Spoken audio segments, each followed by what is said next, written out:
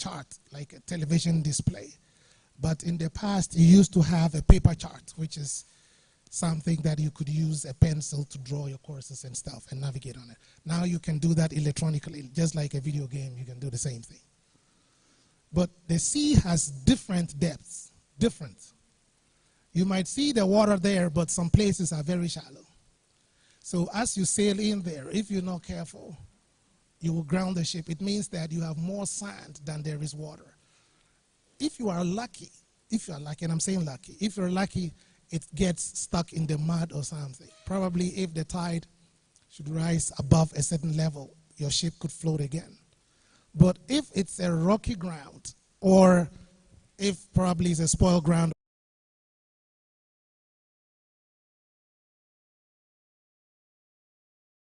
or you can't move the ship anymore, it's stuck in there.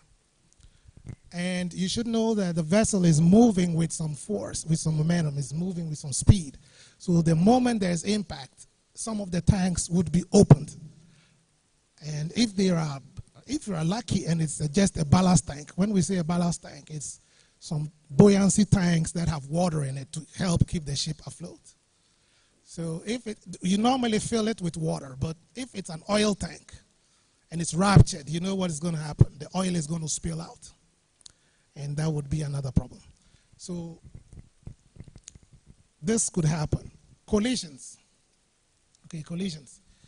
You know, just like we drive on land, similar thing happens at sea. Because you go to a place, of course, in our waters along here, it's not so busy, but in a place like the English Channel, well, I don't know why, and don't ask me why they call it the English Channel.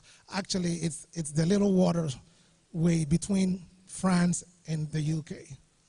But they decided to call it the English Channel, not the French Channel, the English Channel.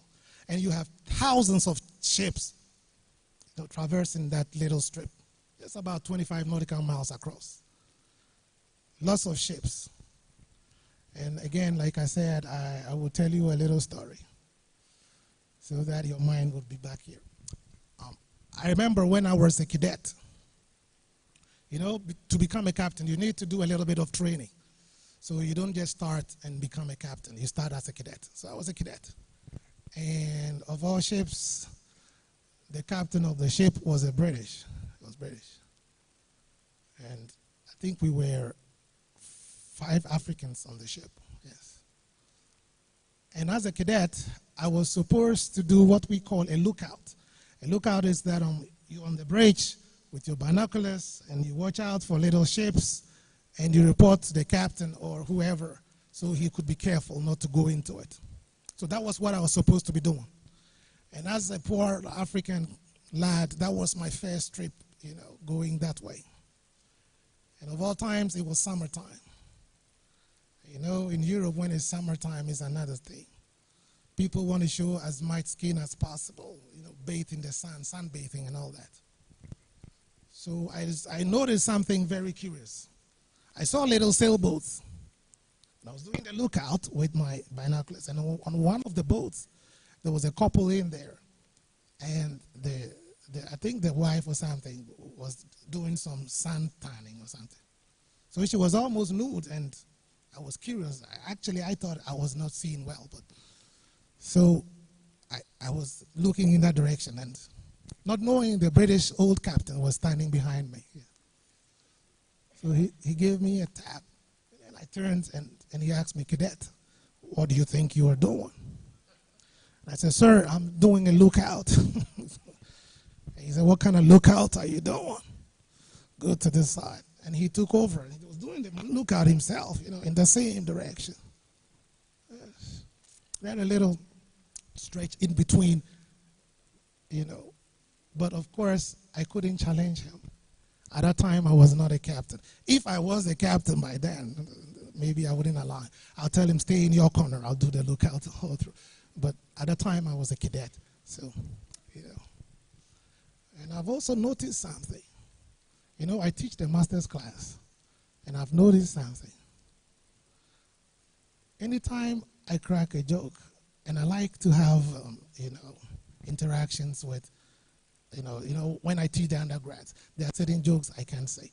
But when I come to adults like our type, I can say anything and it's good. But anytime, notice that anytime I crack a joke that involves relationships or the sexes, even those who are asleep are all alive. Look, everybody's up. I don't know why that is. I'm still trying to figure out what it is. I don't know. Yes. Yes. I don't know why. Anyway. The same one. No, no, no.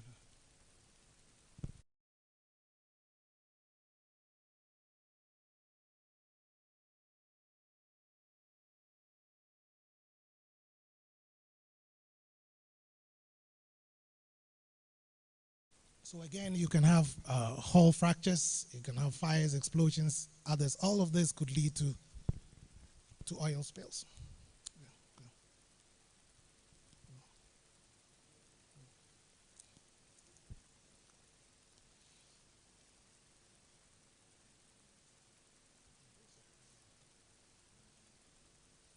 Okay, so again, the history of the Tory Canyon, that happened in 1967. It was a very sad thing. Actually, this tanker, oil tanker, loaded from Kuwait, and it was sending oil to the UK. And of course, where the accident happened, I have sailed there many times, many times. You know, it's Land's End. It's called Land's End. I don't know why that's it. But they were going to Milford Haven in the UK. And there are some little stones. They call those little stones, a group of stones, they call them 7 stones. In the sea, you can see it. And what the captain did was that, you know, it's a very narrow strip where instead of him going more westward, he decided to, because the owners and the charterers were on him to beat time. So he wanted to like make a little detour through that little place, hoping that he could have met the tide at the other side. But unfortunately, the stones down there didn't spare him. So it ruptured some tanks, and in the end, the ship broke into 2. But it took a long time, about 12 days for all the oil to drip off. They tried all kinds of stuff, even including aerial bombing to, you know, kind of dissipate the oil or something. But it still didn't really work. Okay, so it's the biggest incident up to that time. The question was measures for prevention, existing compensation cultures at that time were also looked at. And so that really, in 1973, brought about this conference, which in the end culminated into what we have as MARPL today. Okay. Just like in the solars for Titanic, so the thing happens, then you have.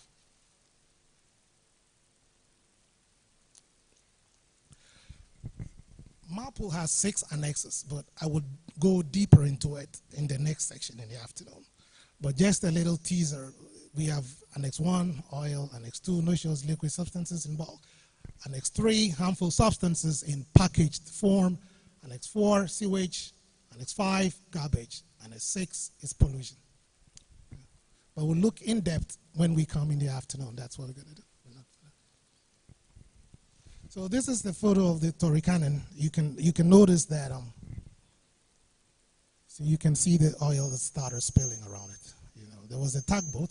Initially, they had wanted a tugboat to tow it, but the weather condition was not, favorable. There was strong winds. The sea was very, very rough. So it didn't really work. And in the end, it worsened the situation, and it resulted in the ship breaking into 2. So this is what has happened. You know, it's very sad indeed. But this one, yes, yes. Okay, I will come to that. He's asking if we have this situation. You mean on our coastline, right? What should we do? You know, unfortunately for Africans, like we have these fuel tankers. When there's a rapture, people go with all kind of containers to take it. And this is lots of money. I don't know how maybe people would, the fishermen would quickly go there, you know, scoop some. But that's on a funny note, but I'll come to that. So this is also another one, Amoko Cadiz, 78. These are all major spills that happened, major spills. Okay, so this is what happened for the Tory Cannon. On the 8th of March, 1967, it was a Liberian registered tanker. Actually, every ship should have a port of registry, you know, so those of you who know a little bit about shipping. And on passage from Kuwait to the port of Milford Haven, like I said, in the UK, it made a lot of headlines and news. It hit Pollard Rocks at 17 knots. This was way too fast. It's just like you're on a suicide mission, you know, for a vessel, an oil tanker making 17 knots. Most of the time, because they are very heavy laden, they make around 12 knots, 13 knots, 17 knots. Most container ships make 17, 18, 19. So if a tanker is doing this, because the captain wanted to beat the time. You know, sometimes you don't always have to listen to people, isn't it? Yes, the captain wanted. And the leaked oil, it was over a number of weeks. But what is funny is, you know, it takes a very long time to clean the beaches. But when it happens, sometimes for PR purposes, you have lots of environmental people coming in, putting all the, you know, oil dispersants and cleaning up. Yeah, it is. But naturally, and being frank about it, it would take a long time, maybe years, for the seashore to come back to its natural state. It takes a long time. So it was on the south coast of the UK and the Brittany coast of France. So it was two, because it's, you know, Britain is an island. So the current swept the oil onto Britain and then onto the mainland, Europe, France too. So you can notice this is where they were supposed to go. And then the thing happened, you know, somewhere there. This is what happened. So, and you have this Sicily Isles there, Land's End. Like I said, it's Land's End. I don't know why it's called Land's End, but so the guy wanted to squeeze in between there, and unfortunately, this thing happened to him. So the prime minister at the time was Harold Wilson, and he personally took charge of the incident, but that's after a mini cabinet meeting, it was decided that the only option was to bomb the Tory Cannon. They wanted to use aircrafts to, you know, throw bombs on it so the fire would burn. They tried it, but the winds were too strong for it, you know, so the fire was extinguished after a time, and the oil still remained, you know. So they used 160 bombs with a total of this tons of napalm, but it didn't really work. So that's the poor Tory Cannon. So the idea was to blow up the ship and set a fire and burn it off. And the aerial devastation was from Plymouth to Land's End and the shores of Britain and France. The price, over 200,000 birds died. And the price tag for the cleanup was £2 million. £2 million, looking at inflation and stuff, it's not going to be, even by today's standards, £2 million is a lot, right? If your accounts were showing £2 million, that's a lot of money. But this is what we're talking 1967. So maybe it could be maybe 100 million or more today. And over 5,000 people were involved in the cleanup. So a lot of volunteers, stuff. These are, I just put this in there because, you know, sometimes we at sea also have to be a little proactive. So these are some of the things that we do as navigators to help, you know, kind of minimize in case we should have any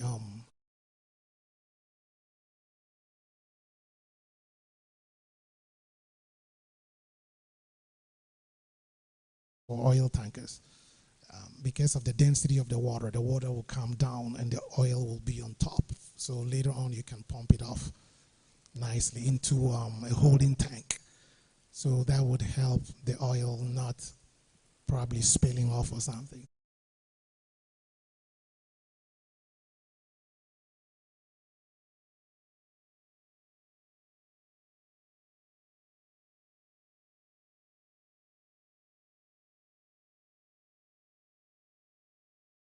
oil you receive, the amount of oil waste that you are keeping, the sludge, you know, the engines keep running. So at a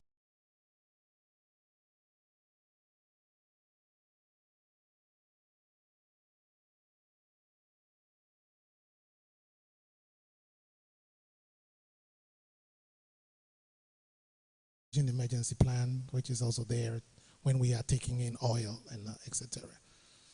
Before, oil tankers had a single hull.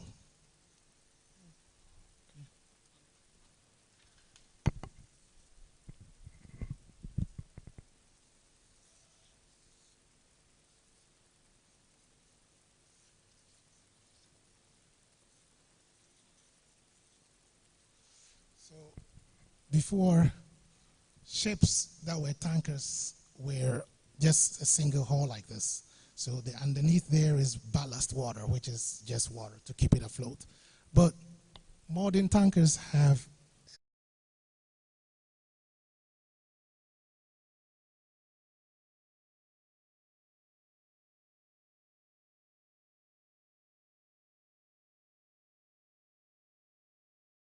water, please. So this would mean that if there's any puncturing, it wouldn't affect the oil. Before, this was not there. But it also took a while for them to come up with this. Actually, there was an accident, I think, in 1979 that happened. They knew that no, the single hull ships was not adequate, so they had to do a double hull. So now it's like this.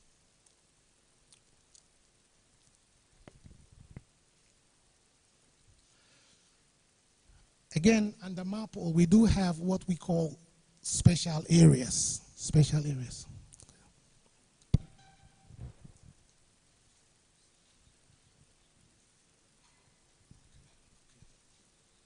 Is it okay? Okay. That's okay. Under MAPL, we do have special areas.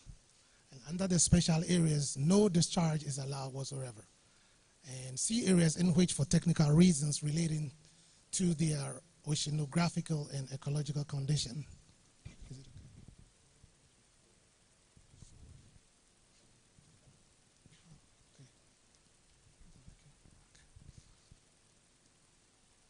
okay? Okay, so for the special areas, we have the Mediterranean, Red Sea. Of course, in these areas, whatever form of discharge is not allowed there. The Gulf of Eden, the Gulf area, the Baltic Sea, the Arctic area, and the northwestern European parts. Yeah. But I don't see Africa in there. It's amazing. And of course, 3 special areas have been identified for Annex 2 substances: the Black Sea, the Baltic Sea, and the Antarctic Sea. Very interesting. Special areas for garbage. You can't dump garbage around anywhere, this place. The wider Caribbean region. Of course, you know the Caribbean is a big tourist destination, right? So they wouldn't want to have any garbage there.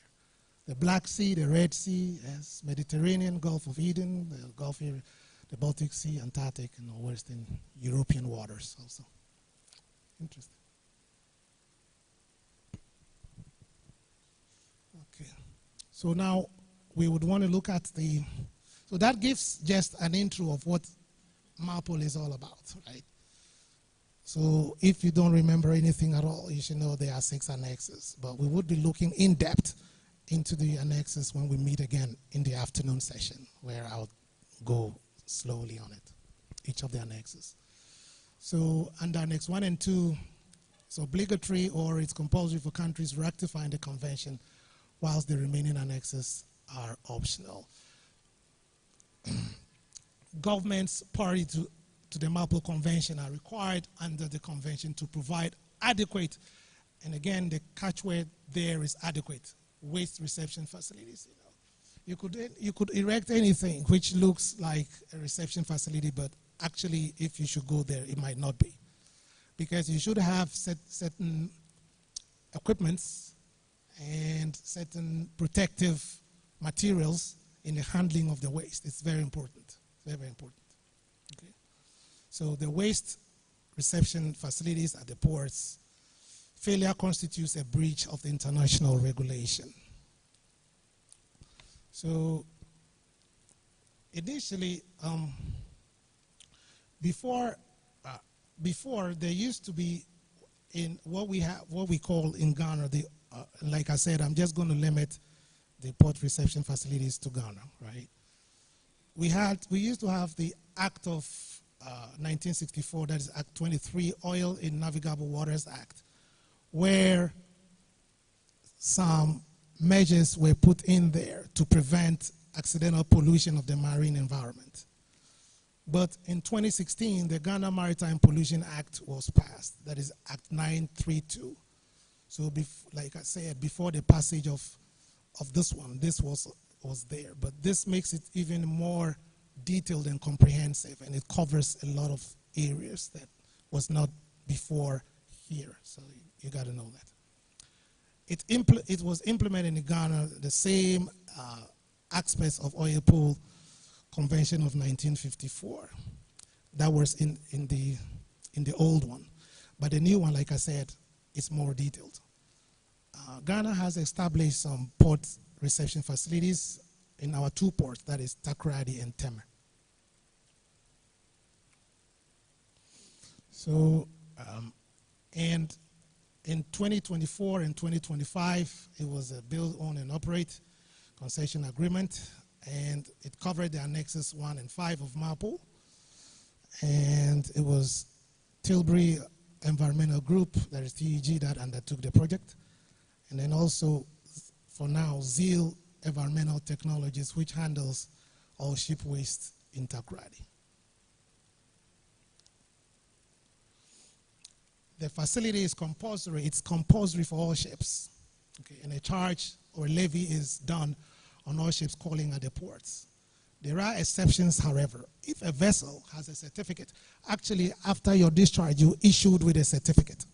So if you can prove that you have a certificate from either of the ports, if it's Takoradi or Tema, then you have an exemption because they know you've properly discharged your waste facility. So, and I would dare to say that as a ship captain, I know that, you know, there's one thing I really like about our parts, that is because I've sailed in many West African ports, but in Ghana we are very strict on some of these things, honestly.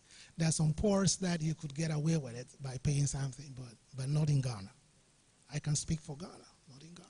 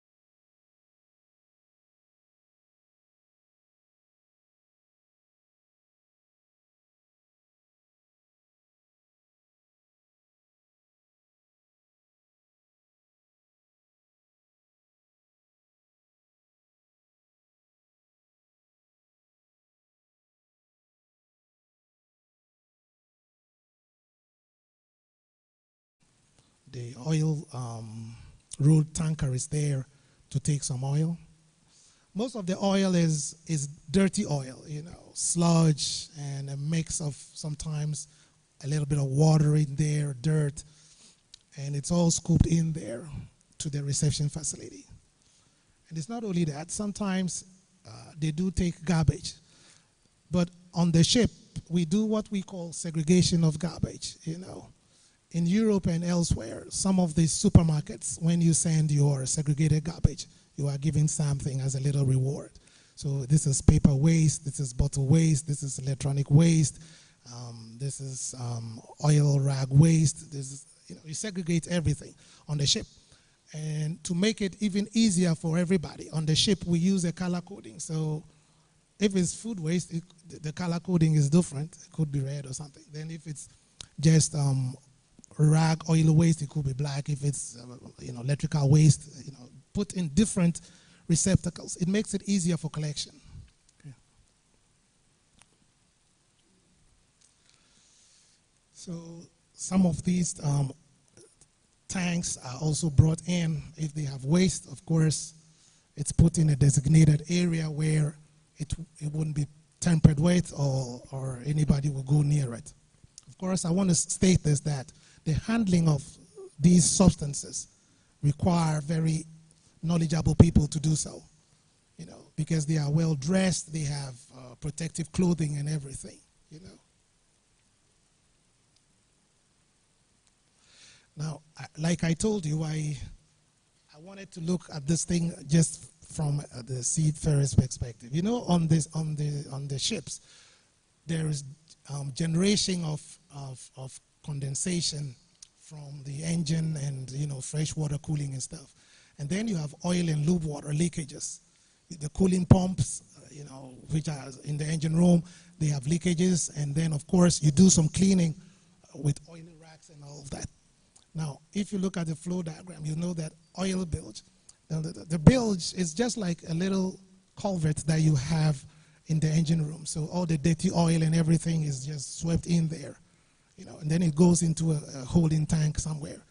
And from that holding tank, so the waste is you know, if it goes into this, then of course you can, from here, you notice that nothing is done to it. So from there, when you come ashore, you can quickly do this, send it to the reception facility. But some ships have oil separation machines on board. So they can do their own separation. So they will separate, if it's an oil-water mixture, they will separate the oil. So you notice that the oil-water separator will do that. And what happens there is normally seawater. It's water. So this can be pumped out into the sea. It's okay. But if the oil mixture also, or the oil that is separated, is also put in a sludge tank, and this could end up with the port reception facility. So I hope you are looking at seeing the difference.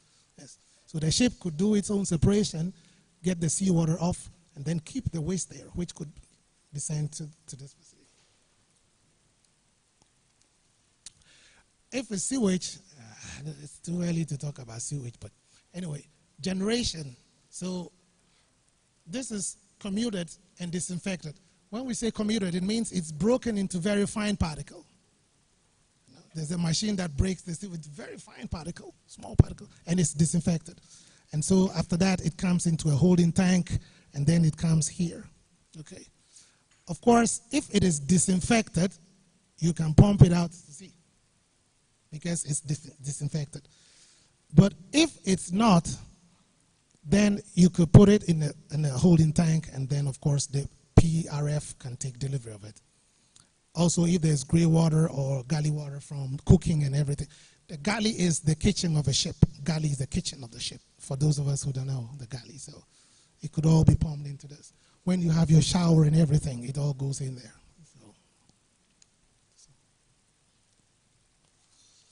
So when the vessel comes alongside, like you saw, the oil road tanker was there to take the oil. The crew consisting of the facility and the Ghana, so if it's Zeal Environmental, they'll go with the Ghana Maritime Authority on board and inquire from the ship officer in charge the quantity and type of waste carried. It's very important to note the quantity that you have and the type of waste. It's very important because it should be documented in your oil record book. Okay, so very important. And the garbage that is carried, it's also noted. And the oily waste is also carried in road tankers. The operation is done in collaboration with the Fire and Safety Department of GPHA, which provides fire tenders. You know, in all of this, sometimes we're not wishing that accidents should happen. But, you know, most accidents is human error, you know. Sometimes we think too much. And of course, if the job you're doing is very monotonous, it's repetitive, you're doing it over and over again, you lose concentration and you don't really care what you're doing. Before you notice there's something that's gone wrong. So you always have to be a little bit proactive. And since you're dealing with fire, what if the person standing there forgets that he's doing something that is really not compatible?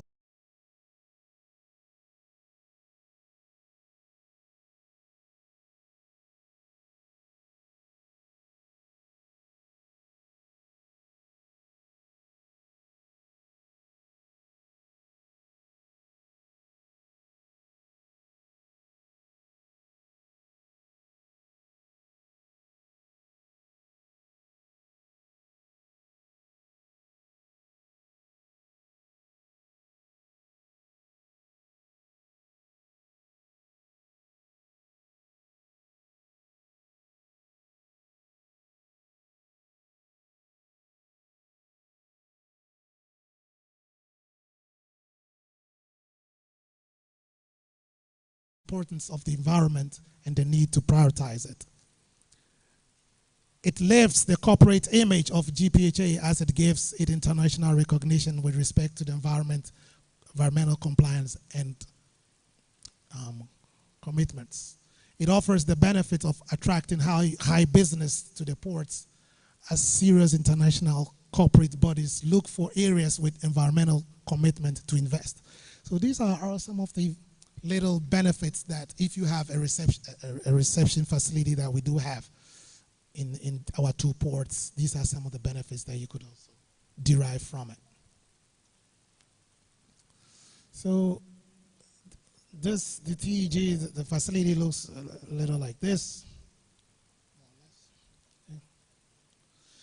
So these are tanks that the oil waste could go in, and you have some kind of system of separation to get the water off. You have the real sticky liquid, which is the oil, which later on is put into probably farm tanks or something.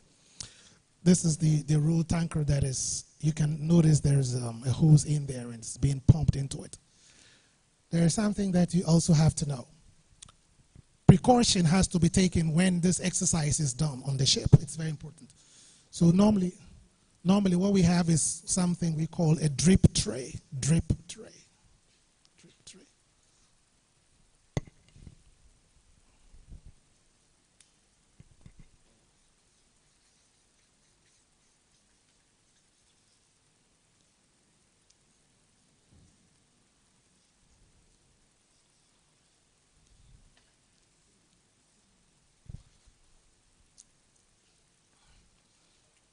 So you would notice that there's a receptacle like this little, this metal container, and this is the flange that is connecting to the ship.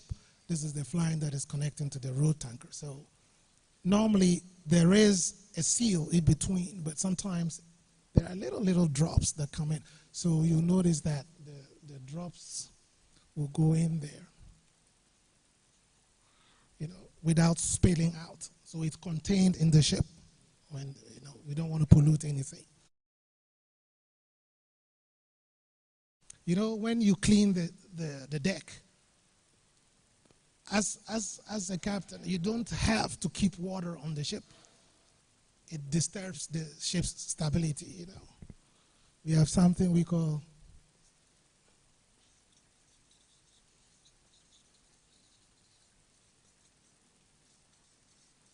free surface effect. I assure you, by the time you guys leave here, you'll all be captains, don't worry. So the free surface effect disturbs the ship's stability, so you wouldn't want to have water on it. And we have holes on deck where you can sweep the water into the holes. We call them scuppers, where they just pass and come off the ship. Now, when you're doing anything that involves oil, make sure you put plugs in all the scuppers. It's very important. because I've had a very nasty, I'm not going to mention the port, but it happened to me in Europe, Europe of all places. But in this case, it was a little misunderstanding between my chief officer and the chief engineer. You know, they were not on talking terms. And funny enough, they were both Ghanaians. It's amazing. And the chief engineer was my very best friend. So something happened, he got physical with the chief officer, so the report was made to me. And I told him that in the next port, I've arranged that I'll sign him off. He said, "Oh, Captain, you can do that." I said, "I'll sign you off. You'll go back home." So I signed him off, but before then, because they were not talking, actually the whole thing was simmering, you know, it was not, they were kind of not talking. But it escalated to a stage that the chief officer, he is supposed to pump the water from the ship, the ballast. He's supposed to do that. It's the same line, you know, the pump is the same, but you need to close certain valves. But because he was not talking to the chief officer, he did not go to ask the chief engineer, the chief officer did not ask the chief engineer which of the valves he was using to pump the bilge. The bilge is a mix of oil, dirty oil, and water. So instead of using the other valve, which could just pump the ballast, which is ordinary seawater, he used the bilge valve. He opened that one instead.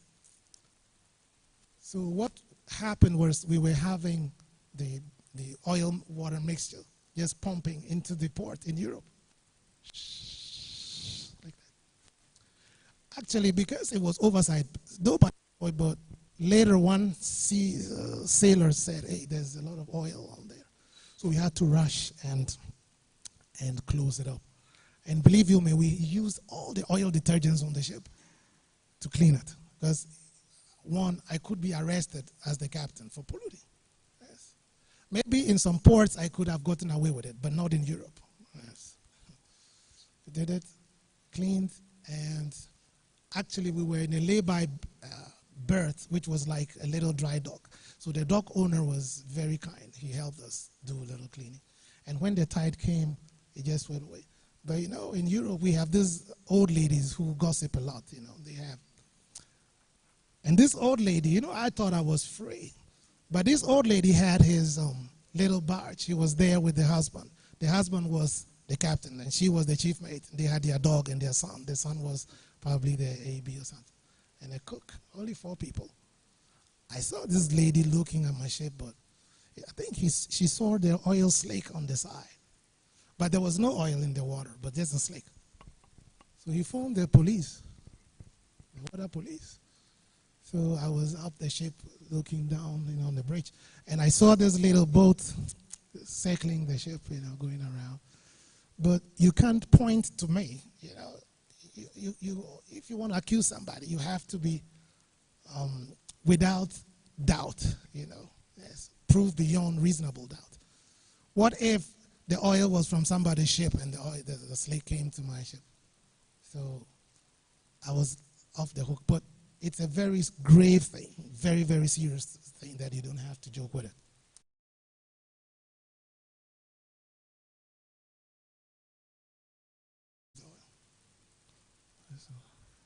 So just, the reception center, you can notice some of the receiving receptacles there, the tanks. Okay.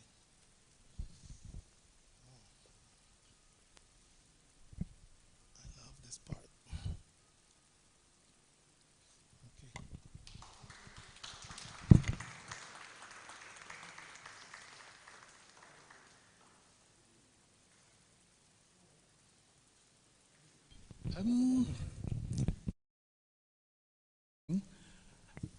We're supposed to have a discussion on this, but because he's going to treat the details in the afternoon, let's put all our questions together, and then in the afternoon, we lump it all into one, because then it will be complete.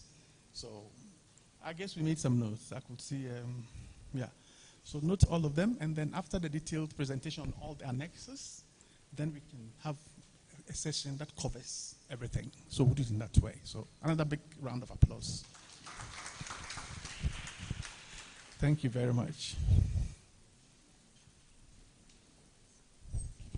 So We move to the next presentation from our own house. So, our in-house captain, Micah.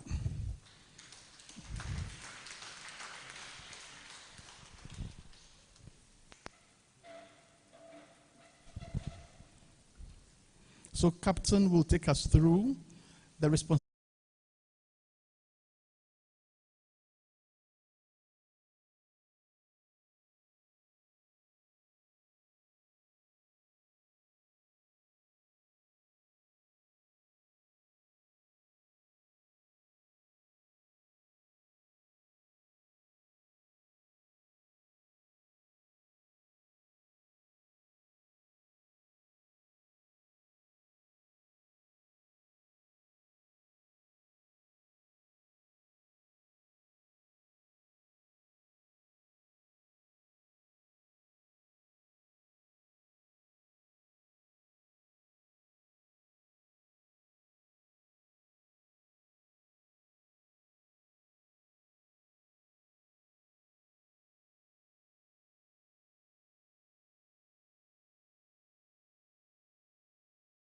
And the importance thereof, the IMO instruments and the UNCLOS, the United Nations Conference for the Law of the Sea. We have the MAPL 73, 78 in brief, but let me just say, you'll be having some kind of overlaps, because most of the subject matters are interlinked. And then actions as mandated by the MAPL Convention, the flag state responsibilities, the flag state enforcement challenges, and rights and obligations for the coastal states, likewise for the port states, and then conclusion, and if there are Q&As, we'll see how that rolls out. Right, so we have this background to MAPL, and I will not digress much on it, like in the past where they deemed the ocean to be so huge and could accommodate all the mess in. But there were some events. We have the Fukushima radiation in China, the effect and the disaster thereof. And then the red tides. When I talk about red tides, it's about the effect on plankton, sea matter, and then how eventually becomes poisonous and it affects the flora and fauna in the oceans. Oil spills, well note, and the plastic gyres, where we have oceanic currents that eventually sometimes collate at some point and create mess. The sea is said to have some weathering properties, so they cut them up into pieces or they break them out for use, and then eventually they get it accumulated at some sense, and it becomes a nuisance. Not just that, but it becomes poison or something that is served to be as a pollutant. The oceans are therefore now defined as finite, and therefore we have to work on this. This is a typical case of a major incident. The Exxon Valdez ran aground. The amount of spillage was huge, 42 million liters of crude oil. Look at the area of spread, 1,300 square miles off the coast of Alaska.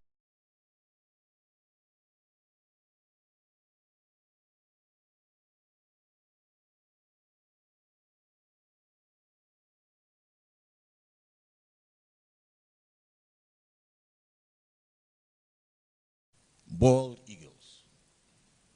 You know what? We all know what the bald eagles do with reference to the American coat of arms, etc. So this was something that was very key to them. The 5,500 sea otters, bills, etc., etc. And then it moved on.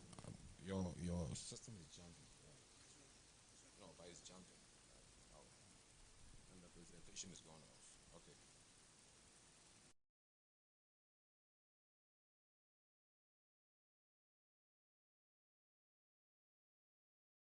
Comes from these ends: the law of the sea, convention, and environment. Very key. It recommends these: that states should take into account internationally agreed rules. We're trying to make progress in here. Standards and recommended practices and procedures. This sought to encourage states to protect the marine environment and economic assets with its framework, enforcement mechanisms, and anti-pollution measures. All the talk is to prevent the effect that was witnessed with the earlier two slides. The effect on flora, fauna, environment, so many others, and the nuisance, of course, that it causes. IMO instruments and the United Nations Conference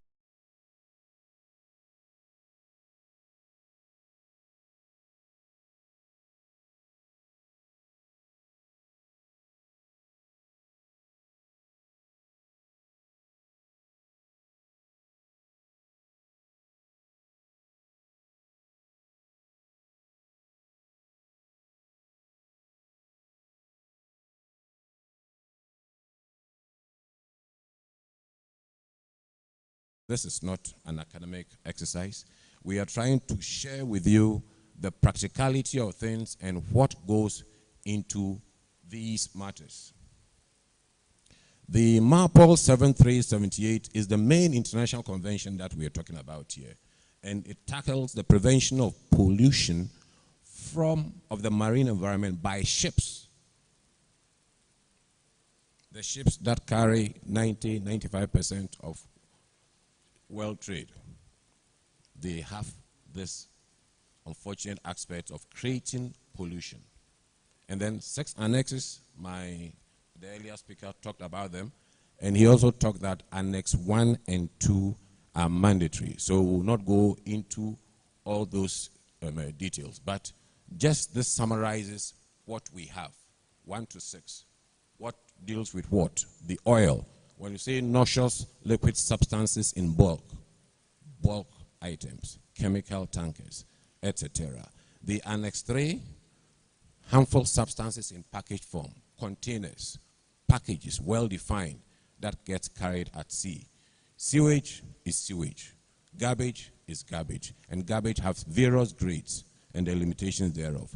The last is the air pollution, and for purposes of sharing our views, there are other things that are currently in discussion at the IMO level.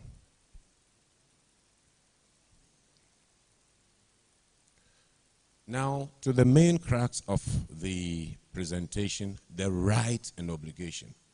With all these things that we shared on the law of the convention of sea, flag states, and when we say flag states, every vessel carries a flag or bears a flag. And the flag of the country, the organization in Ghana, we can say that lies in the bosom of the Ghana Maritime Authority. Then we have the coastal states, and then we have the port states. And they all have their jurisdiction. And theirs is to make sure that they have national laws and regulations that will counter these atrocities, these menaces, things that will cause pollution in our waterways. And not just the laws, but the enforcement thereof, so that they don't become paper guarantees or paper tigers. We need to enforce. And for a port, for example, we will have our regulations, we will have our punitive sanctions for pollution. As some company went under the radar yesterday, if you pollute, if you fail to conform with the regulations, it definitely will have to be followed by some kind of compliance and national regulation that follows.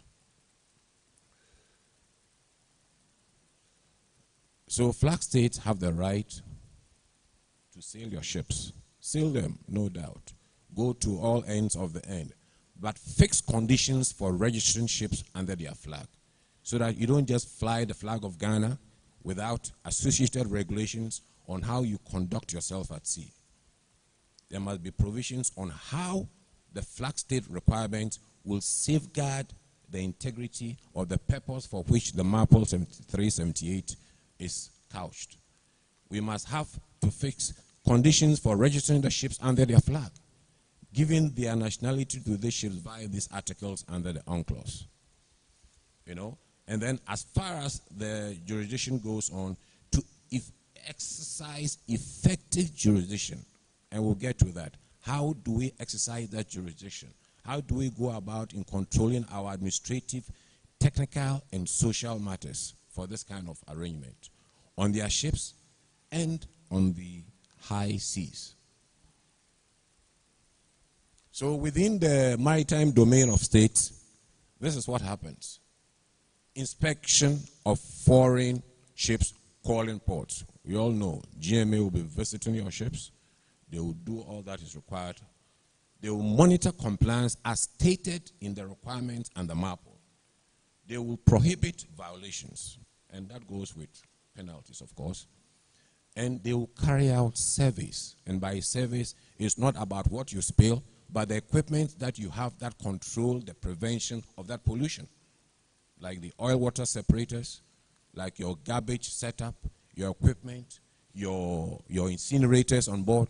All these things are subject to surveys by the MAPO requirements for all ocean-going vessels. So when you visit the port, you could be subjected to this based on their schedule of program. And of course, under the requirements of the classification societies, a vessel needs to be surveyed and thereafter issued with what we call the IOPP, International Oil Pollution Prevention Certificate. That means that the vessel in all respects has conformed with the stipulates as has been contained in the regulation, and then you have been given the assent and the certificate issued and be subject to inspection together with all the other annexes that go with it. Importantly, and that is inextricably part of what we are discussing, is the provision of the adequate reception facilities. This is very key. In that if you're trying to prevent prevention, we are trying to prevent the master and the chief engineer, the master and the officers from spilling things at sea. Once they have a limitation of accumulation of waste, be it garbage, be it sewage, be it oil, once they hit the port, they need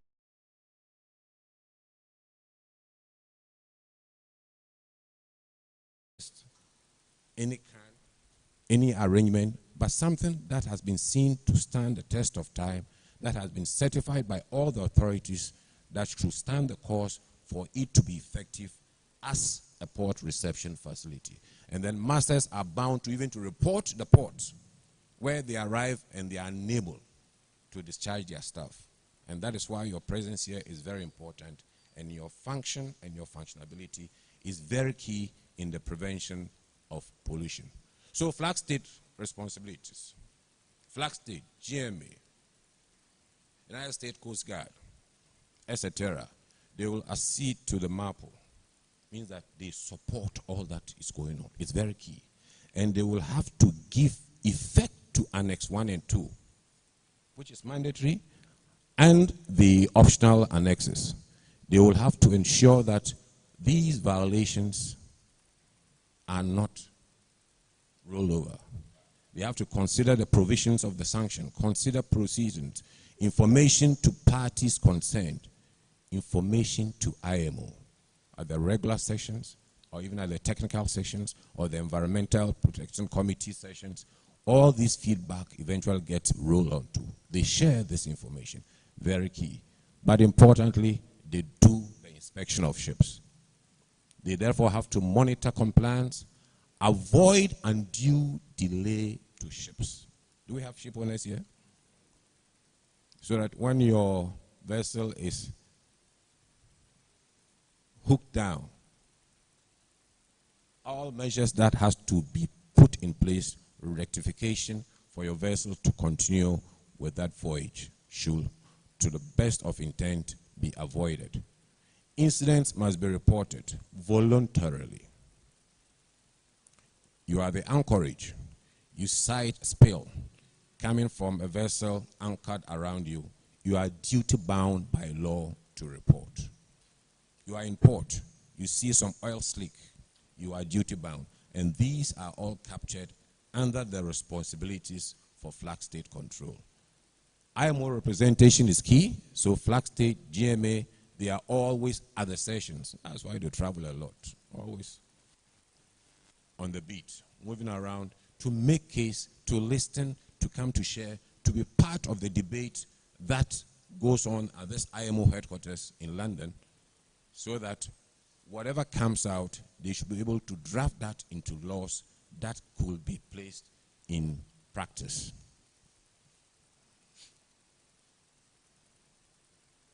Implementation of laws and regulation, I just touched on that. Education, training, instruction to surveyors on what they will have to do, the stipulates, the design, the delegation of surveys, the issuance of certificates, the design approval of some equipment. If the vessel has to bear the flag of Ghana, GMA should be able to come out with things that are in consonance with SOLAS regulation, one for building of ships, and importantly, to conform with technical details under the MAPOL regime. Equipment approval. Either they are on the vessel, like the oil water separator, like your incinerator, like your boilers, etc. Anything that has intention of exuding or creating pollution to the environment. Violation reports. Prosecution of offenders. One will not want to be in the loop for such things. But these are all critical parts of the MAPOL Convention as it's captured and the flag state responsibilities. But we have so many vessels that ply our ports, so many vessels trading on the oceans. But when you look at this, it is not so clear, but you have the prominence of vessels with the largest fleet: Panama, Liberia, Marshall Islands, Hong Kong, Singapore, Malta, etc. These flag states mostly are not major use advisedly in terms of their setup. So we refer to these countries mainly as flags of convenience, where they do not have, rigid regulations. So mostly with liberal tax rules, relatively light in enforcement of regulatory regime, what we tag as the open registry or the flag of convenience. So we have Liberia, West African country. Liberia plays very prominent number 2. They used to be number 1. Now they've been overtaken by Panama, meaning the registration is very lax, very relaxed. As an example, even their registry is not in Moravia, it's in New Jersey. So it's for issues of tax, etc., and other things that makes it so convenient. So the real maritime nations are not having the bulk of ships under them. Countries that have tried and tested regulations in terms of their control measures, that once the U.S. Coast Guard visits your ship, trust me, you need to be up and up above reproach. Other than that,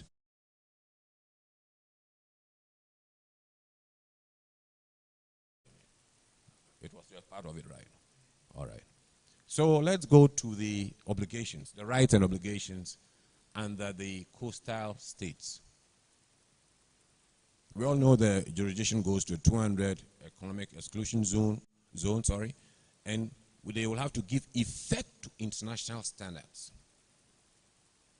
That is the obligation of what we have.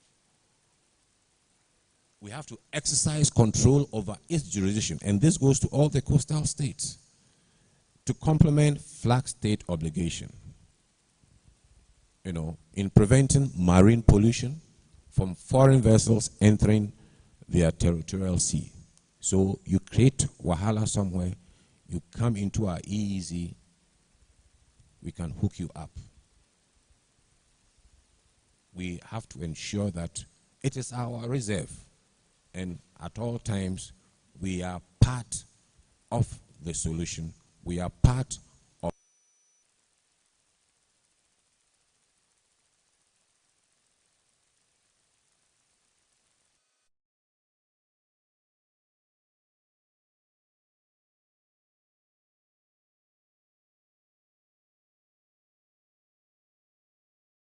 to be used, say, on the coastal waters need to be by a particular design. GMA or the Coastal Authority will have to come out with some particulates. We will have to be part of the design that suits not just our purpose, but it's also acceptable internationally. The manning, do we say we have to place in any other person on the vessels to man? Can they interpret the laws? Can they implement the regulation? Can they understand how an oil water separator works? Can they know whether even if it is faulty?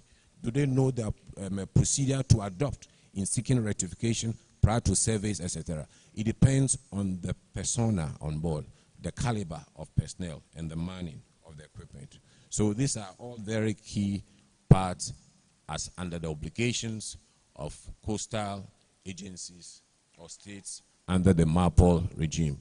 In enforcing the laws by instituting these legal proceedings against a vessel that has evidently violated the laws or regulations of the country, they conduct fiscal inspections, initiate court proceedings. That's a big hello, because then you see whether there is actually a correlation between the international regulations, what is considered to be internationally not good, not acceptable, as against the laws of Ghana. If there is no fusion, it means that you could have committed a crime, but if it is not captured in our law books, then it gives some leeway. So these are very key parts. Now in the EEZ, we require relevant information with regard to violations and fiscally inspect vessels when a violation leads to a substantial discharge. You cannot just be discharging off hook and attribute it just to fault. There needs to be real investigation to see the circumstances that might have led to that pollution to the marine environment. And where a vessel refuses to provide information, my fellow operators, you have a vessel and you refuse to give adequate information on what might have caused, it is considered as something that can be legally interrogated. And the law will take its course. And that is why on the earliest side, I talked about if you have MARPOL boats, don't consider them to be billing killing. That it's for MARPOL, it's for sludge, it's for baller. So refine things, refine men certified to run the boats, to understand the use of the pumps, etc., etc. Now you can see things are developing. First, even ashore, when you saw a baller car or a garbage bin, a truck, anything useless, but now you see Zoom Lion and the other agencies fresh from the factory being used. Because now there are regulations. EPA will make a submission as to how things need to be conformed to for you to be able to function even in carrying waste.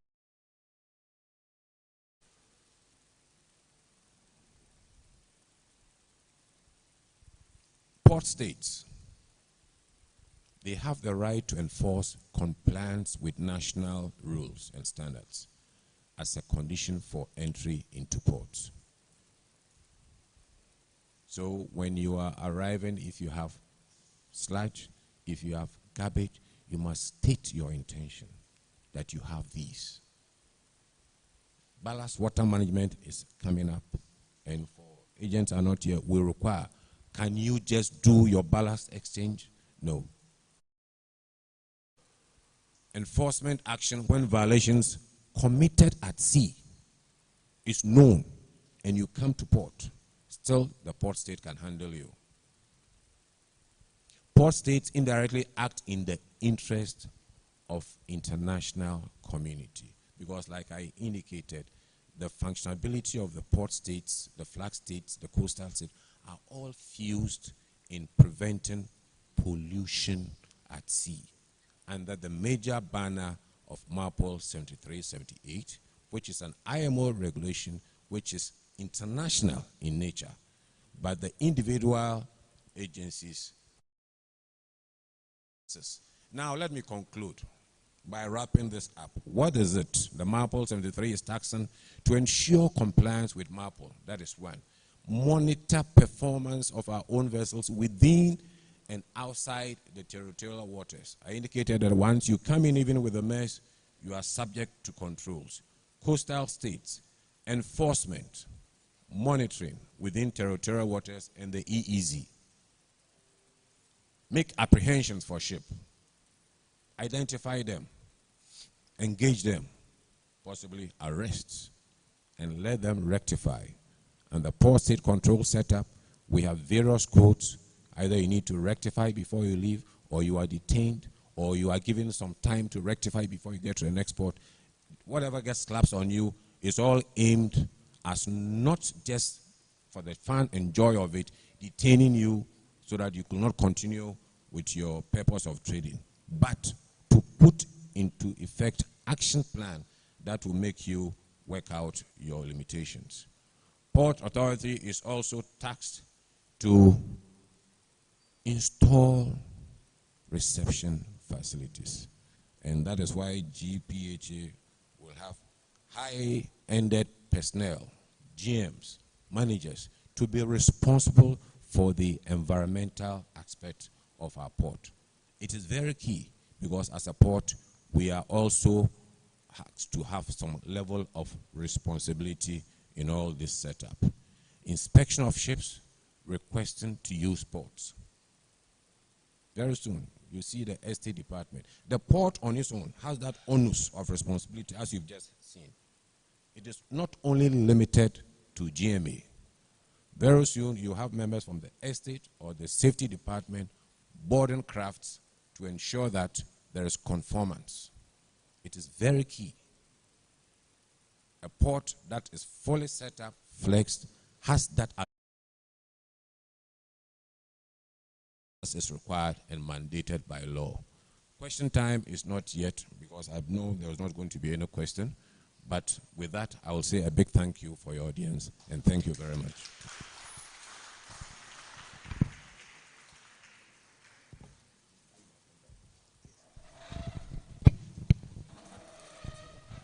Thank you very much, Kapi. I don't think I want you to sit down anyway. Oh, really? Yes, please. Thank you, sir.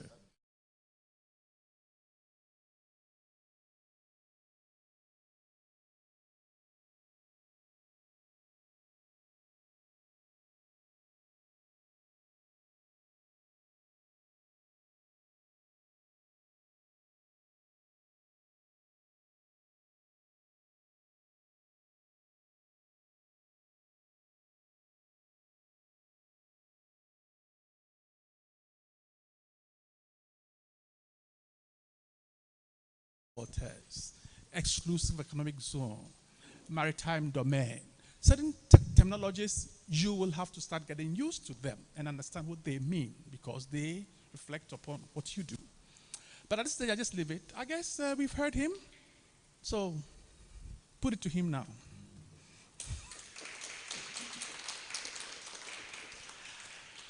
After that, kindly ask him what you think. Reflect on what he has shared, and then from your practice and from what he said, kindly put it to him. Because good students ask questions, right? So let's get it rolling. Thank you. The GM himself takes the first. Yes. I tell you. Thank you very much, Captain. In your presentation, you indicated the obligations of each party. One key was the Port Authority's obligation to provide the port reception facility. I'm sure the assumption is that the Port Authority itself, the Port Authority itself will develop that facility and operate it. But in this case, in our case, in Tema Port, we have license and concession that activity out. And we have about 17 operators doing that. What I didn't see you stress on is the obligation of the facility operator himself. You spoke about the obligation of the vessel to have the oil separator and for it to be inspected and other things, but you stopped short of indicating the obligation of the facility operator himself. What is he supposed to have? The capabilities and whatever. So I want you to enlighten us on that. Thank you very much. Thank you. Yeah, so, well, I didn't touch on that. Based on, let me roll it out this way. The procedure for recognizing or for registering or for licensing, a better word, a PRF, Port Reception Facility Operator, is there. Obviously, and in practical terms, and in what you know and what I know, there seems to be serious limitations. And with our functionability to ensure that these things are above board and should be able to run the full course, it is incumbent on the operator to keep your equipment sanguine, that they are perfect, they are fit for purpose. What is going to happen if you do not conform to this stipulate? Because it is, you are duty bound if you really want to be part of this internationally recognized arrangement. You are duty bound to provide and to make available equipment that are acceptable by all standards. I personally, and something that has been shared, and I'm sharing with all of us gathered in here, there is a huge gap in the equipment that we use, the efficiency of the of the provider. In other words, if you are even taxed to come to collect the garbage, it means that you are really set up for that. You should have your garbage cars. You should have your refuse collectors, for that matter. If you are to do sludge, you must have your road tankers ready. Not road tankers that come eventually are unable to move out. You should be able to have scrubbers. If we are preventing pollution into the port water, it requires of you to have equipment that should be able to clear the mess, but not rather in the purpose of your shuttle, introduce garbage into the water and the resultant consequences of us eventually doing dredging. These are things that we need to discuss as we are sharing now for you to understand your role much better. So you are right, GM. I've talked about us. I've talked about what they have to do, the inspection on board, the equipment. They are doing their part by the port. But unfortunately, now the port will have to also be strong and stringent to ensure that the persons that they register to conduct this important shuttle have equipment that are above board. It is simple as it's supposed to be. So if you are doing sludge and your tanker itself has no measure of maintenance, has no measure of where the end user product gets to, has no control over what equipment they use. I have advocated for some modernity in equipment, vacuum extractors that move and scrub and then suck it in, eventually they get it out. If there are challenges, and I'll share this again, what will happen is you could be certified, but you could be narrowed to use some equipment at a fee, so that we are seen to be in full and abject conformance to the MARPOL regulation. Because the onus of responsibility comes directly to us. Internationally, they will recognize the port operator. We, the port operator, intend, because of the huge shuttle, try to sublet it to individual firms that have been vetted. What I'm trying to say is that the vetting is going to become stringent, and the equipment that you use for your interplays should be above board, acceptable by all standards, so that we will all be seen to be in abject conformance to the regulation. GM, thank you very much. Thanks very much for the question and the clarification. Okay, so we have a lady here. I'm sorry? Oh, no, don't worry. Okay, so my one is recommendation to the presenters. I think the first one, we per our inspection, we've realized that we have more modern technologies in zeal. So maybe if we can update our presentation to reflect those modern equipment that are acceptable. I want to believe that what Tilbury has is a bit obsolete. I think we can all attest to that. And then secondly, just like my two bosses indicated, it's just a food for thought. As an authority, what are the punitive measures put in place as an authority to ensure that these port reception facility operators are living by the MAPO requirements? Just like Captain, you indicated, when anything goes wrong, it is the port operator they know. And when they come after you, you cannot in turn tell them that we have sublet. That is our own internal business. You know, to implement policies and regulations, the operator has to localize those requirements. And these, in localizing them, means that you need to put policies, punitive measures well communicated to the port reception facilities for them to be aware at the beginning of certifying them. Because you cannot keep quiet, they mess up, they come after you, and then you ghost and then start chasing them. It doesn't work like that. So these are food for thought for we, the port reception facility operators, and the authority as a whole. Thank you. Thank you so much, my dear lady. You know, when women talk, hey, come on. Yeah, I like the passion, you know what I mean? You know. Passion is quite in-depth in there. And importantly, yes, what she shared is something that has been seriously discussed at the high level under the OHSC policy driving force. And in that, we have recommended that the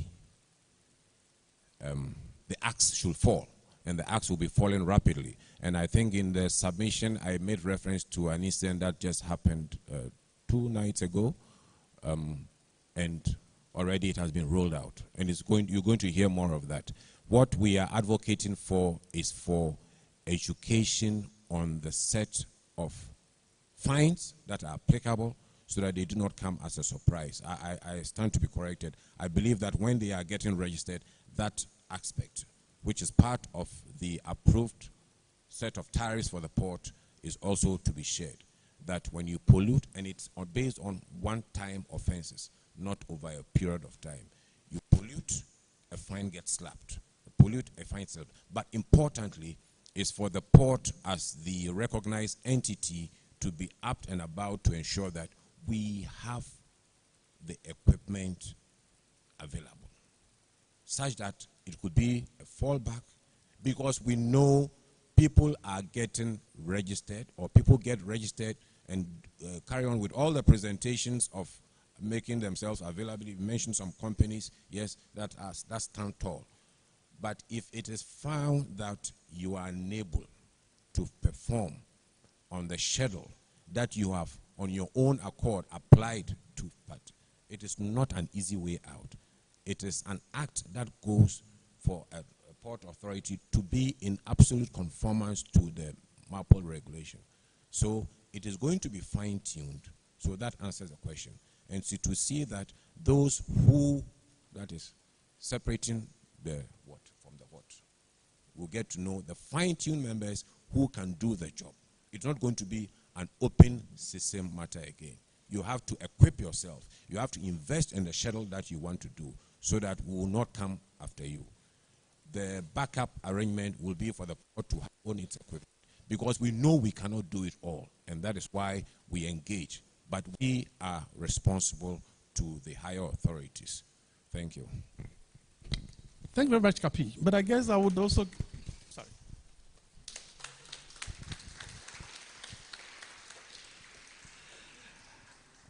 I would also want to hear from the GM estate in that respect. But Captain, you're still going to share with us the incident that happened 2 days ago.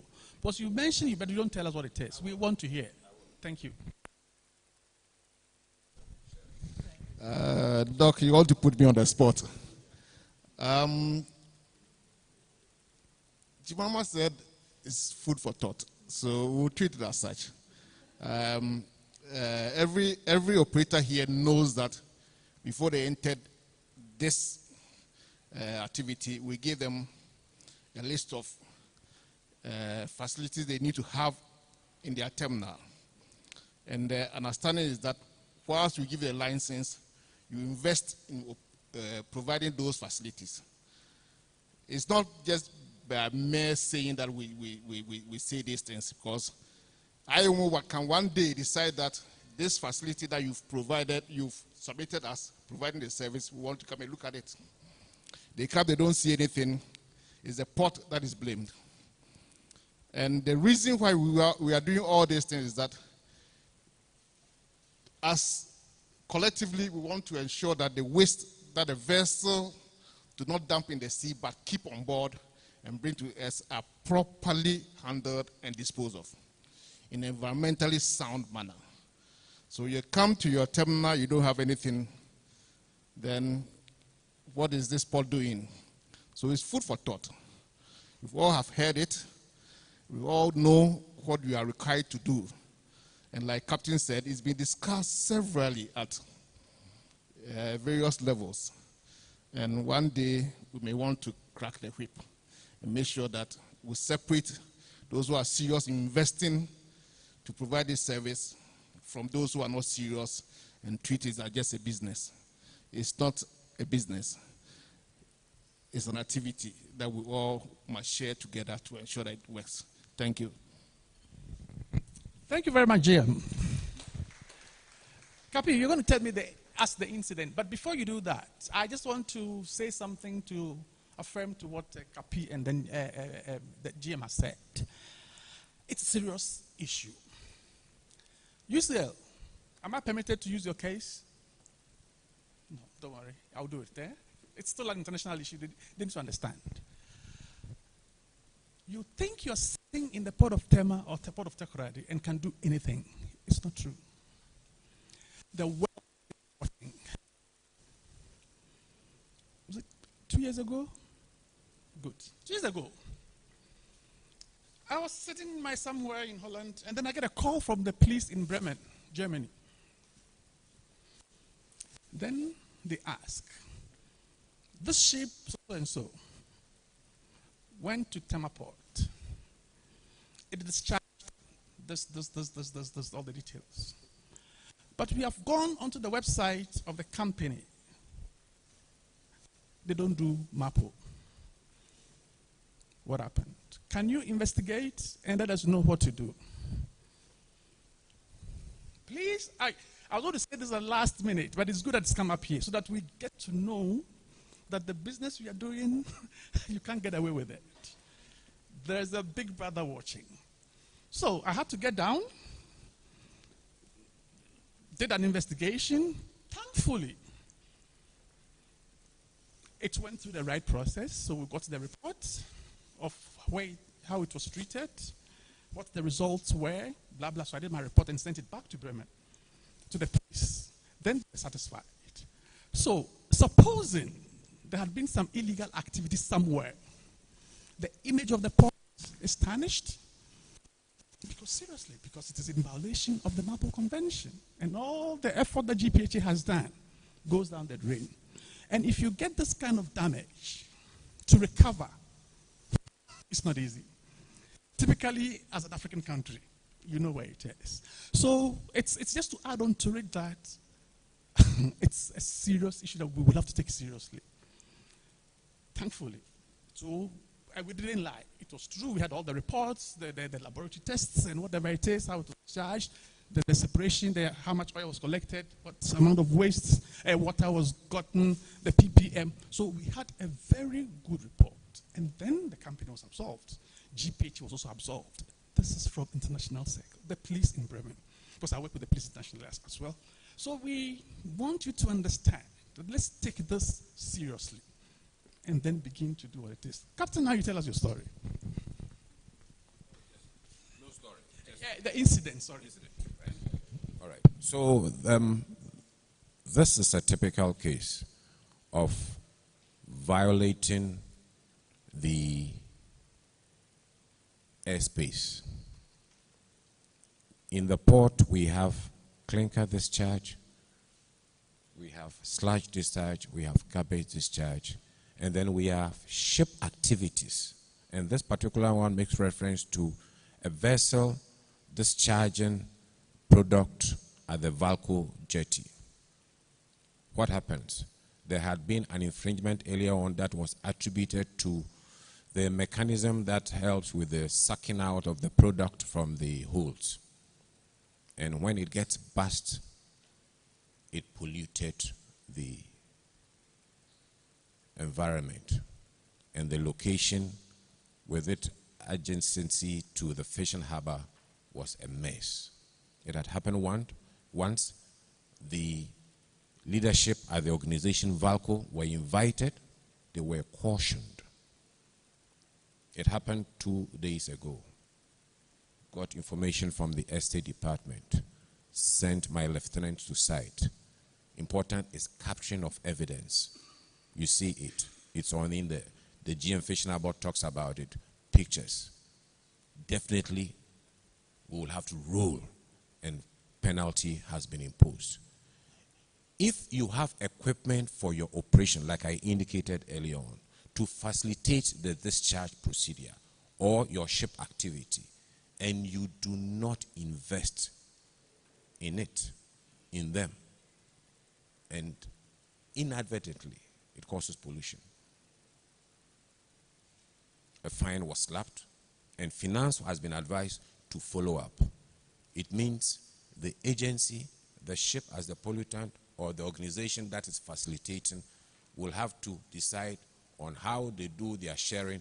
What is important is that that fine has been slapped and it's going to see the light of day. By that advice, we've had incidents. You know, where's Captain? He left. When you are engaged in the transfer or discharge of an oil product, there is a permit to work system. There's a checklist that you need to follow.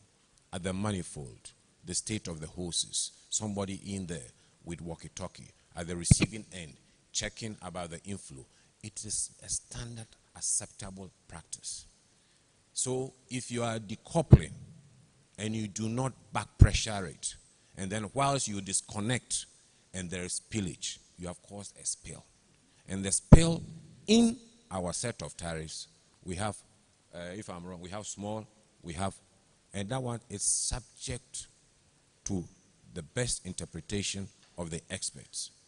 So never assume that once you decouple the hoses from the manifold, and then that back pressure results in spillage, and it's on jetty in the water, you are going to go scot-free.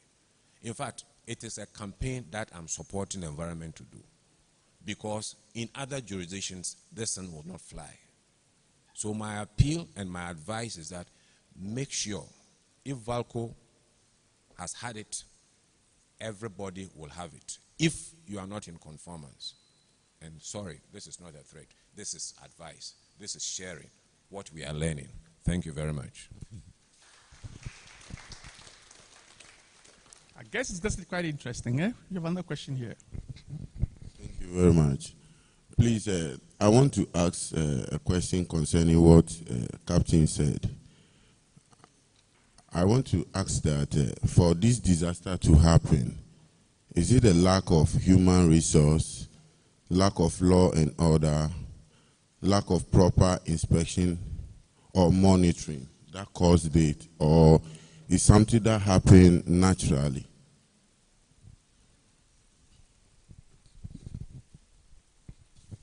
I beg to believe it's reference to the Valco incident, or generally? General. Oh, yes. So then that makes it easy. I thought it's reference to the Valco. But let me start with the Valco. With the Valco incident, like I indicated, it had happened. The equipment actually old. You know what Valco is going through.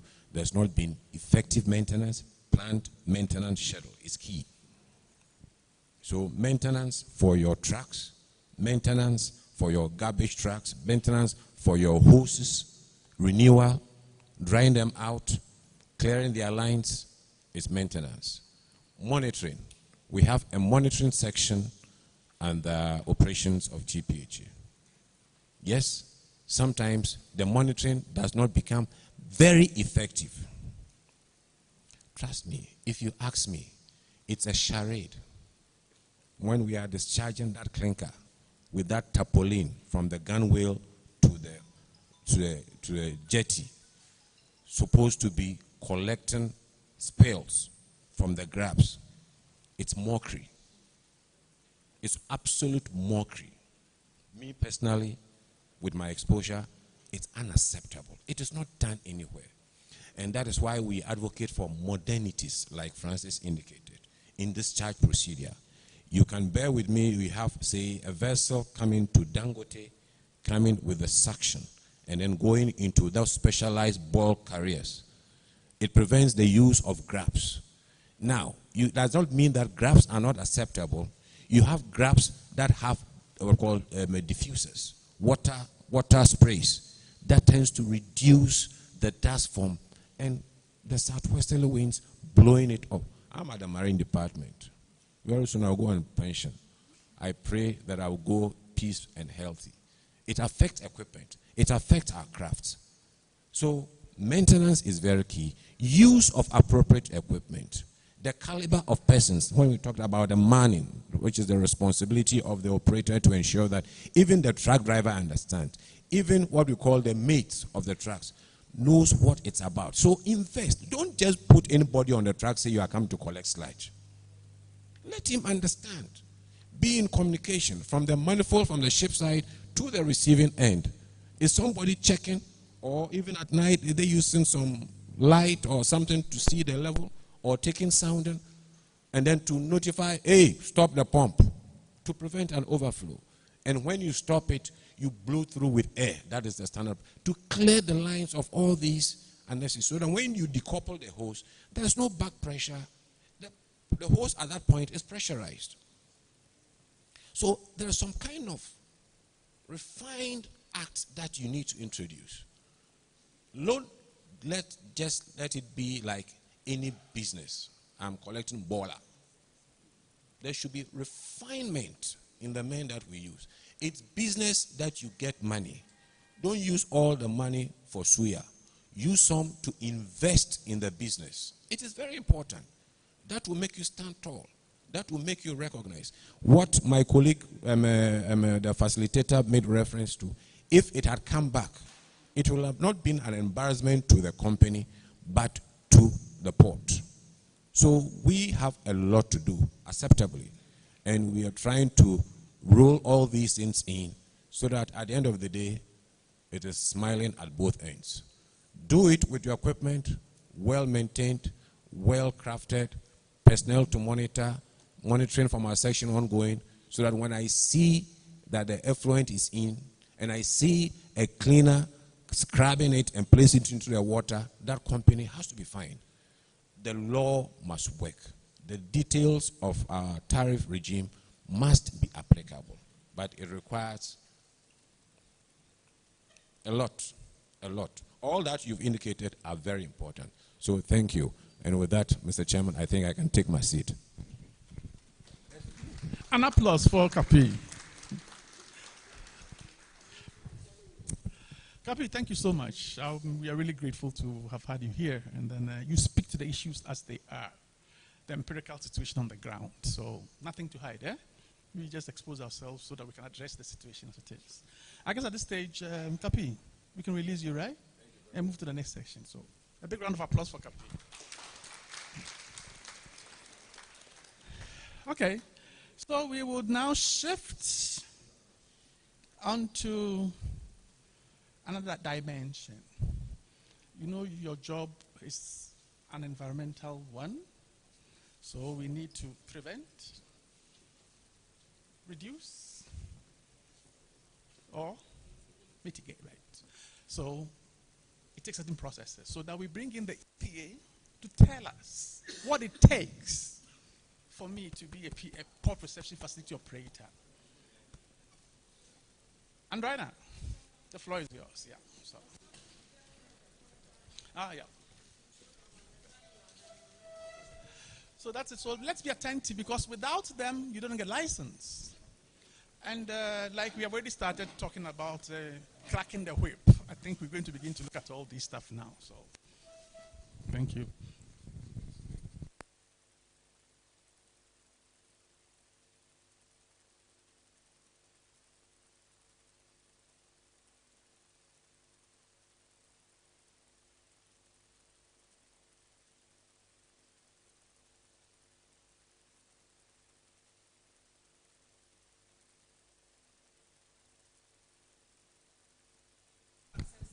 Adriana, I think you have a good voice, but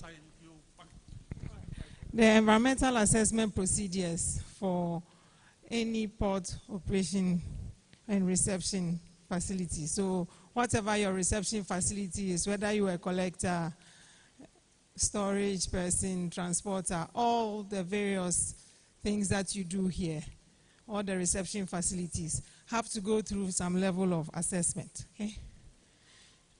Now, I would look at some key regulatory requirements, the types of environmental assessments involved in what you do, some stakeholders in the process, some sectors to be permit, all through the objectives of EIA, what environmental impact assessment is, the steps in the environmental assessment procedure, and then the requirements you need for permitting your reception facilities, timelines that we have for issuance of environmental permits, when to obtain your permit, how to obtain it, what to do after you've obtained it, the whole thing. I'll just go through it for you. It looks complex and it looks plenty, but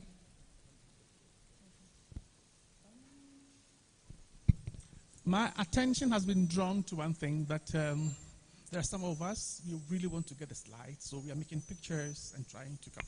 Don't worry, everybody will get a slide, please. It will be mailed to you at the end of the program. So just make sure that your email address is correct, and then we can get it to you. So don't just follow, make your notes and listen. You would get all the slides. Thank you. It was made for you, and therefore you would have to get it. Thank you. Thanks for the notification. I was going to tell them that my slides are for you for free. It's very loaded, but I'm not going to tackle everything, so that when you are reading it on your own, you will understand what I'll be doing. Now, the thing that governs us all in this nation as citizens is our 92 Constitution. Okay? That one we can't run away from. That's what has made us Ghanaians. Under Article 41K, every citizen, each of us here, including me, we are obligated to protect and safeguard the environment. What is the environment? Everything around you. Whatever is around you, you safeguard it. At the same time, Article 36(9) puts onus on the state, okay, to provide appropriate measures to protect and safeguard our national environment for us posterity here in Ghana, and also with other states. See the map, when there's an oil spill, you feel it everywhere. If there's pollution, Dangote is discharging, there's dust pollution, those on the windward side, they feel it. If it's a thermal plant and it's exhuming his plumes, someone else feels it. So those things, we cannot run away from them. Okay? So in as much as we are supposed to safeguard the environment, the state is also supposed to work with other states to make sure we protect the national borders and the international world at large. Now, in Ghana, in 1994, you know, every citizen is supposed to protect the environment. Everyone is supposed to do their thing. Person A is thinking person B is doing, person B says person C is doing. We all are looking for the next person. Everybody will say, I'm not in charge. So in 1994, our parliament decided to enact an act, our Environmental Protection Agency Act 490, and made EPA the lead agency for environmental protection in Ghana. Remember, we cannot do that alone. Environment is not one person's responsibility. It's all of us are responsibility. So we actually co-manage the environment with everyone, all other regulators involved. When it comes to fire issues, we have the fire service. If it comes to the ports issues, you are here. When it comes to water resources, we have, for fresh water, we have the Ghana Water Resources Commission. For the marine, we have Maritime Authority, and all these are all part of the environment. So EPA is the lead environment agency to co-manage the environment with the rest of us in there. We have that act having prescribed certain environmental governance and management functions. And based on those functions, we are able to grant permits to people. We have 19 functions, okay? So many of them. I'm highlighting a few where we educate people on the awareness of the environment, where we collaborate with people. So in controlling and preventing the discharge of waste to the environment, that's why we have the port reception facilities. That's one of it. You need to make sure that when the ships come, whoever you are picking the waste from them, you manage the waste adequately. You can recycle, you can reuse, whatever way it is, you do it to the best of your ability without damaging the environment. We also issue environmental permits and notices. We have guidelines, we have standards and all that. And we also make sure that you comply with the environmental assessment procedures. Besides the 19 functions, EPA is a corporate institution that can sue and be sued. And also we are able to prosecute offenses under the Act 490 and any other regulations that has been enacted by the EPA. So if you are polluting the environment, we can actually issue notices, take you to court, stipulate what you are supposed to do, how to clean it, give you steps to clean it, give you timelines to deal with all that. So we have the power to do that. Now, we have been enforcing laws and regulations not only under the Act 490. So after working with 490 for a while, we realized we needed to have the environmental assessment regulations. That's the LI 1652 you see here. And with time, we had to also realize that oil waste is a hazardous waste. There are so much hazardous waste, infectious waste that we are not able to treat and deal with properly. So the Act in 2016, Act 917, and also its legislation, LI 2250, talks about how to deal with the various types of hazard waste, where we will have collectors of the waste, we have the transporters of the waste, we have the recyclers, we have the whole chain in there that we deal with. Now, I'll give you a few highlights. Under Section 12, we have the enforcement and control. When EPA notices that a project, facility, whatever it is likely to have adverse effects on the environment, we can issue you an environmental notice and tell you what to do to put in steps to remedy the issue. We also have, like I said, when we issue, we realize that a ship has come to dock and is discharging into the waters. We would hold who responsible? Ghana Ports and Harbours Authority. So the offending act will state it. Discharge of oil waste into the sea. Then we give you the steps you are required to take to go through the procedure and cleaning to make sure it is done. Then the timelines within which to do it. We have had instances where some companies have not been treating their waste before they discharge into the environment. I won't mention some of the company names, but most of them are in Tema here. We tell them when to put in, even treatment plans to put into place. I can use the Accra Mall one as an example. Accra Mall came in, started operating, but the type of waste treatment facility they had was not adequate.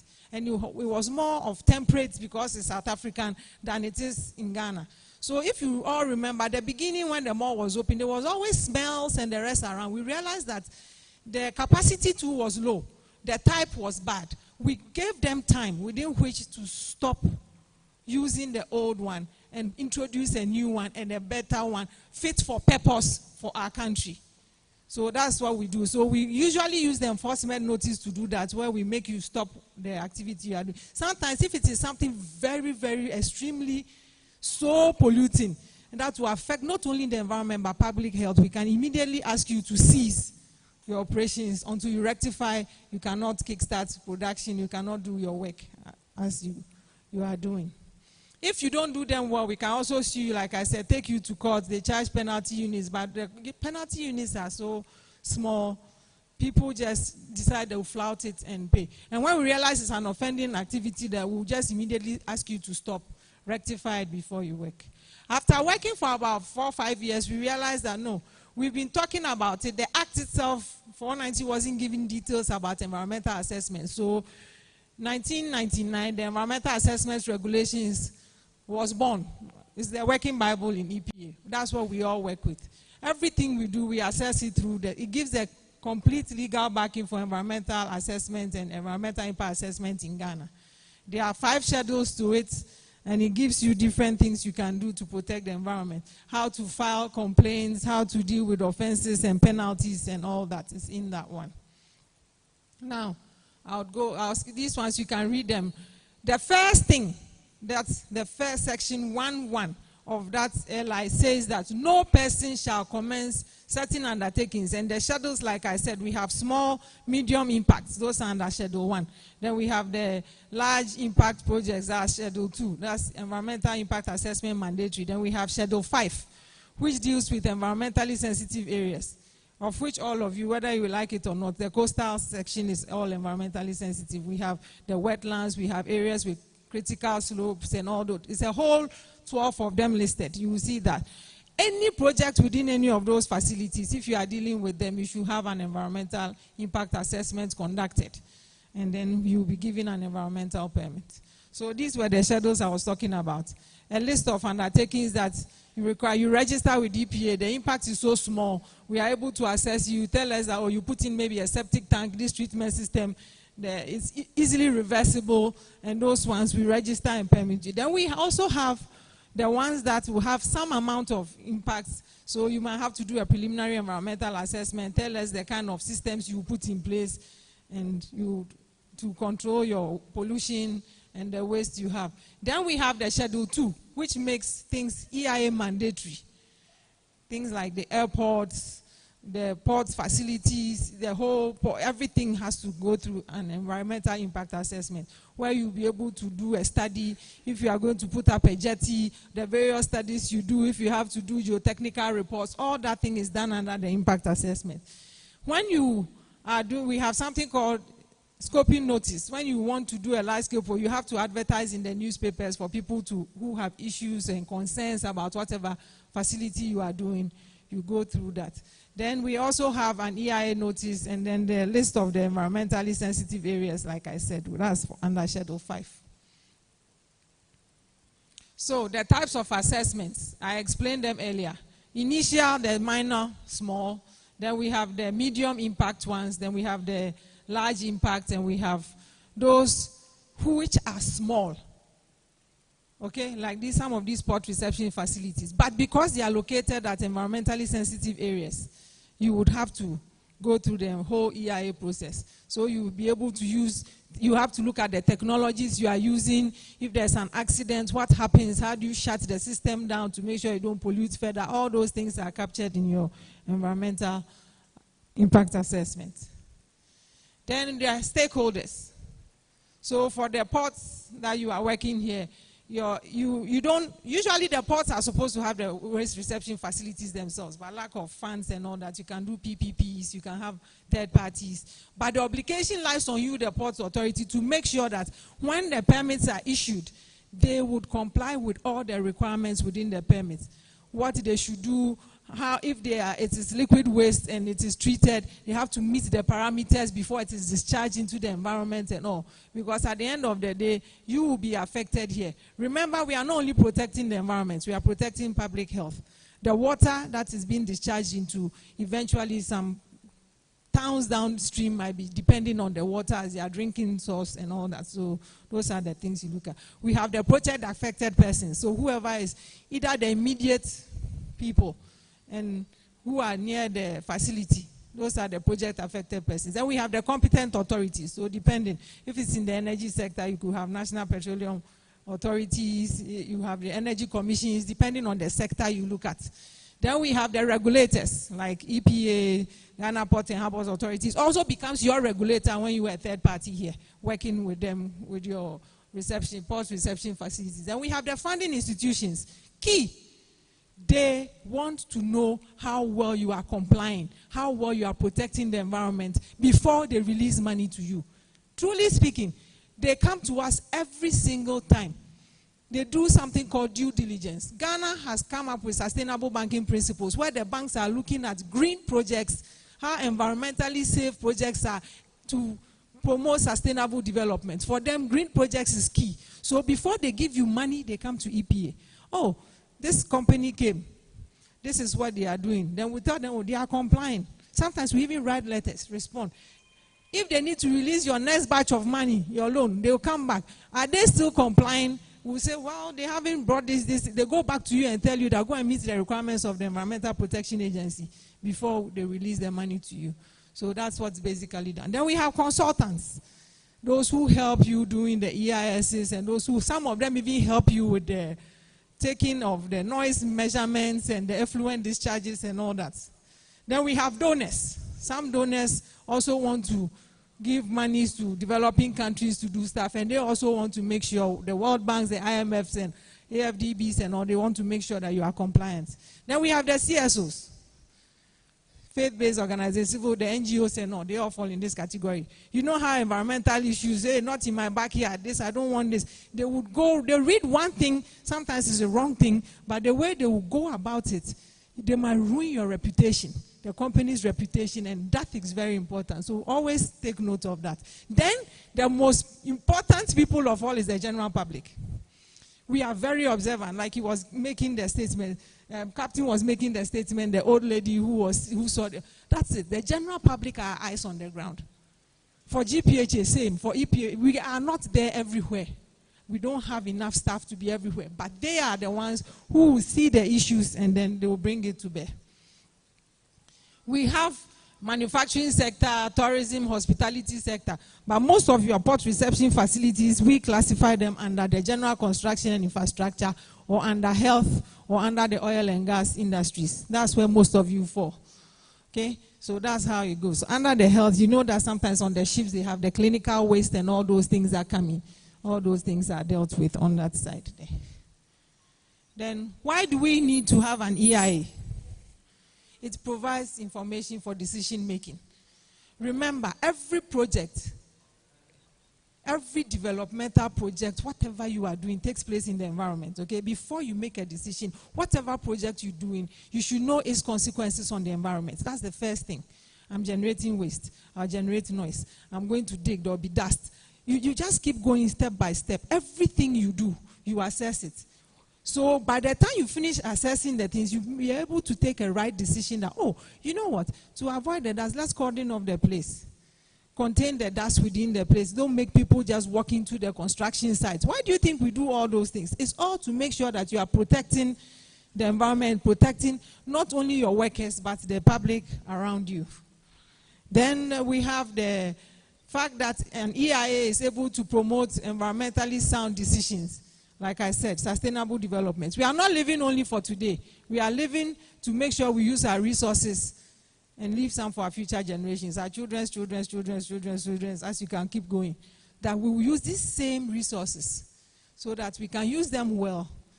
So EIA helps with that. If you are able to know how much you can mitigate, how much you can reuse, how much you can recycle and all that, you make an informed decision and then we move on and protect the environment.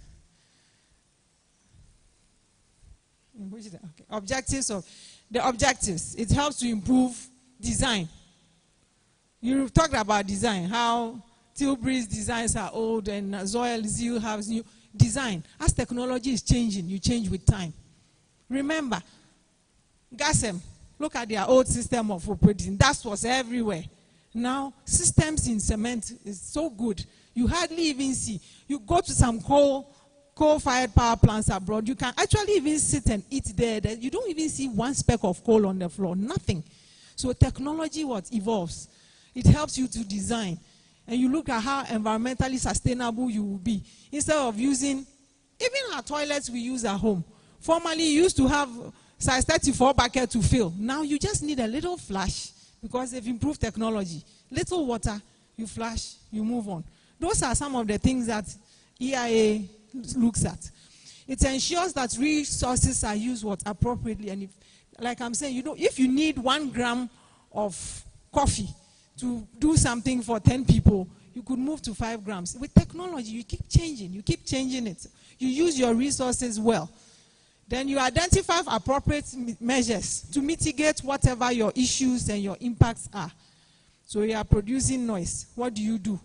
How do you minimize the noise? You look at all that aspect and then you deal with it. Then it helps to facilitate informed decision making. So if we give you a permit, we set environmental terms and conditions that we do. So we would state in your permit what to do, the measurements you should take, the parameters you should measure during the operational phase, and it's all indicated in there. So the objective is that it helps you improve yourself. It's like it becomes an audit checklist for yourself, whether you are actually doing what you said you were going to do. You said you were putting a waste treatment system in place. Yes, you have. Now, you realize that your collector, who goes to collect the rubbish from the ships for you, just sometimes out of frustration, doesn't bring it to the reception facility, goes and dumps it somewhere else. GPHA will be held responsible that there's all rubbish and dump. Anytime a ship comes in and goes, they see so much rubbish because the collector is not doing the right thing and not transporting it to the right place. Why do you need an EIA? EIAs over the years have been developed in response to limitations in our planning processes. We don't, like I'm saying, we don't look at design, we don't look like how sustainable we will be. We've never looked at project planning properly. It helps with project planning, it helps with your plan development. You realize that you are putting up a facility. We use a lot of glass. Do you know how much energy we are using to power this place, to keep it cool as we are sitting here? Let the sun shine, how hot it becomes. The lights go off, we all start perspiring, we all start looking outside, to go outside. Those are some of the things. You have to look at your development plans and project development. Now, public concerns, I told you, the number one person who can make or unmake you is the public. The media is there. Immediately something gets to them, they will just deal with you. Your corporate image just sinks down.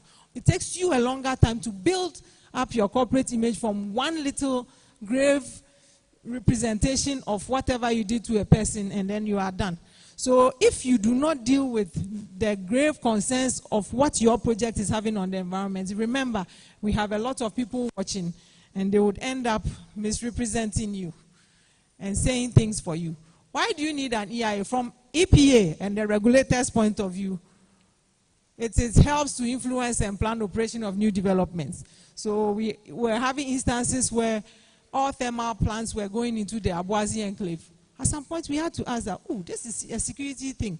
If everything is there and one day something happens and the Aboise enclave gets exploded, none of us will have lights. So we started redistributing some to Tema, some are now going towards Kumasi, so that you have a mix.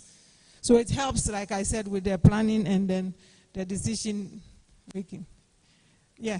Then it also helps to understand the likely consequences of new projects on the environment. So remember, you have something called cumulative issues.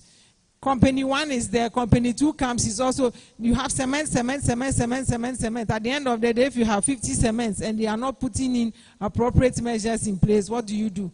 It helps you to identify the measures which the impacts can be mitigated. So if you are having noise, what do you do to deal with the noise? If you are having waste, what do you do to mitigate the waste? It helps to improve the integration of projects in the environmental and social setting. Your projects become socially accepted, and it helps you to ensure the interests of affected parties. Like I said, someone comes and complains about noise, or complains that, oh, there's too much dust coming his end. What do? You put in extractors, you put in pollution control systems so that the people are not affected. Remember, you are not there alone. You have neighbors and you have to coexist with them. From the proponent's point of view, it is mandatory based on our legislation. So you have to make sure that you end up getting your permits. It is also a requirement based on funding organizations. Like I told you, a lot of banks and institutions, before they give you money, they want you to do EIA. You know, we have these one district, one hospital projects, and we permitted a few of them. Some were, the regional ones, we take them to EIA because they are huge. But the district ones, we drop them to the medium scale to do. The World Bank can go wrote to us and ask that, why didn't we do an environmental impact assessment? Why did we scale it down? We had to give them explanation. It's still an environmental assessment we have done, but on a slightly lower level. So those are some of the things that you look at. So the funding institutions, remember, they make it a requirement for you. And it is voluntarily conducted. We have had a lot of projects who have who didn't need to do EIA, but they have done it because it has made them better. It has made them put better systems in place, and it has made them more acceptable socially and worldwide. So you see that the multinationals do not joke with it at all. They want to make sure that their name and reputation, whether it is in country A or in Ghana or country B, it's held, okay? Then we look at the 6 steps. We have various steps in the process. You register, we come to screen you, you can do your scoping. These steps are all there. If we refuse, we can appeal. Remember, public participation is key at all levels. Even if you want to do a port reception facility, what did you do? Before a third party came, GPHA, they came to ask you. There needs to be public participation and perception always. And when we say public participation, not only the public, all relevant stakeholders are key. You identify who your stakeholders, you deal with them, and then you move on with your work. You have seen this. I don't need to go into it for you. But basically, we are dealing with the Annex 1, 2, and 4 for this particular one. That is where we mostly give you the permits based on those ones. So we have where we want you to prevent the pollution by oil, sewage from the ships, the garbage from the ships. So we have the various permits we also give you to make sure that you are complying. EPA gives you a permit. You ask me what is a permit. It's an authorization we have given you to start your project or continue with what you have, the project you have. So you register. When we finish processing, we give you an environmental permit. The permit is a page which comes with the conditions, the schedule of conditions, sometimes ranging between 5 to about 50 pages, depending on what project it is, which tells you put this here, don't put this here, the geographical coordinates, the location of everything, the do's and don'ts, even other regulatory requirements. If you need to go to Ghana Ports and Harbours, we do. If we have to go, whatever it is. Sometimes we even have projects we have no expertise. We call Ghana Ports and Harbours in. You can ask them. Would they come to help us review documents to make sure that whatever the people say they are doing is being done? Because it's key. Remember, environment in Tema affects me in Accra. Environment in Accra affects somebody in Adan. You don't think you are alone. None of us are islands. Our environment is for all of us, so we have to safeguard our environment. So our permit is also not valid without a seal. We usually seal it, and then you deal with it. A requirement, as I said.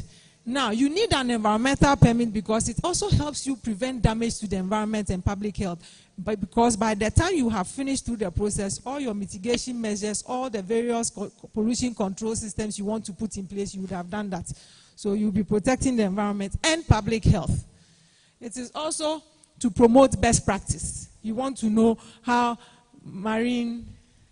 how port reception facilities are in Ghana. But you want to go outside and see what another country is doing, what the best practices, what's the industry practices, so that you improve upon yourself. So it's a lot of money sometimes to change technology, but at the end of the day, it's cheaper for you because the environment is safe, the public health is safe. It helps promote sustainable development. Like I said, don't let us think we are here today, we are gone tomorrow, we don't care. We have our children, we have the rest of the world also there. It makes your project environmentally sound, and it makes you use natural resources to the best of your ability. You see, social acceptability is the most important thing you can have. Imagine you go and there are 2 products and one company is not socially accepted. People shan't buy their products, people shan't using their products. It becomes economically feasible in the long run. It looks expensive, but when you do the impact assessment, you'll be able to know the type of technology to use and all that. You put in the systems. You will cry today because it's quite a lot, but you become happier at the end of the day because it's far cheaper. And it enhances the public and the whole confidence of the public in you, the institution. And you walk confidently and proudly that, oh, the job I'm doing is to the best and I'm protecting the environment and I'm protecting public health. When should you obtain your permit? You should obtain it before commencement of every and any kind of, whether it is waste collection, it is the recycling, whichever facility you have to require. During operations as well, you have to make sure that when you are operating, don't think that you get the permit once and you are done. No, you get the permit once. When you start operation, that's where the whole challenge is. So not when you are constructing. Construction, there's anything. You build, we dig, we bag, fill with the debris, we do this. No, it's done. Construction is temporary. Operation, wahala. Your vent is not working. The valves are blocked. Everything goes wrong. So that is when you also have to manage stuff. How do you obtain it? There are 3 levels, like I said. So these are the small and medium. And we use 25 working days to usually give the permits. Currently, we are doing well. I'll show you the timelines. Statutorily, we have to use 25 working days. And my working days are, you bring to EPA day 1, EPA responds to you day 2, we stop counting. If it takes you 7 weeks to come, it's still day 2 in my house. My office. When you bring the project, day 3, I receive it, we review it, we do, then we send. So that is, the working days is EPA's working days. We usually will screen the project. We always have our officers who come to the site to look at it. Sometimes even they come to the site, they realize that this particular site is not good. It will be better to put it on the other end, and they will advise, and then we move on from there. Then we usually have you paying fees. We have 2 fees, processing permit fee. They are all passed by the parliament. And then we take a decision. The Technical Review Committee is a committee that comprises not only of EPA staff. So depending on the sector, sometimes GPHA represents for us. Sometimes we have the Tourism Authority, National Petroleum Authority, and anyone who has competence, authority and jurisdiction over that particular project, so we make them go ahead. We can approve the project or we can decline. If we approve, we ask you to pay the fees. When we pay the fees, we draft the schedule and then we permit you. We make you pay the fees before we give you the permits because our permits are time bound. Our permits are 18 months. So if I give you an invoice today, print the permits for you today, it takes you 6 months to raise your money and come. You've lost 6 months. You are left with only 12 months to operate, and then it becomes a problem for you. So we usually will wait when you pay. Then we give you from the day you've paid. We issue it from there. So same thing with the medium, also 25 days. Then the large is 90 working days. Okay? 90 working days. It goes through, let me go to the, that is it. This is my favorite. Everything you see here is in the things I said. This is the screening, submission, as you see the 25 working days here. So for the small and medium, we deal with it here. And all the way, the 25 is from here to this end. So when you do the preliminary environmental assessment, if we are to do the 90 days, let me calculate for you. You bring your thing, we screen 25 days, you do the scoping 25 days. When you do 25 plus 50 is what? 75 plus 50, 90 working days. So that's how it goes. So if it is the large project, Tilbury, Zoil and Zeal, they had to go through the whole thing. They had to do the scoping notice for people to have comments and whatever concerns they had to address it. We went through all that with them. Then they did the EIA, brought the draft EIA to be submitted. We reviewed it, we made them revise it, and then it was finalized and given to them. Now, you see this public hearing here. There are 3 things that will trigger public hearing. When there's a huge public outcry, like I told you, our public is our life. They come and they start screaming. Sometimes we have to conduct a public hearing for the owner of the project to explain what the project is. They will raise their concerns from screaming. You see how you address their concerns so that you can amicably coexist and work and live. Whilst you are working, they are living and they are fine. Then we have when, in the opinion of the agency, we notice that the project has a very high reaching effect on the environment, which will have adverse effects on the environment, we can call for a public hearing. And also, when you are relocating more than 20 families, 20 people, and we need to do a public hearing so that you show us how you relocate the people and all that. That aspect is done there. So the timelines, I said, it was 25, we do between 7 and 10, 7 and 14, 7 and 14, and even for the EIA, it's about sometimes 45 to 60 days. Now, for the EIA, when we do public hearings, we go beyond the 90 days because public hearings, sometimes you do 1, 2, 3, depending. Now you have to gather the information, add it's a whole long thing. So we go through all that process to deal with it. Validity of our period, like our permits, I told you, 18 months for your first and your initial permit is 18 months. after you have worked for 18 months, if it's the small and medium, you don't need to do any EMP, environmental management plan. We renew it for another 18 months. If you, however, did an EIS, you have to do EMP. We renew it for 36 months or 3 years. It becomes a 3-year rolling document. So Zeal and Zoil, when they bring their EMP, then every 3 years they will bring the next one. If they have any technological changes, advancements to do, it will be recorded there, then we go. But every year we do try to go and inspect to make sure that they are still going by what they are supposed to be doing. What do you do? Please, after you've acquired your permit, don't think it's done. You have to comply with your project specifications, what you said you were doing. If you are supposed to be treating only liquid waste or only oil, treat that. Don't go and think you're a jack of all trades and you go and take solid waste and put here, you go and take, no. Deal with your project specification, what you said you were doing, whether you are recycling, whether whatever and whatever capacity it is, state it. If it is 10 metric tons of waste oil to be done in a day, 10 metric tons, don't go and bring 100 metric tons and then you have problems, okay? So you comply with your project specification. Then you comply with the mitigation measures you provided. The kind of treatment systems, pollution, whatever you said you were doing, comply with them. Because when we come to inspect you, we would audit it according to what you said. Then you other regulatory requirements, like I said. EPA will give you a permit. Ghana Ports and Harbours Authority is checking on you. You have to comply with them. You have to comply with the Public Health Act. Persons with Disability Act. Make sure that your workplace, there are ramps for people who are disabled. All those acts, you deal with them. You handle them. We usually list them for you. Then there are some reporting requirements you are supposed to do. Remember, if you are treating wastewater, you need to treat it to a certain level before you discharge in the environment. GPHA should make sure that whatever parameters we gave you in the permit, we usually will copy you.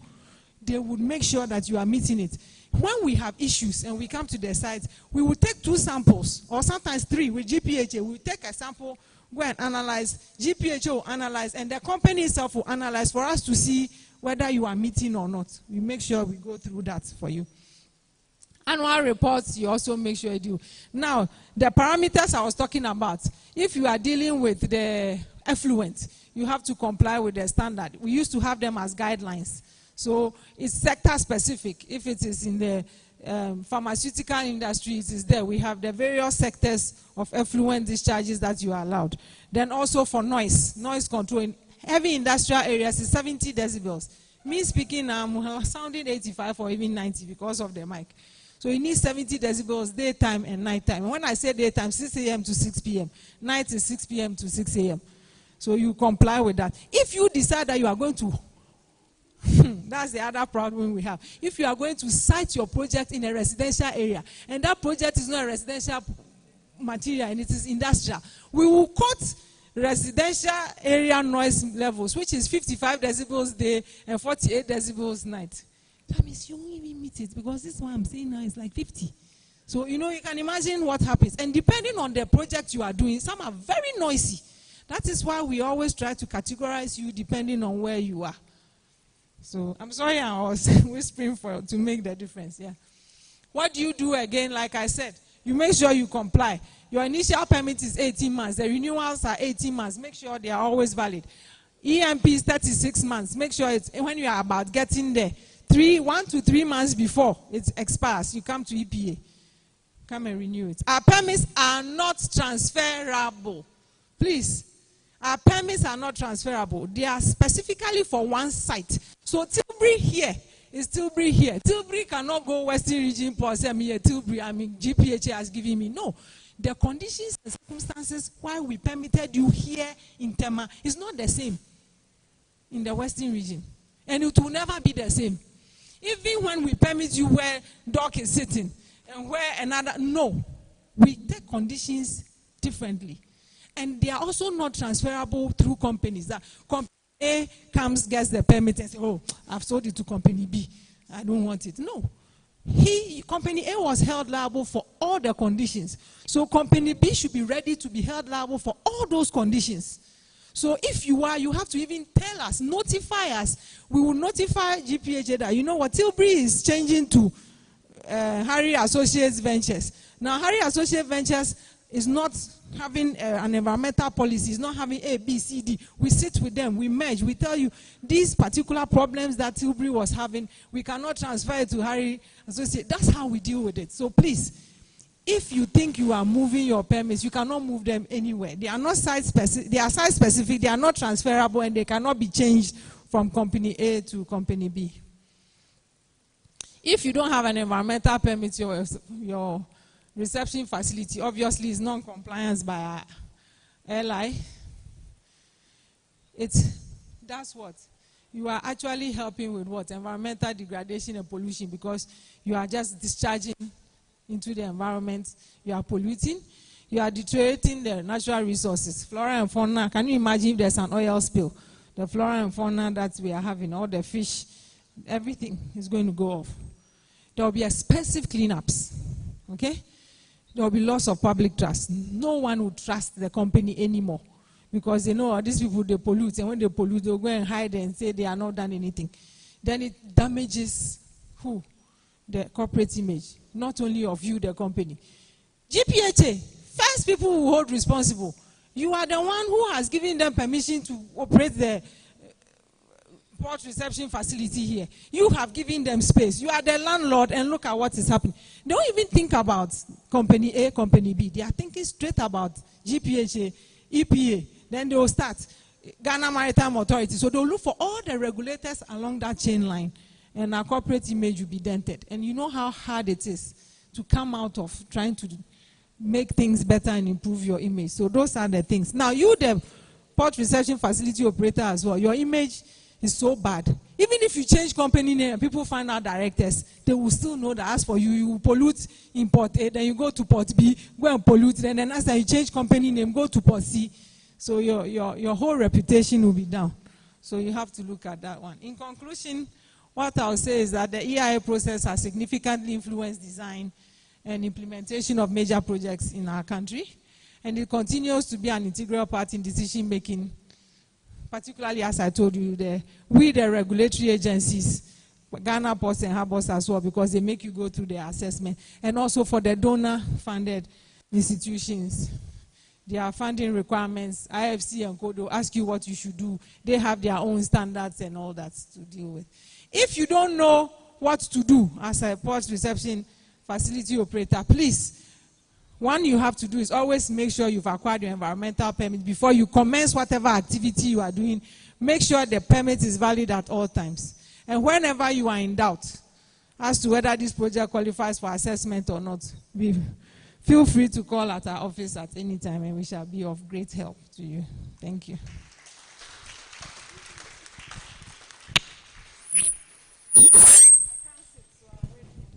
Andrena, that was a marathon session you gave us. I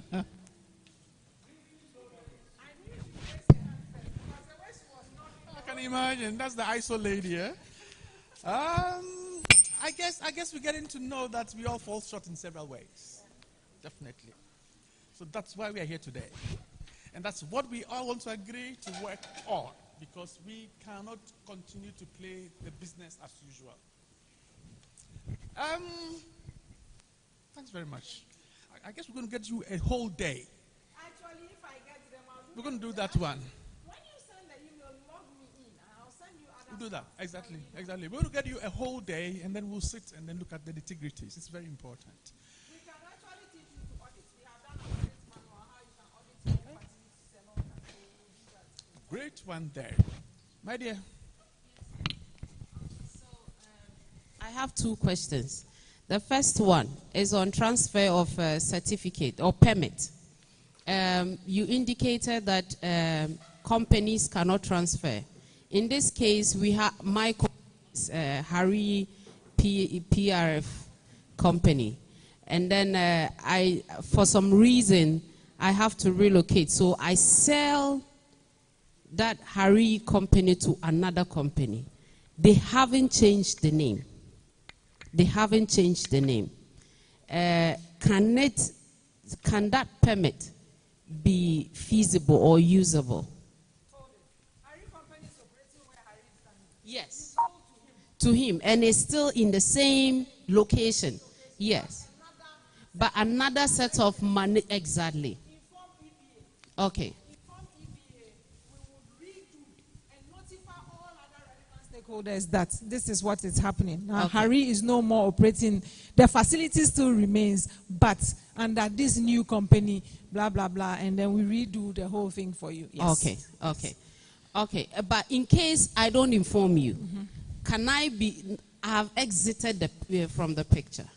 Can I be surcharged or punished or... Yes, I'll be punish held you because liable? it is you I gave it to in the first place. Okay, So if it's you, you are my contact, you are my everything. So it's you I find. okay. That all is right. why I'm saying that you always have to make sure. It's like trading with an OMC. If you are leaving Goyle and you are going to Shell, we need to know that you don't owe Goyle money. Some Okay. people owe and they try to run. Exactly. So we need to know why. Okay. Sometimes something is done wrong. You've polluted something you don't want. So I come and buy it and I don't know there's something happening somewhere. So it's Okay. always better inform. If you don't inform and we see you, we would usually ask you to do a few things before. And don't forget that you won't run forever. You might go and operate somewhere and we'll use that to say, or this place, this is what you do. So we'll put in some conditions to penalize you from doing it the next time. Yeah. All right. So the most popular concern of almost all operators, what I'm going to ask. We have some port operators seriously polluting the environment. Port operators. Typically, we have our favorite here, Cosmo. We have some cement manufacturing companies. I personally, the GM environment will tell you, I have been bugging him with pictures, videos, calls, text messages. And then I think he gets to you as well. And then the feedback he gets is that it hasn't reached the permissible limit. And my question is, what measuring instruments have you put in place? And there are some visibly, you see that this is pollution. Visibly. So we capture videos, live videos, and still these companies are still operating. When these people discharge into our gutters, and there's some little sunlight, madam, you just can't stand around. He's told me, he's informed you, you've come around. These people are still operating. What is there to be done? I'm told even the police here had to invite them. When they came, they locked them up. And they are still doing it. Please, we want to know whether you have people that monitor them, what discussions you've had with them, what are you doing? Because it's a public nuisance. Thank you. Thank you. I knew this question would come. See the passion Yeah, I know. with which it comes. Yeah. This thing, waste management, is under the jurisdiction of the local assemblies. That's where the problem lies. We would usually do the guidelines, the standards like the noise and all that, and give them to work with. We realize that there have been challenges. So we are on the top level, we are meeting to see how the local assemblies and us, EPA, can sit and meet and make sure that the various requirements are met. We have the PM10 samplers, PM2.5 samplers, which we have advantage points and all that. So when it happens like that, the only problem is that we cannot sometimes come in immediately unless sometimes the court has ruled that we should come and measure and a whole lot of things. We do the measuring. What we need to do a step further, which is very slow, is bosses on top to make sure that we meet and make sure with Ghana Ports and Harbours, with the police, everyone is there to make sure they meet the requirements and what they should do, what they shouldn't do. That is the problem. Second thing I can tell you, this one I'll say it, you are recording me, but I'll say political interference. That one I won't lie to you. You go, you start stopping something before you realize person A knowing person B somewhere, blah, blah, blah, blah, and then the whole thing is thrown on board. So we have to come together. EPA, the local assemblies, if it's TMA and all, we come, GPHA, well, and then we make sure it is working. We have had instances in Takrady and the rest. People wanted to do certain things that because of the pollution, we stopped it. We actually stopped it. EPA was bashed. What didn't they do to us? But we told them that we couldn't cumulatively make them add another facility to it. Even though, like you have here, Simco and Co want to increase now they want to bring in and come and grind. Someone says they want to come and bring clinker and grind clinker and all that. Meanwhile, they are not even meeting some of their obligations now, but higher than I. Sometimes people have even sent us to court. Sometimes court has asked us to permit something where we have refused. We have no choice than to permit it because you can't override court. Something I think we have to work. The stakeholder collaboration should be key, and it should be constant. Because as I always keep saying, the environment is one. That's all we have.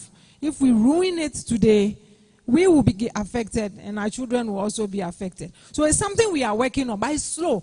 We'll see how we can move it. You know how they go for a meeting, they adjourn it, the next week we are supposed to meet, they adjourn it 3 or 4 times before they meet again. So it's something we have to do. So we'll speak with GM and see how we can deal with it from that side. So that's it. Sir, GM. Just to add something small to what she said, the company in question, the first one, the films, Cosmo, we have dealt with them for a while now. You remember previously GAFCO were directly producing it, and they had to stop because of the pressure we put on them. Then Cosmo came with new technology, promising new technology. They're going to develop a waste treatment plant and will make sure that it didn't work. The treatment plant is not working. We assume that when they treat the waste, the effluent will be safe to push into our draining systems, but it's not working. We reported to the Tema office several times. They've issued them several warnings. And like we said, it's not yielding any results. He said the police, I hear they took them to court. I don't know about the court case, but I hear they took them to court and they were left. So I don't know what influences made the court leave them. Then about their fumes, they had very short chimneys, but yes, EPA instructed that if they were going to continue or produce, need to increase they gave them levels, which they did.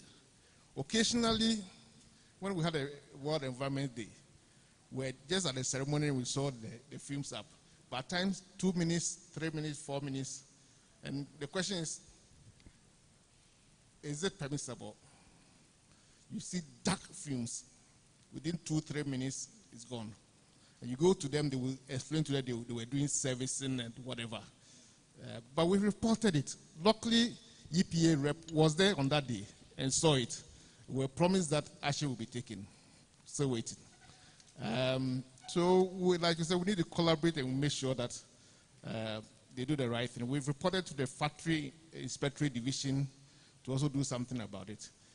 If with the discharge of effluent, we have taken a decision, like we did to GAFCO, access to the drain. We are going to do that. We are going to block the access to our drain so that they will keep the waste within their yard. It won't flow through our. So these are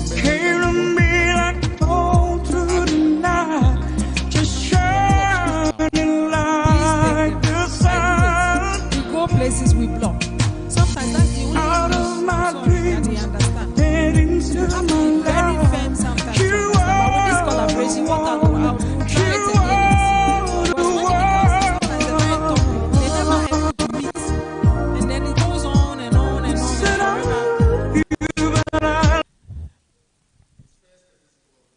Yes, but him after that, you know the phone calls he has received. That's the problem. That another minister will call you and this person calls you and all that. So we have to collectively as the institutions come together with one mind and then we take it. That way I think it will be the best way.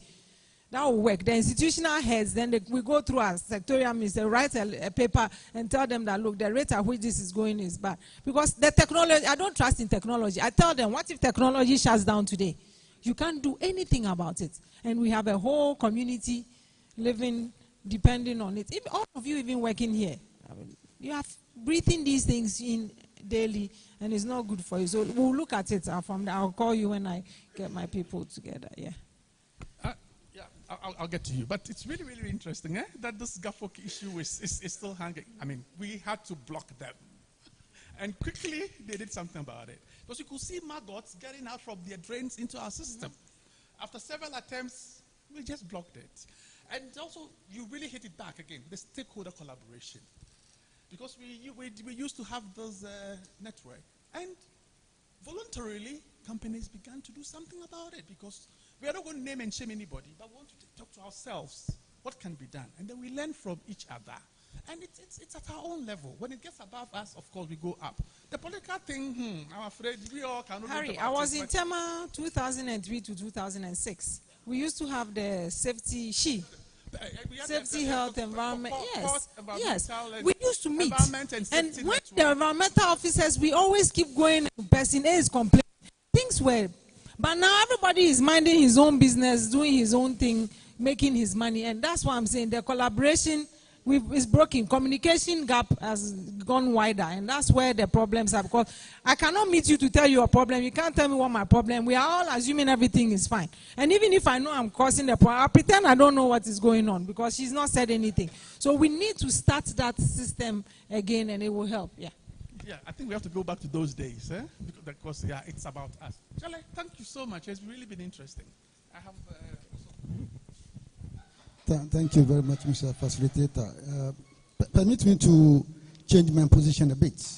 I am also the Vice Chairman of Chamber of Commerce Tema. Yes, and with the issue about Cosmo, that's the business aspect.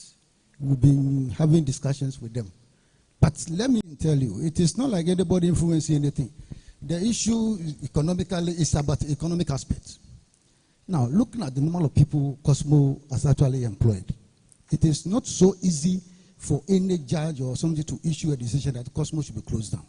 So we as a business, we are in consultation with them. We are talking to them that they are creating a huge employment. They are helping. They have about 3 shifts. The people that they are helping is very much. But in as much as it is so, the ways they are generating, they should put in some mitigating factors to make sure they reduce that. I think they are in the process of doing it. So let's give them a bit of time. We believe that in the very nearest time, they'll be able to find a solution to it. So that you are speaking very politically. Thank you. You are a politician, Pa. You see the thing I'm telling you. He's just done the same. Let's be very realistic. I think that it's good. They can employ 10,000 people. But if the 10,000 people plus all the neighbors are getting polluted and are inhaling bad things, the money that the workers are getting, they'll use it to treat themselves to life. Let us find a way of letting them they should tell us that, oh, okay, we don't have this money to do this now. Instead of doing it in a year, we'll do it in 2 years. They put themselves to it. We'll tolerate it for 2 years. We make sure the thing is working. For me, I think it's commitment. The company is refusing to commit. And the mistake I can say even with EPNs or some of us the regulators is that when the final, before the test run, the things are being installed, we do not go sometimes to go and see to make sure that this system is exactly what they were doing. That is where we have erred. And it is something we will change, and we are changing. So now we go to the side to make sure that we see what you are doing before you start operating. So Mr. Politician, also for a politician, thank you very much. Then I think you really hit it right. He was trying to be a bit political. But today's business is not about economics. It's about sustainability. So you're looking at the people which you have employed, but you're also looking at the planet, the environment, and then looking at your profit. So if you let one sway at the expense of the others, we have not done anything.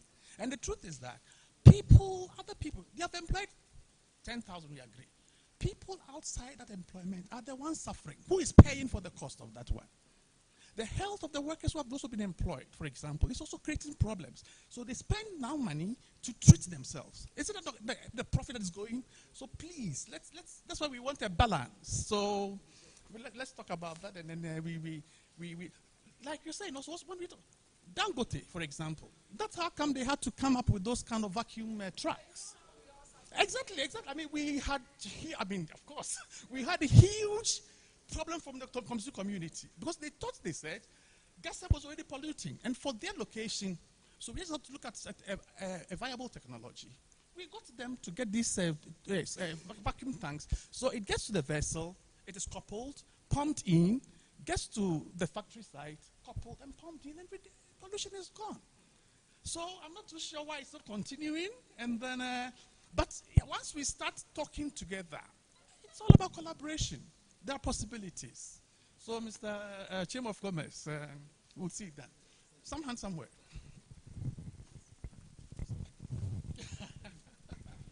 Please, my question is on the permits.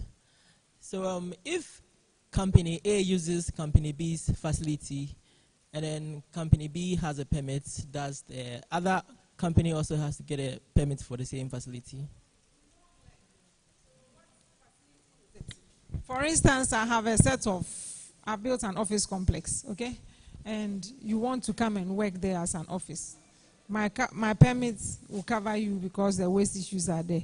But assuming they are warehouses and you want to warehouse, it's not a problem, you can warehouse. But if you decide that you are going to pre-package and redistribute something, the function of the warehouse changes. So you, who is using it for the packaging and the rest, you have to get your own permits because you were supposed to be only warehousing. Now, if the warehousing is permitted for general goods and you want to come and put in hazardous goods and the rest, we have to be aware. Remember, a lot of people don't realize that sometimes food contamination and the rest comes from that. Someone has kept hazardous waste here. It's a warehouse, and next person comes and goes to put rice and sugar in there, and that place was not cleared and all that. So those are the things you do. If you are changing the use of it, if it's an office space and you are renting, you can rent like a bank can rent and all. You can go ahead and rent. But if you say you are going to manufacture something there, or you have to get your own permit. It doesn't apply to you. That because the permits for the shop would have just for septic tank waste going in there. But if you are going to repackage maybe pharmaceuticals, or you are going to repackage Omo or liquid soaps and the rest, the kind of waste that you are bringing in is different from that. So you have to deal with it and get a permit for that. Yes. All right. Thank you. Okay. You're welcome.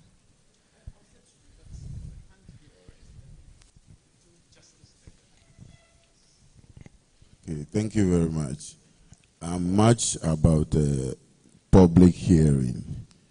The reason being that for a company to commence a business, that company would have undergone feasibility studies. So I think the public will be aware of whatever project is coming to the environment.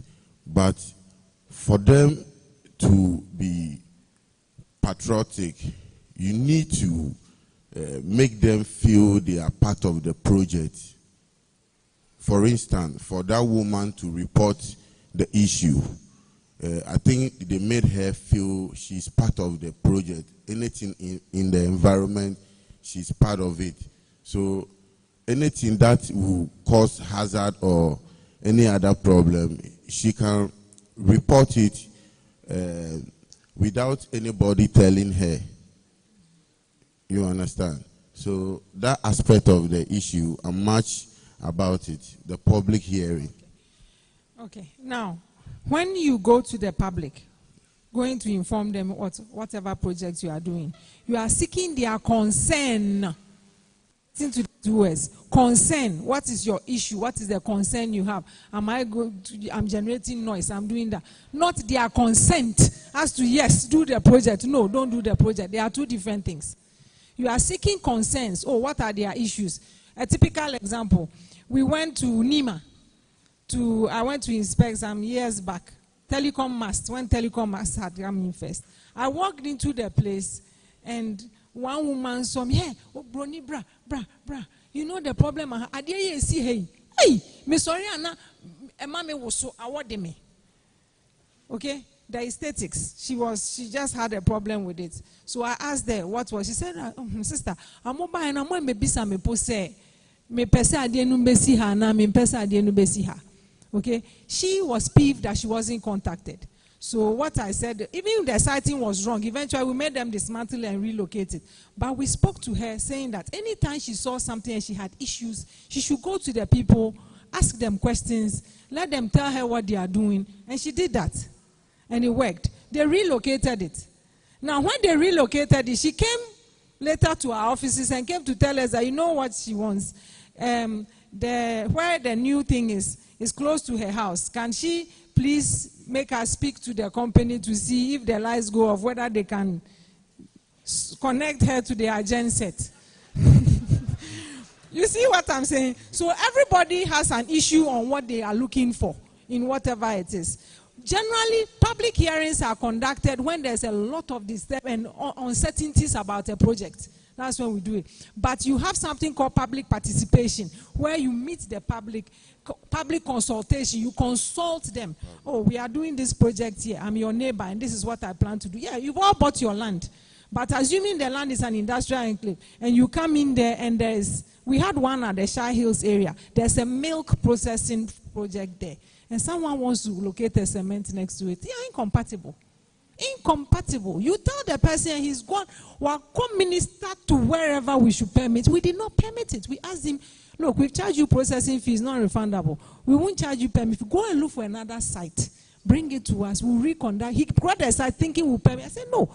Go and do the needful assessment, do A, B, C, D. He's gotten his permit. He will move on. So the concern is important. Somebody has an issue. He raises it. You see how you can address it. You can mitigate it. Someone had a filling station. He said, Madam, me who pump na me yema sheme. What did we do? We made them realign. They were neighbors. So we made the owner of the station redesign and put his mat between her window and the pump island. So when she wakes up, she sees the mat. She wasn't worried. She was fine. But when she sees, so these are concerns they raise, and you see how you can mitigate. That's why I always say, before you commence your project, seek environmental permits. Look for that, because sometimes your whole design has to change. Your technology might have to change. So many things might have to change so that you can coexist with people. That's basically it, yeah. Thank you very much. Thank you very much. So now I come to... Thank you very much. Mine is just an economic issue. Oh, go ahead. Yeah, so the permitting fees is what I'm going to talk about. Sometimes a new project, you look at the permitting fee. I mean, you just want to consider that because it's a new project. I mean, the whole lot has to go into it to probably grant a permit. So the fees are that high. But when it comes to renewal, you still find out that the fees are almost about the same. Economically, I don't know what input goes into it anyway, but if you could explain, why the fees are always the same. Okay. We have changed them a little. We are going to change it further. When you are proposing to do a project, we are looking at it differently from when you are constructing and then when you start operations. So it's something we've worked on. So some of our LI 2386, Fees and Charges Amendment, 2019, we have the construction phase and we have the operational phase ones. Now, what we want to do is that when you are doing something which is protecting the environment, taking waste out of the environment and recycling, we want to rather reduce the fees because you are adding better value to the environment. It's something we didn't do then. We were just looking at the capacity. You are recycling 1 million tons of this, but we've forgotten that those 1 million tons would rather have been in the environment if you were not recycling. Something we didn't look at. Yes. But when we got to Parliament, say, sometimes it's not our fault. We have to justify that we come to the site, how much it costs to come to the site, and all that, how much we even come back to monitor. We do all that justification. So it's like fuel. They'll tell you that, fuel there, we should charge it per coefficient, because if you have a 50,000 capacity tank and it leaks, more will leak than a 15,000 capacity tank. So they multiply. Those are some of the things we are working on it. We are working on it. We're even thinking of certification. We have it there, but we don't practice certification where when you go green and you've done something for a long time, EPA will give you a citation and it will be in order for everyone to see that you are actually green and you are protecting the environment more. It's something we are working at. So you have to help us, prompt us, and we'll keep doing it. As for the money, we'll take, but you have to prompt us to reduce it when we have to. Yeah. So it's like you really coming with the incentives. Yes, exactly. For green, we are doing that. Because our permits are per impact scale. So if we see the impact scale is low, but we are rather, like I'm saying, when you are recycling something, we should have thought of the fact that you are actually taking that garbage and rubbish out of the environment. That's factor we talk about the processing part and we didn't consider that. So we are really looking at those aspects of it. Yeah. It's really, really good to know. Any question here? Any question? They have earned their lunch, so. So now, a big round of applause for our lady, Andrina. So beautiful, and then lots of information. So we're going to process, and then we're going to get back to her again, and then we have time again. So thank you so much, Andrana. So you bring us to lunch, and lunch is ready. So let's pick something, and then after eating, we come to the afternoon session. I hope you have enjoyed it. It's been good, and thank you so much for your attention and interest. Enjoy your lunch.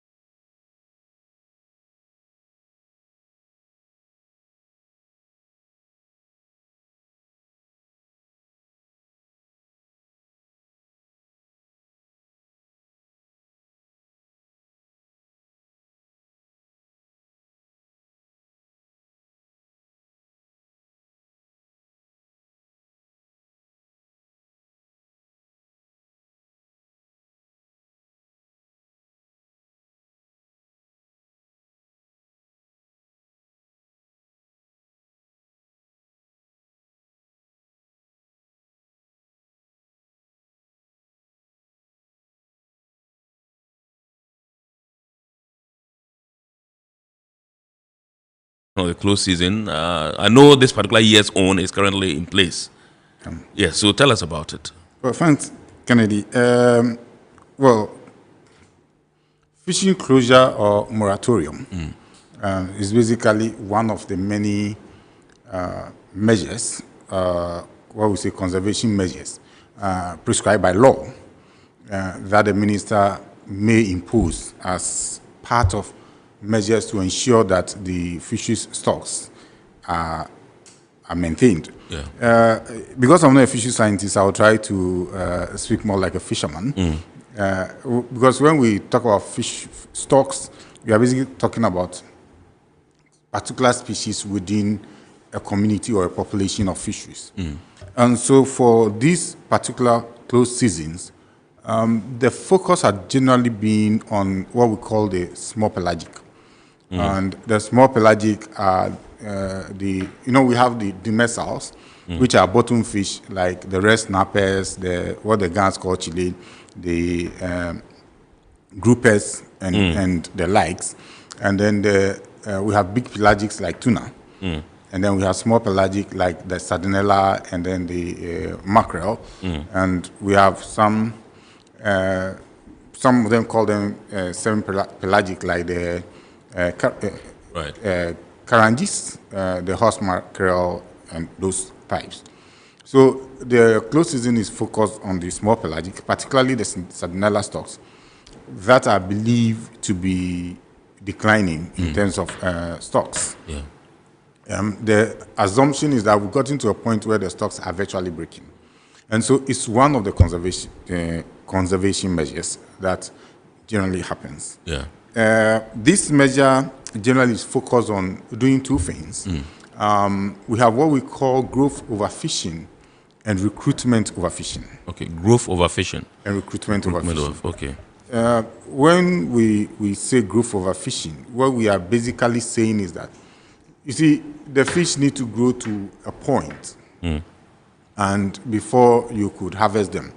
Particularly for the pelagic, the sardinella, they need to spawn. When we say they need to spawn, they need to lay eggs and have sperm shed on them so that they can have babies. Yes. Now, when they do that, then you have recruitment into the fishery. Right. Because once they spawn, then there's recruitment into the fishery. Right. So when you have a closure, what you are basically trying to prevent people from fishing the young ones that have been recruited into the system, and also to prevent you from fishing fish that are supposed to grow. Right. So basically, that is what it does. It doesn't resolve all the challenges that comes with the fish decline, because you see, you have issues with environmental factors, which will not be dealt with by closed season, and you also have issues to do with the climate change that we are experiencing now. And then there's a third one, which is capacity. Because when you have excess capacity, and when we say you have excess capacity, the excess capacity results in excess effort. Now, for instance, Ghana has close to 15,000 canoes, and we are supposed to have about 9,000. It means you have excess capacity in there. You probably may have to have a quota system, but a closed season doesn't resolve the quota issue. And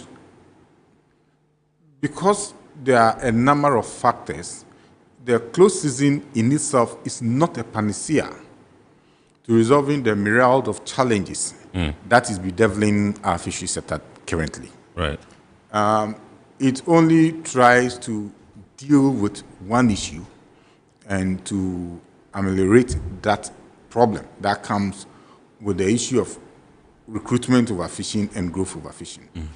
But where did the closed season issue come from? In 2015, I humbly led a team of trawl owners. Right. Then I was the executive secretary to Rhode Island for a study tour. Right. And we need to resolve to do a few things right, because at the time the trawlers were doing too many things wrong. And one of the things we decided to do was to institute the closed season. Okay. So in 2016 November, the trawl sector had the first closure. Then January, February, they had the second closure. But there was a challenge as to the timing. So the trawlers were having their closure even before the canoe people were introduced into the system. Now, from the scientific and technical working group, the report they had was that between July, August, September, the small pelagic, which was the target, were spawning. Now, if they were spawning... That means they were recruiting. They were recruiting. Yes. Then, one, you need to allow the mothers to lay their eggs. So you don't have to harvest them at the time that they were gravid, when they were pregnant. So you need to allow them to spawn. Then when they spawn, you need to allow the fingerlings, the juvenile, to now migrate into safer areas, so you can then focus on... When you say spawn, it's S-P-A-W-N? S-P-A-W-N, yeah. Okay, all right. So you could allow the mothers to now move into wild, then they can be harvested because they have spawned, at least a fish must spawn once. Yeah. And when the sardinella spawns, according to the scientists, you have about 50,000 to 60,000 fingerlings. Just one? Just one spawning. Wow. So it means that so you see, when you take the eggs in the fish... And mostly, no, before you continue with the eggs and whatever, mostly, what's the survival rate of the 50,000 or 60,000 fingerlings that I wouldn't be here to guess, right. But there are a number of factors. Wow. There are climatic factors. For instance, the tuna feeds on the small pelagic, so there are predators that predate on them. Right. And so you have fishermen who would fish. So they are exposed to a number of dangers. Yeah. Yeah. So that is nature. Right. So you don't expect that all of them will survive. Yeah. But definitely, so you allow as many as possible that can spawn to spawn, so that those that will survive in the system and then be recruited, and then they will go through the cycle, then they come back. Now, you have two major upwellings. And when, in the layman point of view, when we say upwelling, it means that the temperature of the water has variation. Right. Now, we are getting into August, and it's getting cold. What it means that the surface of the water becomes colder. And since cold water is heavier than warm water, when it is becoming colder, then the cold water will now move down, and then the warm water will come up. Now, when the warm water is coming up, because it's turning, it also comes out with what the scientists call the phytoplanktons and the food and everything. Right. And so the fish will then follow them, and then it will move by current. So as it moves by current, the fish will follow them from where they are, and so they'll be following the food, they'll be following the current, and then they may be getting closer to shore, and they'll be on the surface, so it becomes possible for the fishermen to sight them and now fish for them. So we have a major upwelling, which is between July, August, and September. And so that's where you normally would have the bumper harvest. Right. And then you have a minor upwelling around January, February, March, thereabout. Right. So you have two upwellings. Now, the challenge is that it is around this major upwelling that the fish also spawns. And so you have a tussle now asking fishermen not to fish when it is a major upwelling, when they are supposed to make money. Right. Because you also believe that that is the time to now protect the gravid and to protect the juvenile, and to ensure that you don't engage in growth overfishing. So that is the major challenge we have now with the closure. Okay. Because now we say, okay, no canoe should fish around this time, but this is the time they also make money. Yeah. So basically, closed season is a conservation tool that says that nobody should fish within a specific area or within the entire zone. And when that happens, it is meant to preserve the resources. Now, there are two types of closures in Ghana. Yeah.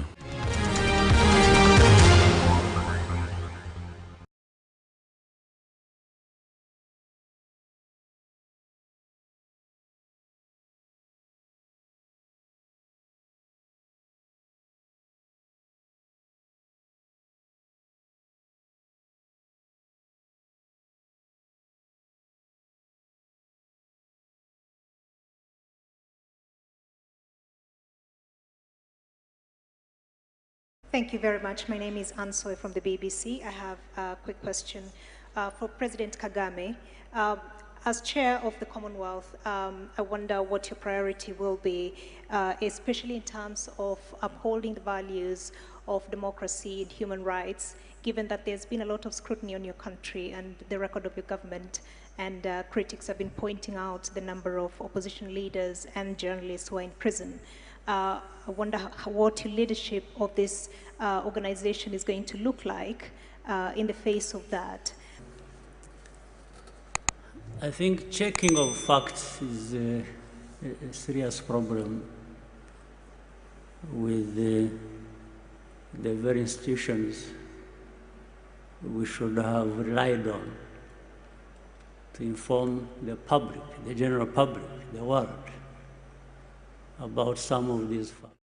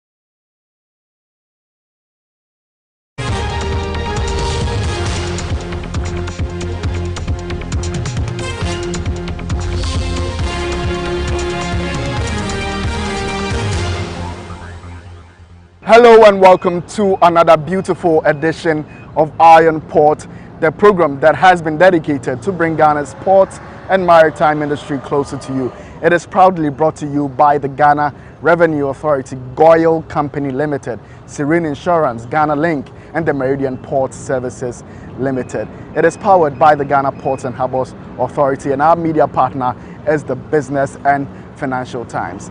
Viewers, this week we are turning our attention back to the fisheries sector. We had a detailed conversation with an industry expert who is also the secretary for the Ghana Tuna Association in the person of Rishta Ni Ama Amafield. He discussed at length the close season and the future for Ghana fisheries industry. He also touched on certain specific fisheries issues and how they can be tackled, among other things. Take a listen. When you have a closure, what you are basically trying to prevent people from fishing the young ones that have been recruited into the system, and also to prevent you from fishing fish that are supposed to grow. Right. So basically, that is what it does. It doesn't resolve all the challenges that comes with the fish decline, because you see, you have issues with environmental factors, which will not be dealt with by closed season. Okay. And you also have issues to do with the climate change that we are experiencing now. And then there's a third one, which is capacity. Because when you have excess capacity, and when we say you have excess capacity, the excess capacity results in excess effort. Now, for instance, Ghana has close to 15,000 canoes, and we are supposed to have about 9,000. It means you have excess capacity in there. You are supposed to have up to about 60 or 70 trawlers. Right. If you have about 75, 100 trawlers, you have excess capacity. Yeah. Now, so there are capacity challenges. And one way of resolving the capacity challenge is to have periodic closure. So you allow the fish to have some freedom. Right. Or you probably may have to have a quota system. But a closed season doesn't resolve the quota issue. And because there are a number of factors, the closed season in itself is not a panacea to resolving the myriad of challenges that is bedeviling our fishery sector currently. Right. It only tries to deal with one issue and to ameliorate that problem that comes with the issue of recruitment overfishing and growth overfishing. For the small pelagic, my understanding is that we are way, way beyond the maximum sustainable yield. So it means that we are basically losing our resources. And so we have to find ways and means of reversing and coming back so that we are sustainable. Right. I think that's why we are instituting measures like closed season. But it's not enough. Because especially when you are overcapacitated, you probably need... You've mentioned excess capacity. Yeah. So this is about the third time you're mentioning it. And I just want to find out from you, what are the numbers like in terms of the trawlers that, ply our waters? And what should be the limit? What's the right limit or normal limit that we should have in our waters? From the last fisheries management plan after the World Bank project, we are talking about 9,000 or so canoes. And we have close to 15,000. We're talking about, at the time we had about... We have close to 15,000 instead of 9,000. Yeah. Okay. At the time we had over 100 trawlers. The proposition was, I think, 45, but we agreed to some 70, 74. So we have about 74 trawlers. Interestingly, the trawlers are becoming stressed. So a number of them are not fishing. And so we have those numbers, but not all of them are fishing. But you have a large number of canoes that are currently fishing. Now, the challenge is, because we still run an open access, and people can walk into the canoe. Today, I can get up and go and buy wood, carve it, get my equipment, put it on and then start fishing. Right. Now, if you run a system like that, and you put in very little regulation, you continue to increase your capacity. And I have said it on a number of occasions that you need a proper government policy and government intervention to be able to deal with the excess capacity. Who's supposed to be regulating this particular industry? Is it the Fisheries Commission? It's the Fisheries Commission and the ministry. But you need a clear policy on how to reduce the capacity. Because these are livelihood issues. Right. And so you can't just get up and say, okay, I'm taking 20 canoes out of the system. Whose canoe are you taking? You need a gradual approach to deal with the issue. And one of it is to reduce capacity. And I think on your show the last time, I said that institute a policy on pension for old age people in the system so they can rely on their pension. So why subsidize premiums so much when you could probably use part of the subsidy to institute a policy on pension to retire old age people? And then institute a specific educational policy that will take younger people out. And so you'll be left with some people in the middle. And whilst they move out, they retire onto the pension scheme. And so they don't get back into the industry. And when these younger ones get new vocation, they will also move out. So you begin to thin the industry. And when you thin the industry, it means that you will reduce capacity. Right. Because if I am alone, if I have 3 children and I decide that we are all fishermen, and they go into the fish, and each of them have 5 children, and we have 1 canoe, it may be too small for us. Right. So we may need 2. Another family may need 2. Some other family may need 2. So you keep increasing the capacity. But if you provide the children with education and alternatives, you may not have to bring all of them back into the industry. And so you will not rapidly increase capacity.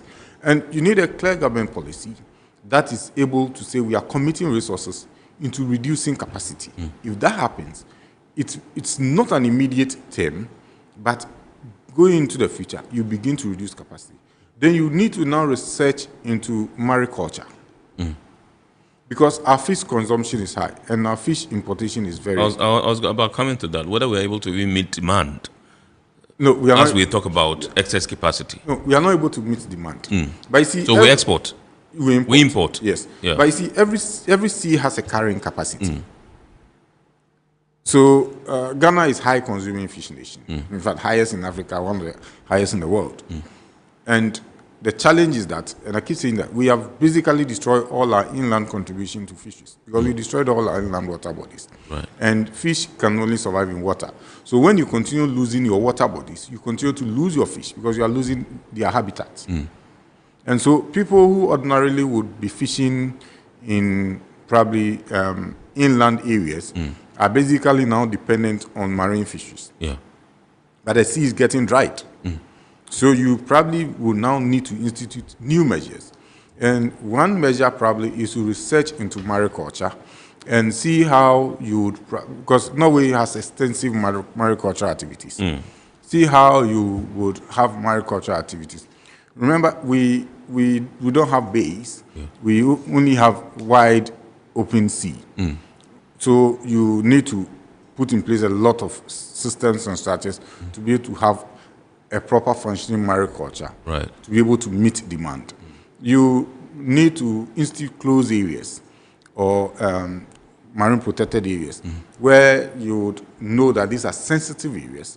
You do not have to destroy them because if you destroy them, you will destroy your fishery. And you completely protect those areas, especially when you have what we call resting stocks, where the fish may, you see, when the fish migrate, they spawn, the juvenile move, they get to a point where they may rest, and it's good condition for them to rest. Then before, when the upwelling come, they migrate and then the cycle continues. Yes. So you need to identify where those resting stocks are and protect them. In some jurisdictions, for instance, their fisheries observers are scientists as well. They have an appreciation of GIS, Geographic Information System. They know how to do. They know how to use a GPS system. That's the Geographic Positioning System. So you would find out that when they are on the vessel, and the vessel trawls and bring the fish onto the factory, and when we say the factory, the deck where they work on the fish, they do the sorting, and they see that you have too many juvenile or you have too many endangered species, they are able to communicate immediately to land. The area is mapped out and is closed for a period for observation. Now, so if you want to do proper fisheries management, you need to do a bit more of investment into science, into technology and everything.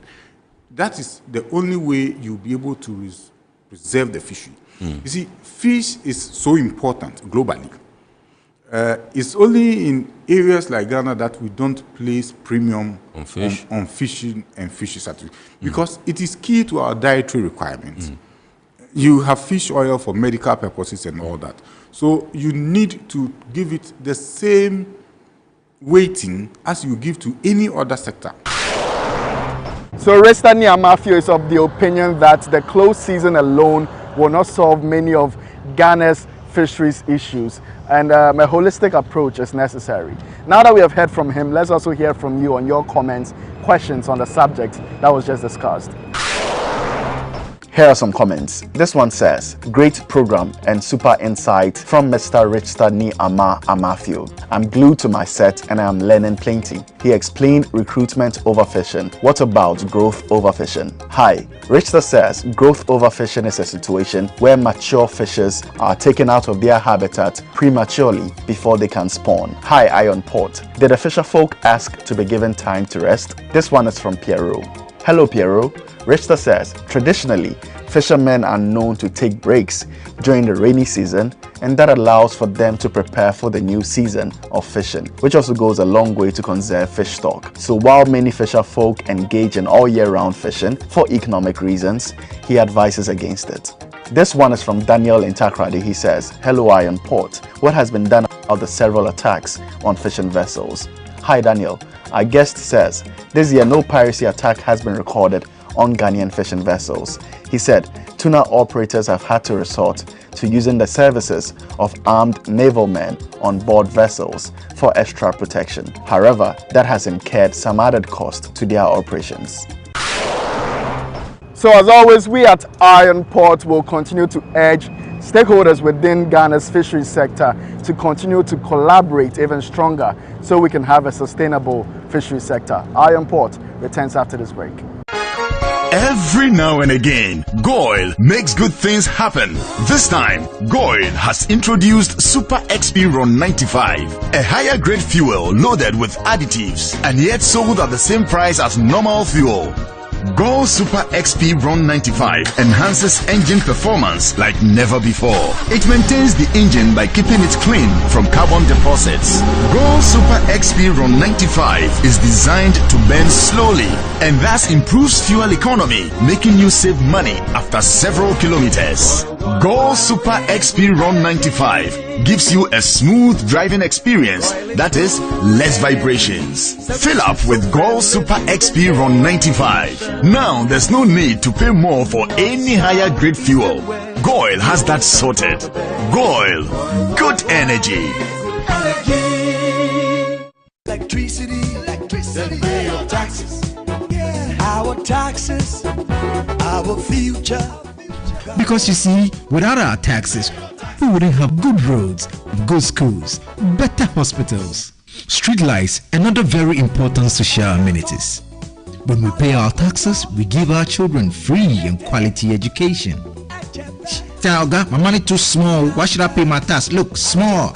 Salifo, it doesn't matter how small or big your business or income is. You still have to pay your taxes. The little taxes from each and every one of us, when put together, could give your community clean water or that deprived school with tables and chairs. Please pay your taxes. It is your responsibility. It is your civic duty. It is the law. Impressive factory.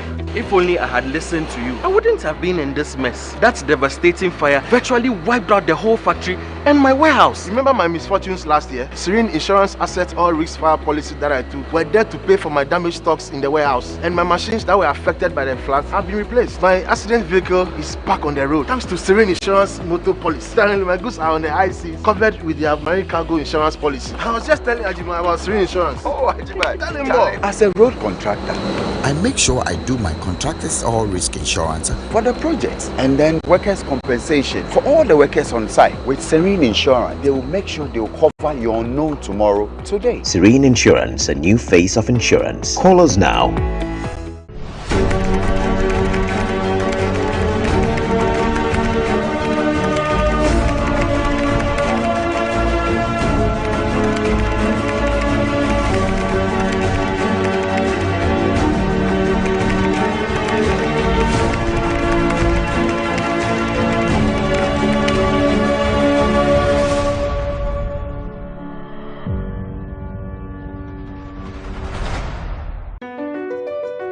MPS Terminal 3 is Africa's new state-of-the-art container terminal at Tema Port. For manufacturers, agro-processors and traders, the new port means business can be done faster. This infrastructure boost will improve Ghana's port handling capacity, connect more trading routes, and oil the engine of growth for the economy, creating greater opportunities across all sectors as Africa's markets merge and become the largest trading bloc globally. MPS, we connect, you thrive. Thanks for staying. Now let us pick a few happenings within Ghana's port and maritime industry next. The management of the Ghana Ports and Harbours Authority has assured the general public that calm has returned to the port of Tema and vessel activities have resumed. I can confirm that normal activities, vessel handling, has started since the midnight of 13th of July, after the unfortunate incident of the industrial action by our unions. In a press release dated July 14, 2022, the authority disclosed that it has between 12 a.m. to midday, Thursday, July 14, sailed and berthed 11 vessels. This follows a 2-day industrial action by the local labor unions of GPHA over the handling of 20% container traffic, which led to the hold-up of vessel operations in the port. However, according to GPHA, a resolution has been arrived with the Meridian Port Services ceding the handling of the 20% gateway container traffic to GPHA for 2 years effective August 1, 2022. We are working out the final modalities with MPS so that indeed we can start actually the implementation of the 20% that has been agreed upon for 2 years by MPS. The authority in the press release assured all staff of its commitment to ensure effective implementation. This declaration was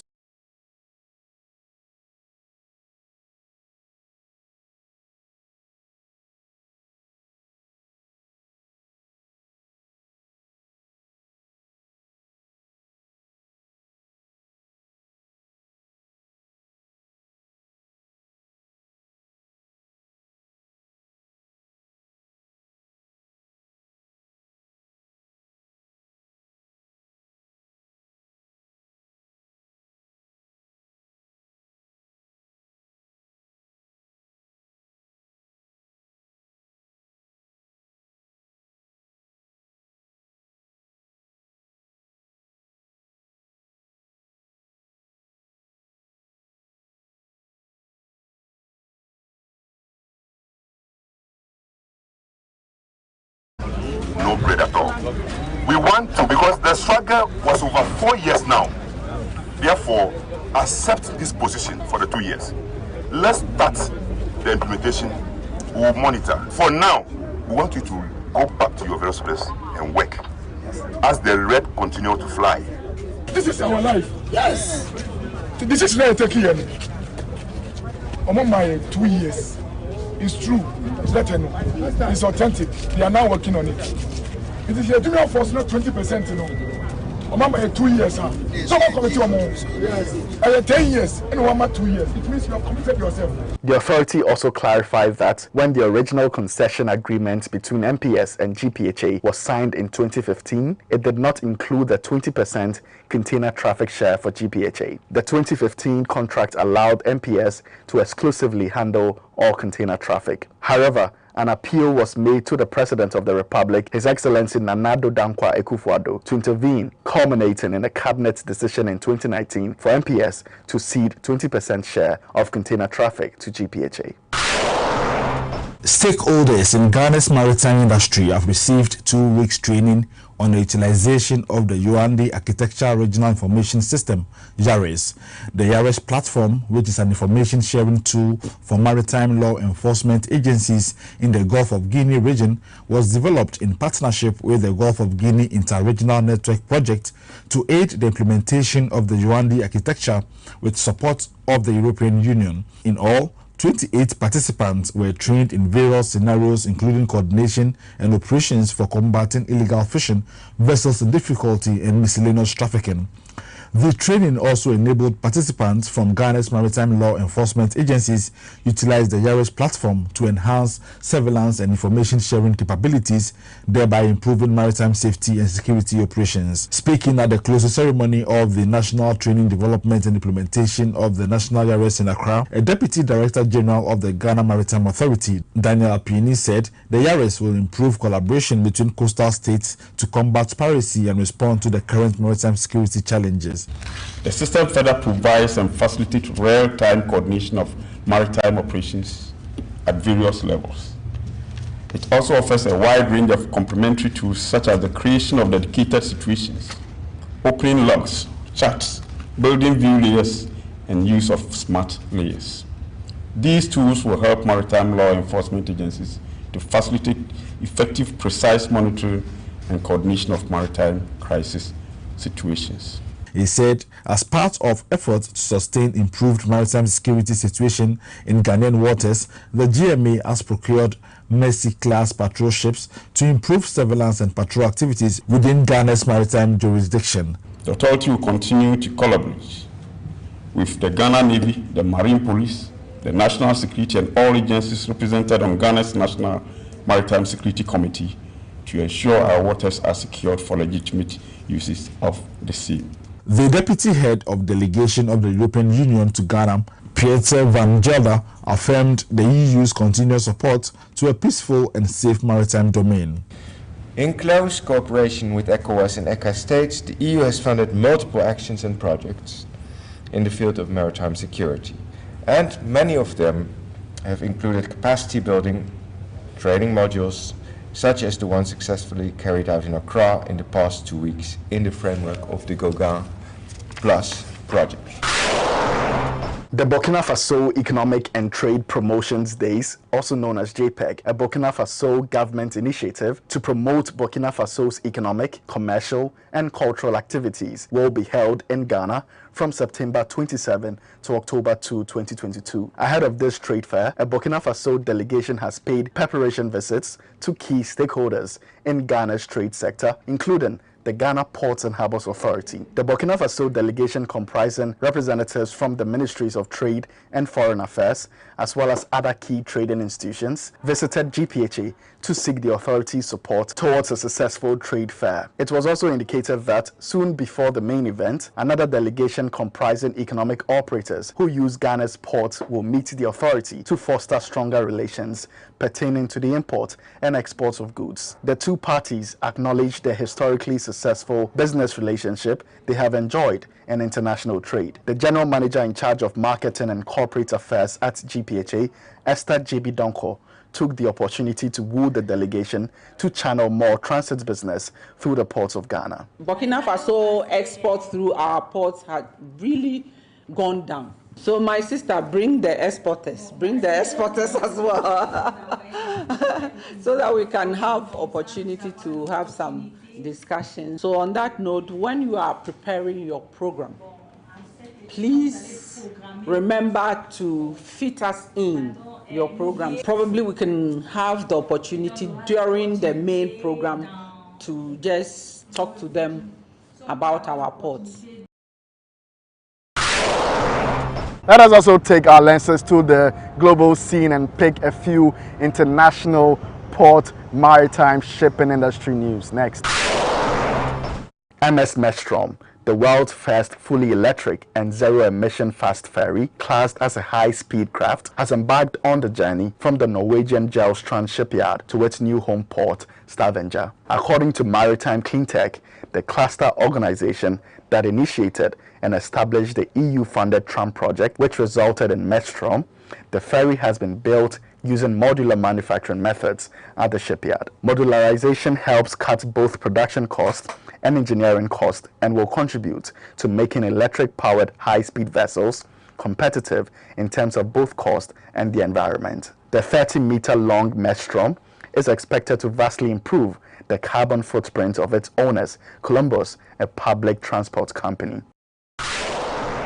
According to ANTAG's Global Trade Update published on July 7, the value of global trade rose to a record $7.7 trillion in the first quarter of 2022, an increase of about $1 trillion relative to the first quarter of 2021. The growth, which represents a rise of about $250 million relative to the fourth quarter of 2021, is fueled by rising commodity prices as trade volumes have increased to a much lower extent. However, the positive trend for international trade may soon come to an end amid tightening policies and geopolitical frictions. The report says the war in Ukraine is starting to influence international trade, largely through increases in prices. It adds that rising interest rates and the winding down of economic stimulus packages will likely have a negative impact on trade volumes for the rest of 2022. Volatility in commodity prices and geopolitical factors will also continue to make trade developments uncertain. All right, the upcoming segment is what we call Word of the Day. It would introduce to you words that we use on this platform, often industry jargons that you'll get used to. So when we use them in our stories, you'll get to appreciate them more. Today's word is anchorage.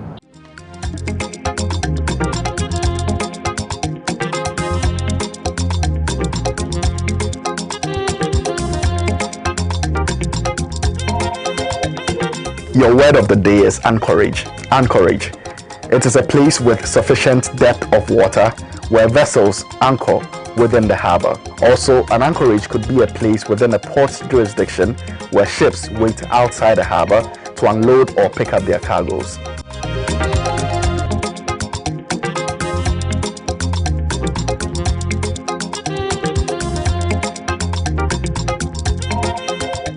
This is the time we take a look at the schedule of vessels that have berthed in the ports of Tema and Takrade, as well as those at the anchorages of both ports.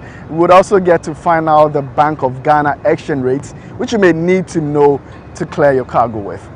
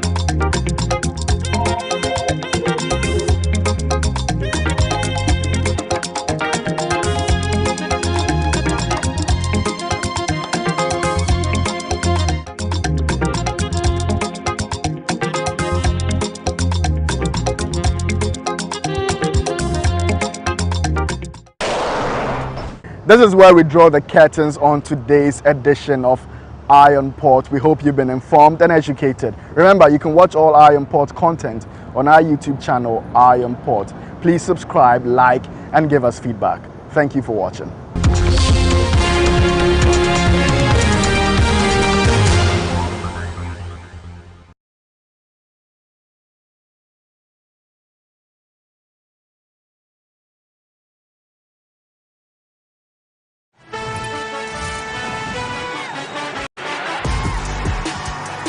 It's the 22nd Commonwealth Games, where a common passion meets uncommon performance. Stream the action from SuperSport live on Showmax Pro. But now we are learning that the Finance Committee has recommended the approval of the 750 component of the loan with the blessing of the minority, whilst asking for a renegotiation of the 250 million component. But what exactly are the monies for to help?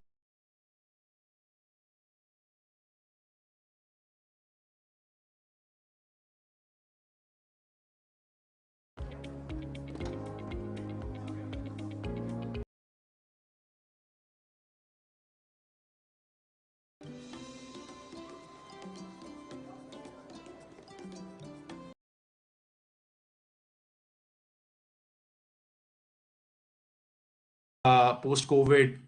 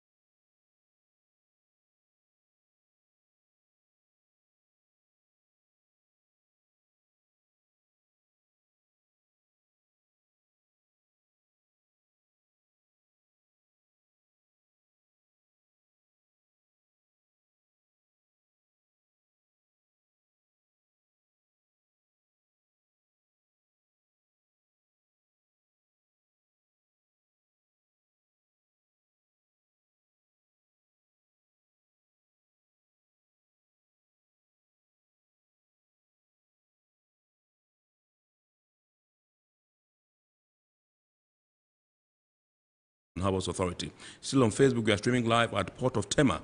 Port of Tema. And on YouTube, we are streaming live at Iron Port, Ghana. Iron Port, Ghana. My name is Kennedy Mona. We're going for a very quick break. When we bounce back, we'll continue the show. Please do stay with us. Every now and again, Goil makes good things happen. This time, Goil has introduced Super XP Ron 95, a higher grade fuel loaded with additives and yet sold at the same price as normal fuel. Goil Super XP Ron 95 enhances engine performance like never before. It maintains the engine by keeping it clean from carbon deposits. Goil Super XP Ron 95 is designed to burn slowly and thus improves fuel economy, making you save money after several kilometers. Goil Super XP Ron 95 gives you a smooth driving experience, that is, less vibrations. Fill up with Goil Super XP Ron 95. Now there's no need to pay more for any higher grade fuel. Goil has that sorted. Goil, good energy. Electricity, pay your taxes. Our taxes, our future. Because you see, without our taxes, we wouldn't have good roads, good schools, better hospitals, street lights, and other very important social amenities. When we pay our taxes, we give our children free and quality education. Tell God, my money too small. Why should I pay my tax? Look, small. Salifo, it doesn't matter how small or big your business or income is. You still have to pay your taxes. The little taxes from each and every one of us, when put together, could give your community clean water or that deprived school with tables and chairs. Please pay your taxes. It is your responsibility. It is your civic duty. It is the law.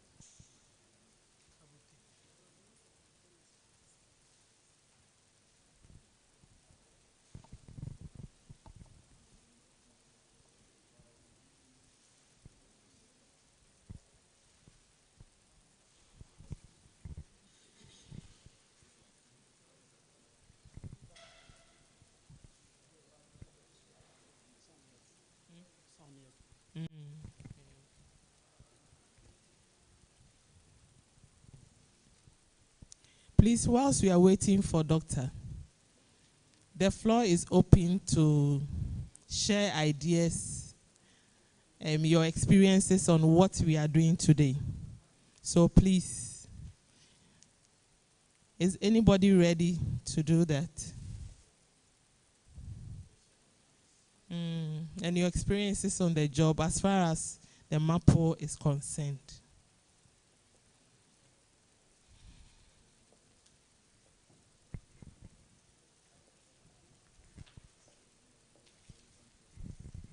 Hello. Yeah, good afternoon all. The little thing I would like to share, just to while away the time, has to do with one or two things. Like the resource persons have indicated, this is the opportunity we also have to protect the marine environment. And as such, we must guide and work generously at it. But in an attempt to do that, sometimes the regulatory authorities that we have, i.e. the national security, the customs, the port security, the BNI and all that, their role is very, very important. So there's a need for us to work with them in a very harmonious way. When you come to GMA, for instance, I'm shocked that they are not here. Maybe our ocean. We have to nearly 4 billion years old. Self-regulating. Yes. But we are facilitators. We want to facilitate international regulations in making sure that the ships are better served. So therefore, the mandates on us, it is very nice. And like I've said before, it is a clear opportunity for us to prove ourselves that, and to the whole world, that Ghana is also capable of handling the marine waste. I remember in the, I think about 5, 6, 7 years ago, Max Line, one of the captains told me that Ghana is yellow. Ghana is not fit to receive marine waste in terms of sludge. I said, oh, how come? So he opened a database for me to see. And when I saw the database, in fact, I was actually overwhelmed. So I asked him, so therefore, what should we do? He said, oh, actually, if Max Line have a rep here, I should take him to our plants for them to see our yard. And if we are competent enough, they will give us the work for us to do. That's okay. So I quickly contacted them. We went to our yard. They took pictures. Luckily enough, tomorrow, most of us will be going to EcoStar. At least the letter that we have over there, you go and see it for yourself. They took the pictures. They forwarded the pictures to the headquarters. The next moment, they say they allow Max Line to actually start discharging both their solid and the liquid waste in Tema here. That is a good sign that Ghana is capable of actually handling the marine waste. And now here we are. Through that time it was only Tilbury that is there. Now we have also come to add, and others have also come to. So it is a clear opportunity for us to prove ourselves, both to the regions and to the global world, that once again, Ghana is capable of handling marine waste. But the challenge is this: to what extent are we ready to sustain that? That's the bottom line. Not to sustain per se, and to also improve upon that. Because sustaining something is one thing, improve upon it to a more professional way. That's when I saw the plant size of these ZIL people, I was too overwhelmed. I have had opportunity to go to ZIL. It is not easy to break the security to go to ZIL in Takoradi. It is never easy at all. That man would never allow you to go there. But when you go there, you can see that this is the standard that has been set, and yet they are thinking of improving. So we are here, that we are struggling to improve upon it. I think it's a real opportunity for us to beef up our game, to set the target correct, and make sure that we are there. So I will encourage all of us to make sure we do house cleaning. House cleaning. A training like this, an empowerment like this is the one that will go a long way to position ourselves very, very well.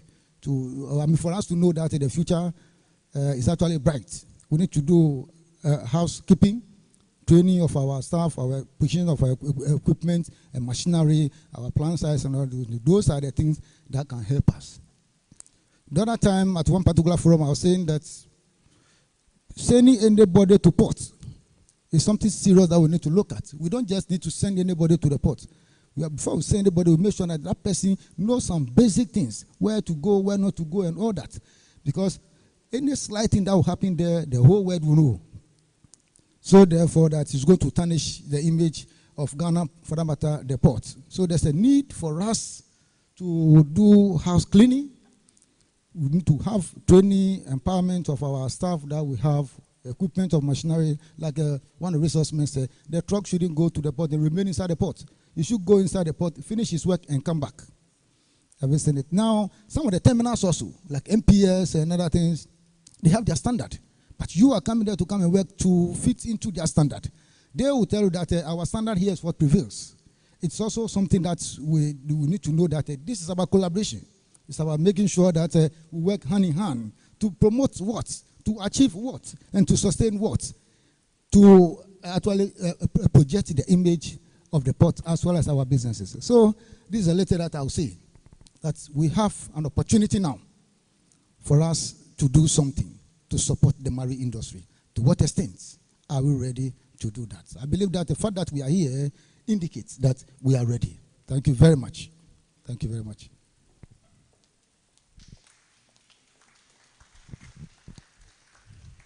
Yes, Osofo is saying that we should work well, improve ourselves, that we can do better. Okay, I think Doctor is ready to take us through his subject. Let's welcome Doctor once again.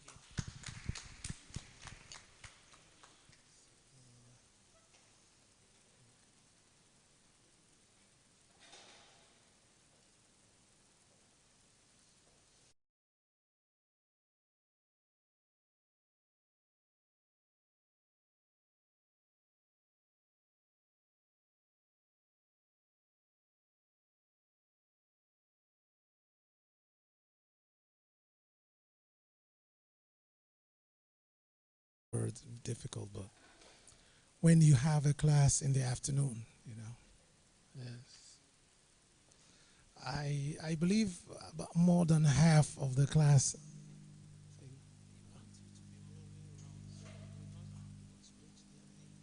Okay. I believe half of the class might have eaten banku with tilapia or something. So that would even make it more complicated.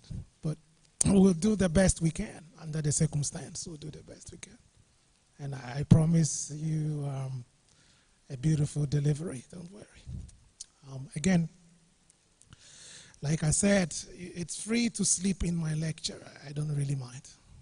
But let me see your eyes, the eye walls. Just open it up, then I know you are around with me. You know, some people can do sleepwalking. Yes. Yes. I remember in school, there was this senior. He was a very, very terrible senior, And you see, when you are very wicked in school, the little guys curse you so you don't pass your exam. He was a very notorious person. And strangely about him, he never had his eyelids closed when he slept. It was always open, like he was staring, but he was fast asleep. So you can also do the same. Just sleep, but make sure your eyes are open. At least it's good for the camera and stuff. It's good. In this session, we're going to look at the annexes. The annexes. Actually, we have 6 annexes, 6 of it. And we will take it one at a time. I'll go through it. And the very important points, the technical points that you need to know, I'll let you know. Okay. Again, I would be looking at it from the seafaring perspective. But of course, it's the same domain, so that makes it more practical, right? Okay.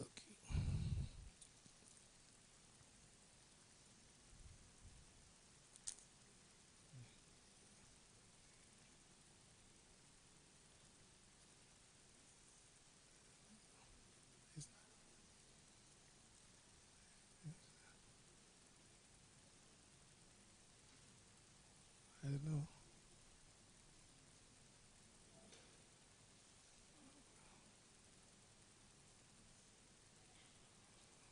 Okay. So this is the annexes at a glance. Okay. This is annexes at a glance. We would be looking at 6 of them. 6 annexes. 6. The first annex is Annex 1, and it's about oil pollution. You can notice that there is some oil slick underneath the ship. So since we're talking about the marine environment, the biggest culprit would always be the ship. Because without the ships there, I don't think the whales would pollute the water. No. So it's always the man-made element, which is the vector. So definitely it's going to be the ship. So oil pollution, that's Annex 1.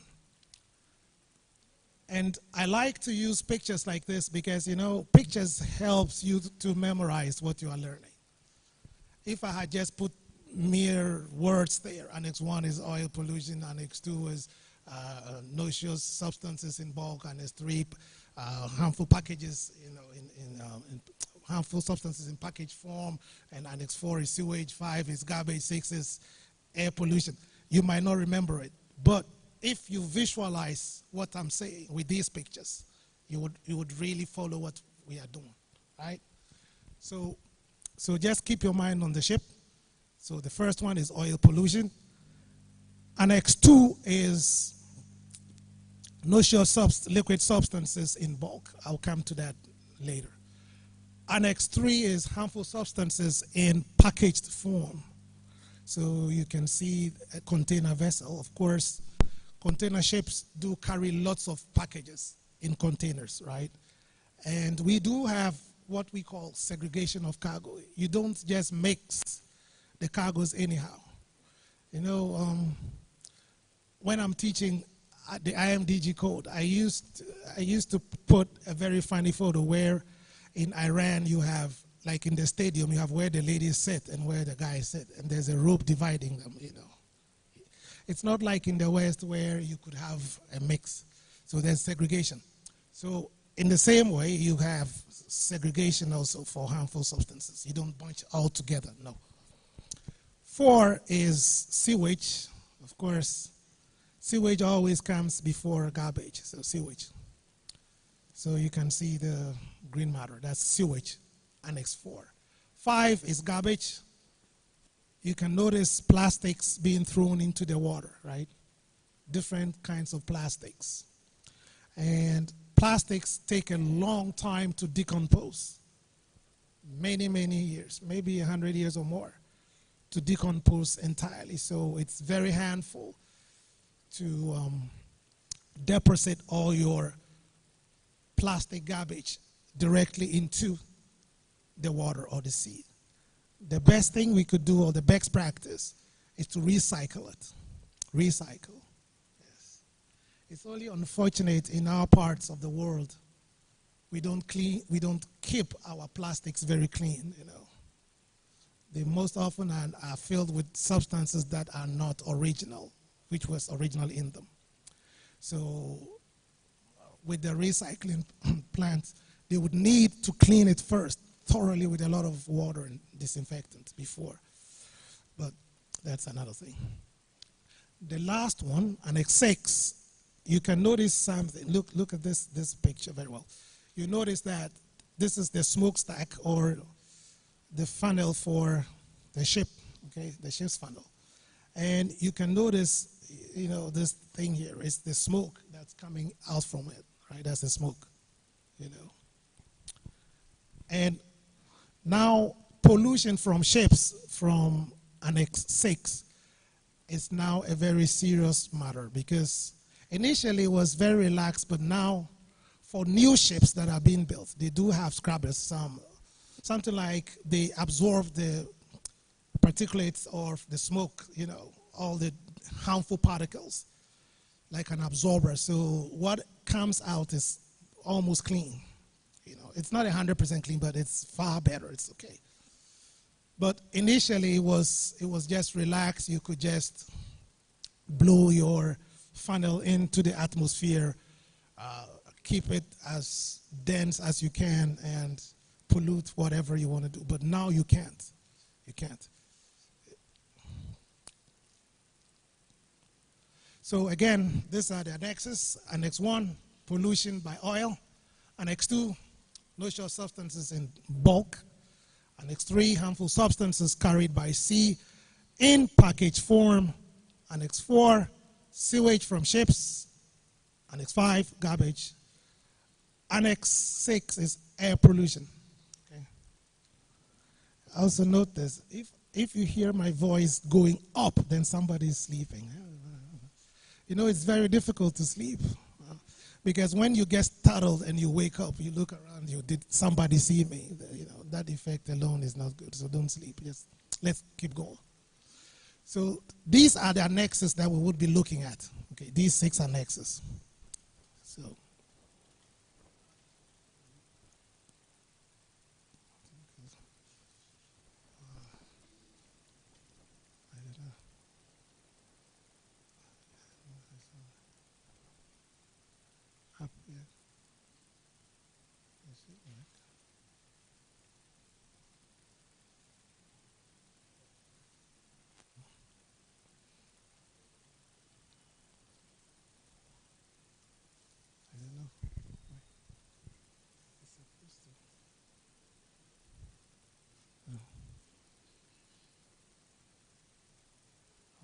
is not.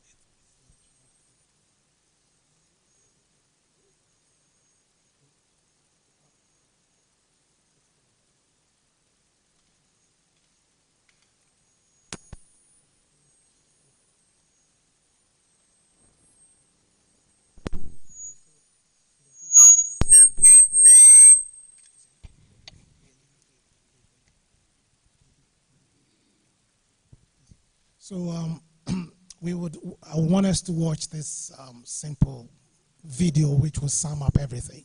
Okay, so.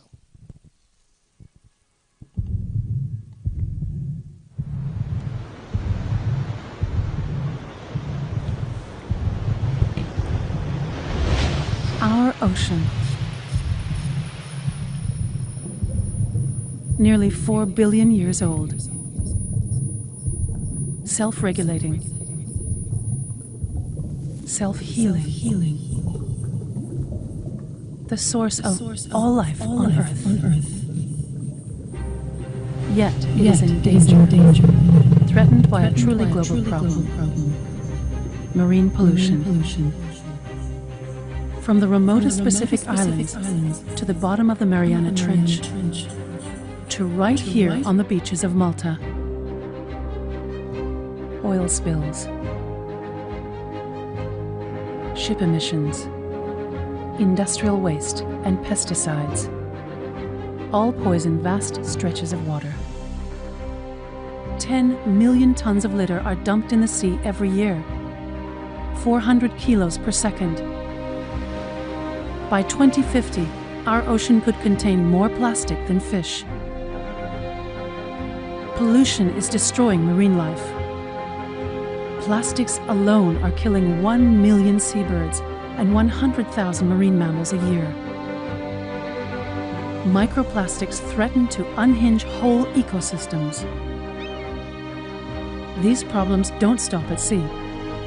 Contaminants such as mercury accumulate in the food chain, affecting the health of millions of people. With 80% of marine litter coming from land sources, everyone is responsible. But the solution is at hand, and it offers a great opportunity. Marine pollution costs billions. Switching to circular economies could make up for this loss and more, with environmental, economic, and social gains for all. So to reverse the trend of ever-increasing marine pollution, how can we minimize waste? How can we prevent plastics from reaching the sea? How can we stop marine pollution?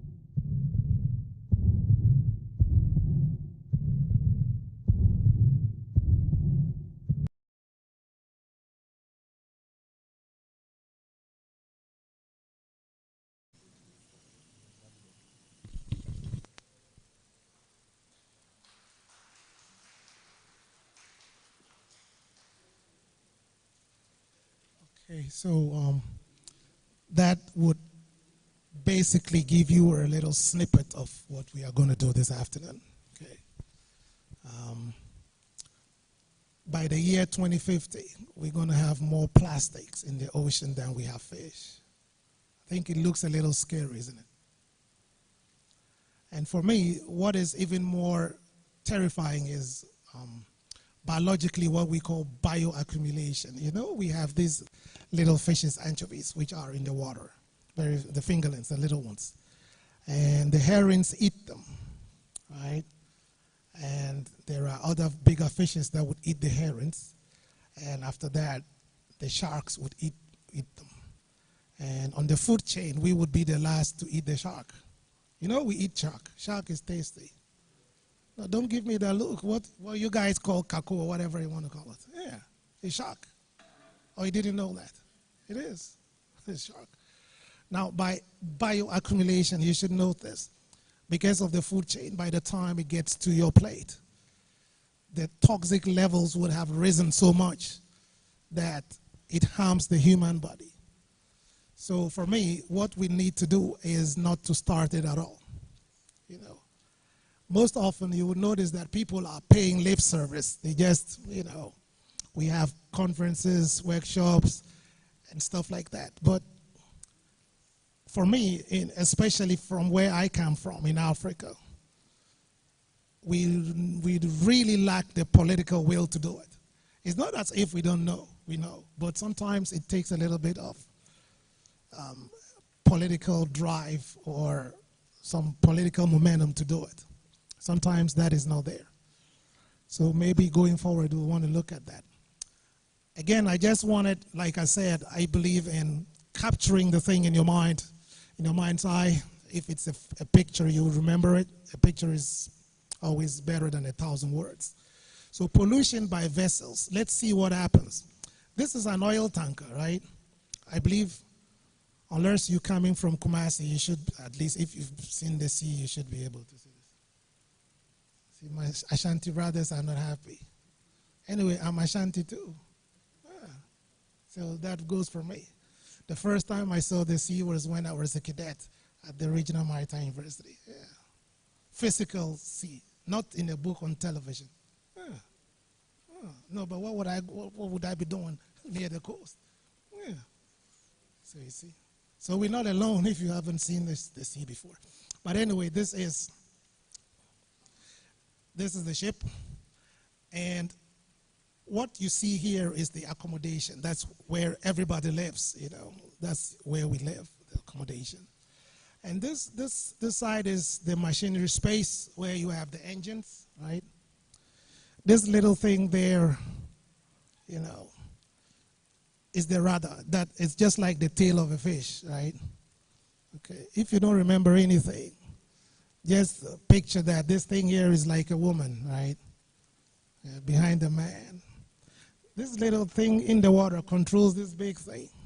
It's just hitting in the water, but it would tell it where the ship should go, whether to the left or the right or whatever. Same like a woman, okay? It's true. Is it not? It's true. You know, I get dressed this morning, but your spouse can tell you that I don't really like the tie. I bought the tie myself. I don't like the tie. It's my tie. Oh, you got to do something. So so everything here is the machinery space, and just like your automobile that you have, you know, when, of course, if your car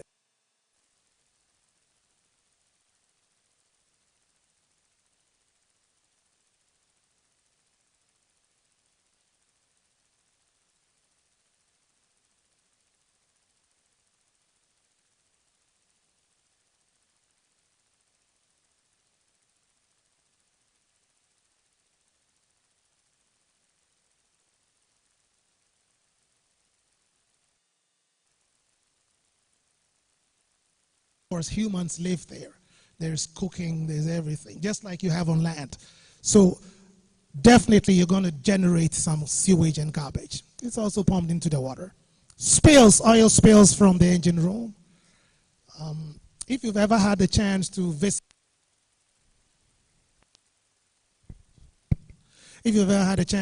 a very big ship's engine room, sometimes it's about 3 stories high. 3 stories. That's the engine room. So you have to descend, go down, down, down. And sometimes you have valves and pipes. Some are leaking, you know. So we have seafarers that do the cleaning. We call them, they are wipers. You know, you start as a wiper because you don't have any certification. So you just do the wiping, cleaning, okay?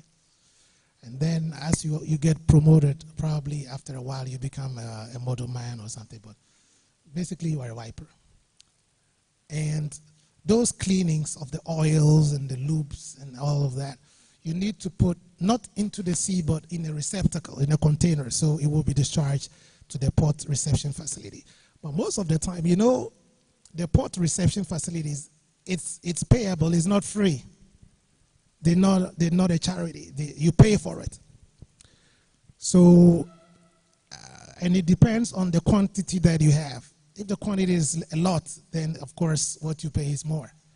So some of the reckless captains, sometimes they might want to dump some of these things in the open sea. Of course, it's not a good thing. It's not a good practice. You could be arrested for it. It's not a good practice. So oil spills, ballast water discharge and exchange. Now, just watch, and like I did tell you, I promise that by the time we finish this session, you'll all be captains, because I'll be teaching you a lot about how the ship works. Just look below this red line, right?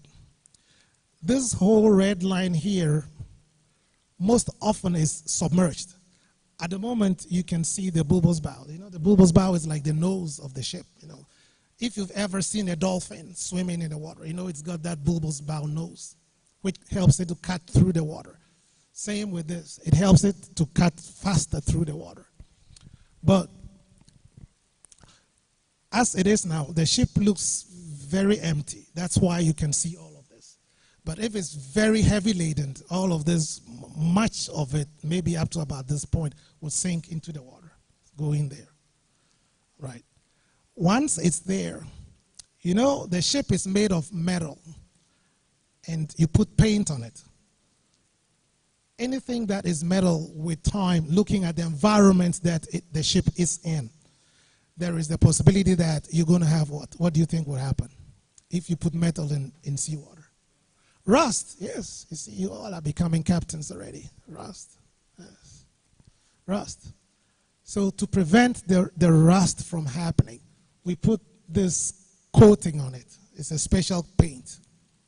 It's called the anti-fouling paint.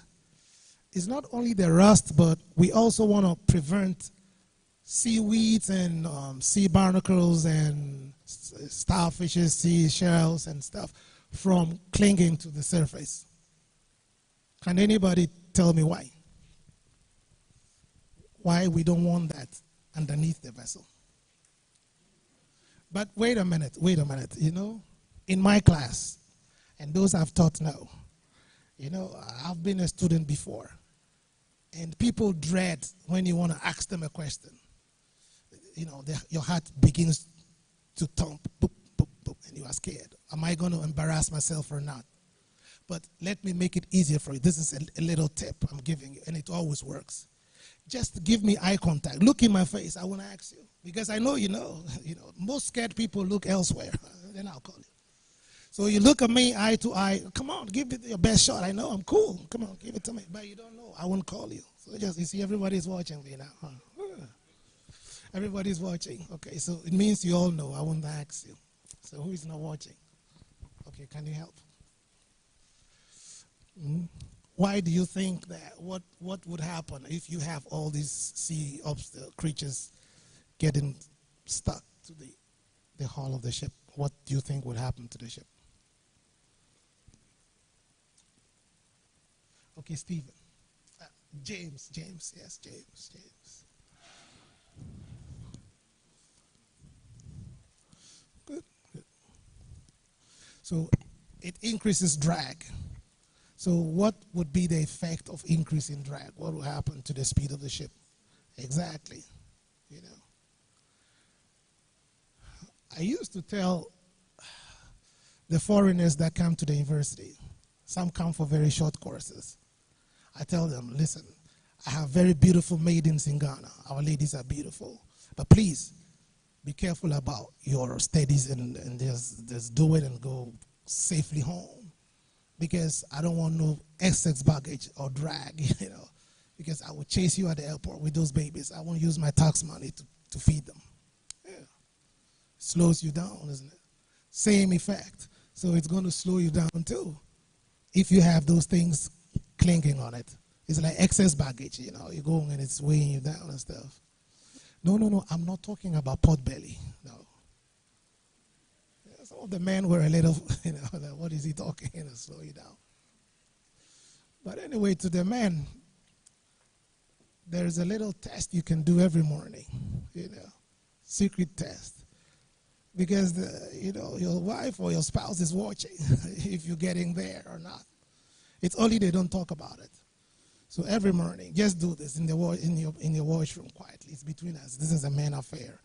Put your feet together. Stand straight and see if you can see your toes. If your tummy is over your toes, then you are pot-bellied, right? Yes.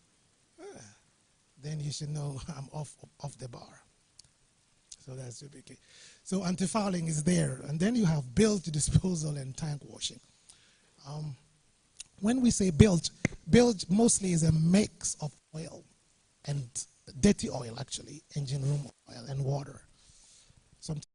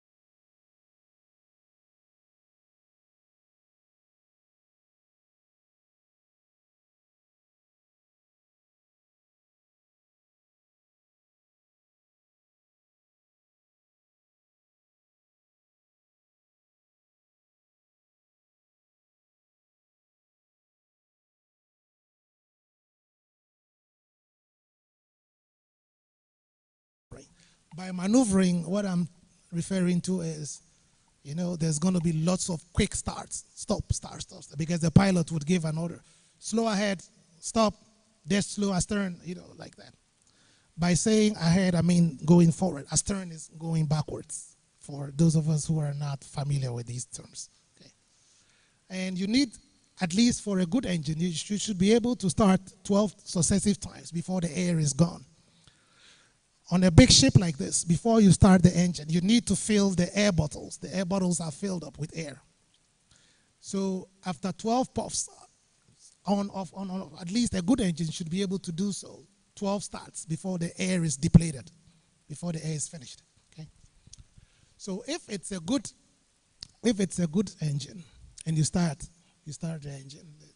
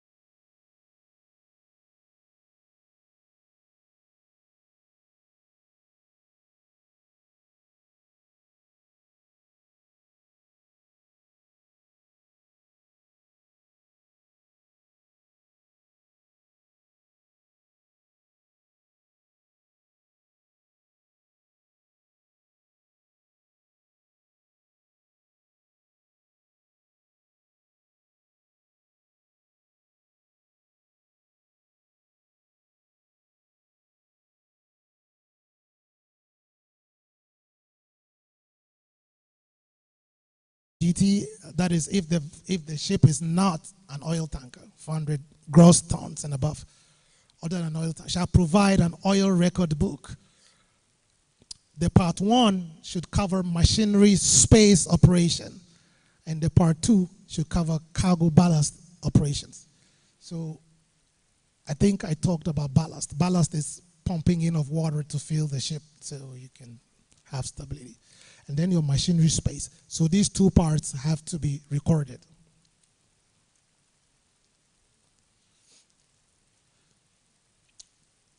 Again, SOPUP, that is Ship Oil Pollution Emergency Plan. Every oil tanker of 150 gross tonnage and above, and every ship other than the oil tanker 400 gross tonnage and above should carry this SOPUP equipment. It's mandatory. It's important. The plan should consist of at least reporting procedures for oil pollution, the list of authorities to be contacted, action to be taken immediately by persons on board to reduce or control the discharge. Actually, in the SOPUP kit, there are some telephone numbers that you can call. Okay? Because, especially for the ports that you would be visiting. Normally, before the vessel will sail from the home port, there are a list of ports that you would know.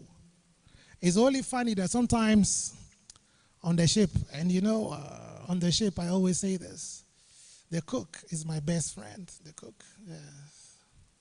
You know, there are 2 things that keeps a ship happy, 2.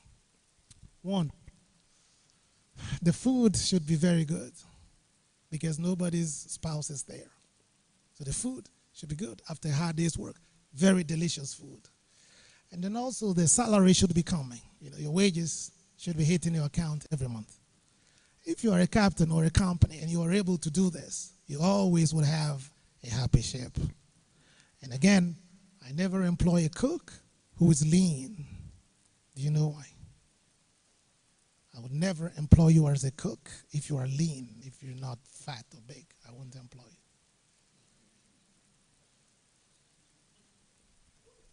Why should I? A lean cook? No. You are almost bones. I want me to employ you now. See, now everybody's giving me eye contact. It means you all know. I won't call you. Okay, you tell me. Why do you think I wouldn't employ a lean cook?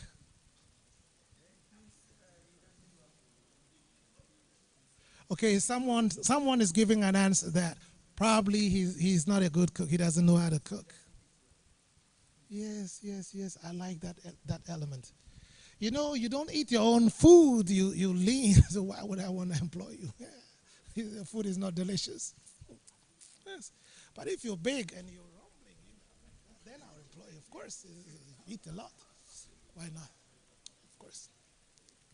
You know, I remember with that size in mind, I remember when I was a cadet. You know, when I was a cadet, and you know, in most of the ports in West Africa and elsewhere, you need to pick up a pilot. And when I say a pilot is a locally trained captain who knows the port area very well. So he will climb your ship on a little pilot boat and try to guide the captain into the port.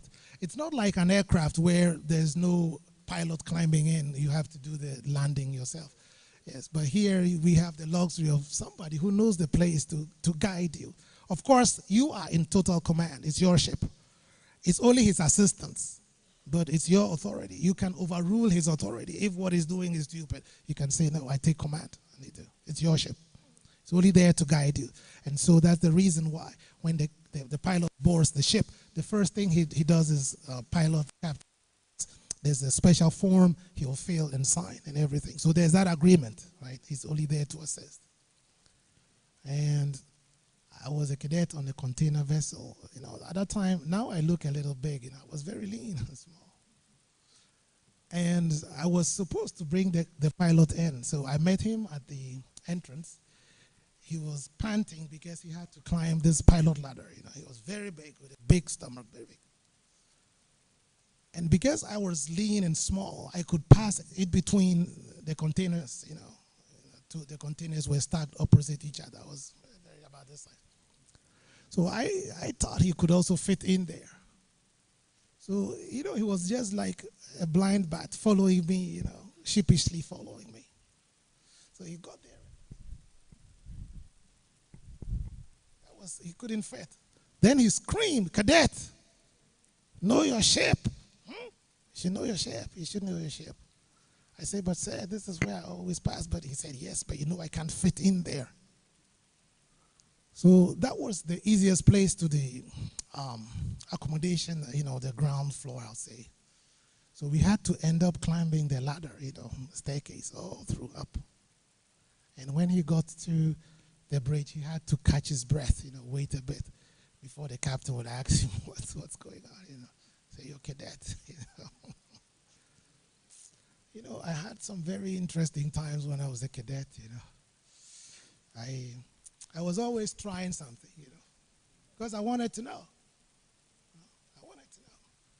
I remember there was one second officer. He had been a second officer for a very long time. He was a Ghanaian second officer. And he wasn't promoted. Sometimes we need to laugh, learn to laugh. Some of us can't even laugh at our own selves, You're too serious for life. You look yourself in the mirror in the morning, and your mirror is telling you that look at you so stiff as the dead body. What's wrong with you? Yeah, come on, man. What's wrong with you? Laugh. Your mirror is telling you. And you should feel sad and cry that your mirror is, everybody's mirror talks to him or her in the morning. It doesn't matter if you're the ugliest person, the ugliest dude or something. Anyway, men, we're not supposed to look beautiful. It's women, so it's cool. But sometimes some men pass the threshold, the minimum threshold. They're beyond ugly. I don't know. I know it's supposed to be, but some men are really ugly, yes. But you see, with ugly men, the thing is, they know, when you're ugly and you are a man, there are two things that should not depart you. You should be very, very funny. Very funny and likable. Then you get somebody to overlook your ugliness and get married. Other than that, you better have a very deep wallet. Yeah. Yes. But even with that, after all these challenges, I'll say, if an ugly man lands a woman, a beautiful woman is married to, he knows he's ugly, yes, he knows. It's not as if he doesn't know, he knows. But you see, during copulation as a man and wife, most ugly men would want to stare you in the eyes. Look, you will give me my kind, my ugly kind. Yes.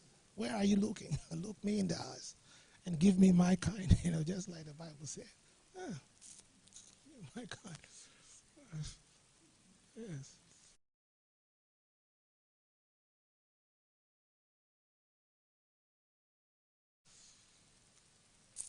But also, on that ugly note, it's also like marrying an ugly woman. It's not easy. When you wake up, she's the first person you turn to. Jesus, not again, man. Come on, man. Not again. You stuck together like a tattoo. It's just like a tattoo. Together. To dirt do us part. Where are you going? Where do you think you're going? You stuck like a tattoo. She's the first person you see.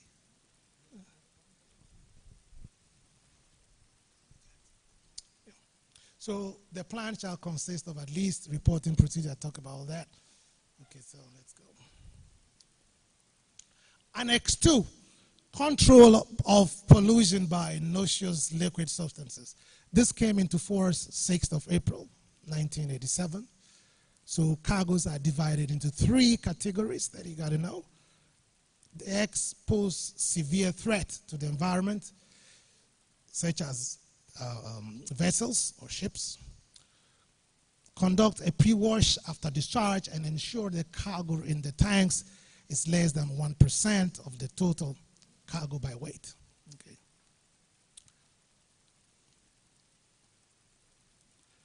X, pose a threat to the environment. So the first one was to the vessel. This is Y poses a threat to the environment, and Z poses minor threat to the environment. So if you're carrying in Z category, then of course it's not going to be too much of a problem to the environment. Tanks carrying Y and Z cargoes need to be pre-washed after discharge, provided that the discharge has been conducted as per the P&A manual, that is the procedure and arrangements manual. Okay, so it depends on the kind of cargo that you are carrying. If it's whether it's X, Y, or Z, then you know what you're supposed to do. But definitely, of course, for Y and Z, you need to do a pre-wash after discharge. Again, Annex 2, the ship should be proceeding en route at a speed of at least that is the minimum you should have is 7 knots. And the discharge is made below the water line through the underwater discharge outlet, not exceeding the maximum rate for which the underwater discharge outlet is designed. And again, the discharge is made at a distance of not less than 12 nautical miles from the nearest land in a depth of water not less than 25 meters. So for those of you that know your maritime zones, 12 nautical miles, what is it? Anybody?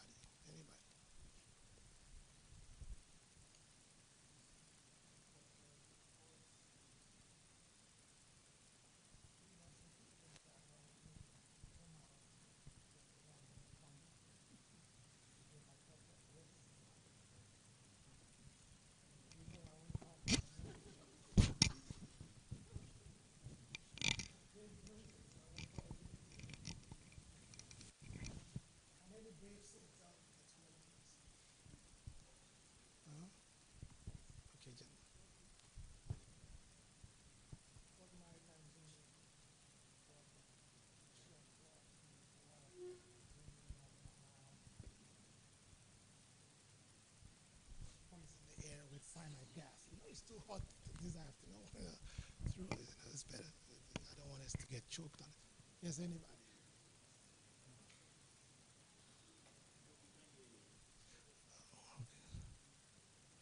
You see, I called you because you were not giving eye contact. You see.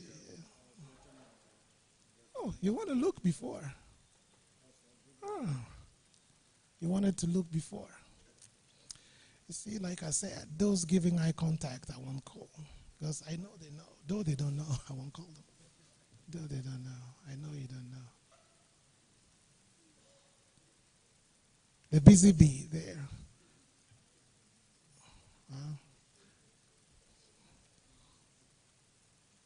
Oh, he's not part of us. Okay, I thought. Okay, then help him out then. What's the 12 nautical miles zone? Maritime zone, yeah.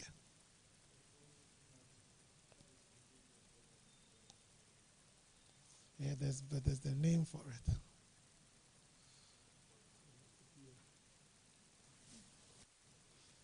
James, put the icing on the cake. Let's go. Yes. It's a territorial sea. Are you all clear with it? Yes. It's not too far, just 12 nautical miles. Yes. But I heard somebody saying commercial, economic, something, isn't it? Over there. That's your EEZ, right? That's 200 nautical miles from the baseline. So that's where you do your fishing and everything, commercial activities and stuff. Good. Okay, people. So let's go on. There should be a cargo record book. Every ship to which this annex applies shall be provided with a cargo book. And shipboard marine pollution emergencies for noxious liquid substances. Again, you are required for every oil tanker of 150 gross tonnage and above. It should be certified to carry many noxious liquid substances in bulk. So you need some form of certification also. And then by regulation 15 of the annex, you need a cargo record book. Very important. Very important. Annex 3. Pollution by harmful substances in package form. This came in effect in 1st of July, 1992. Now, I intentionally put these things in bold for you to remember and just pay attention to it.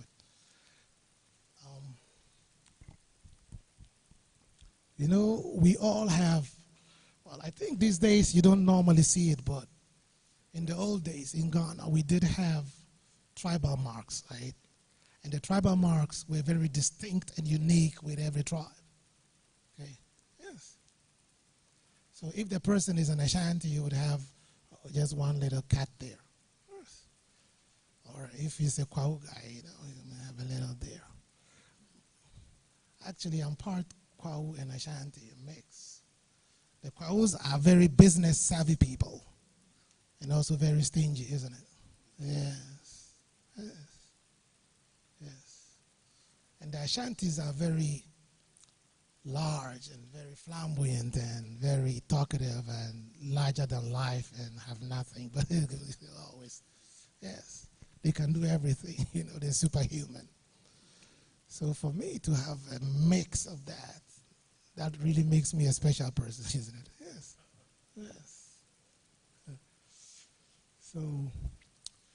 So these packages, they do have labelings on it, right? The markings. Note this. Even on your, let's look at it this way. Maybe you'll remember it better. If you buy your television, sometimes you'd see a symbol of an umbrella on it, right? And then like rain on it. Have you seen that? Yes. Then sometimes you see something like shattered glass or something. There's a glass cup and then there's a little, it means the thing is very fragile. You know, hold it like a lady, right? Precious, yes, precious. You know, the women were giggling. Precious, why not? They're very precious, isn't it? So you need to have this labeling on it. There also should be some form of documentation, the way you are going to store it, the quantity, the limitations. There are certain harmful substances in packages, like sodium hydroxide.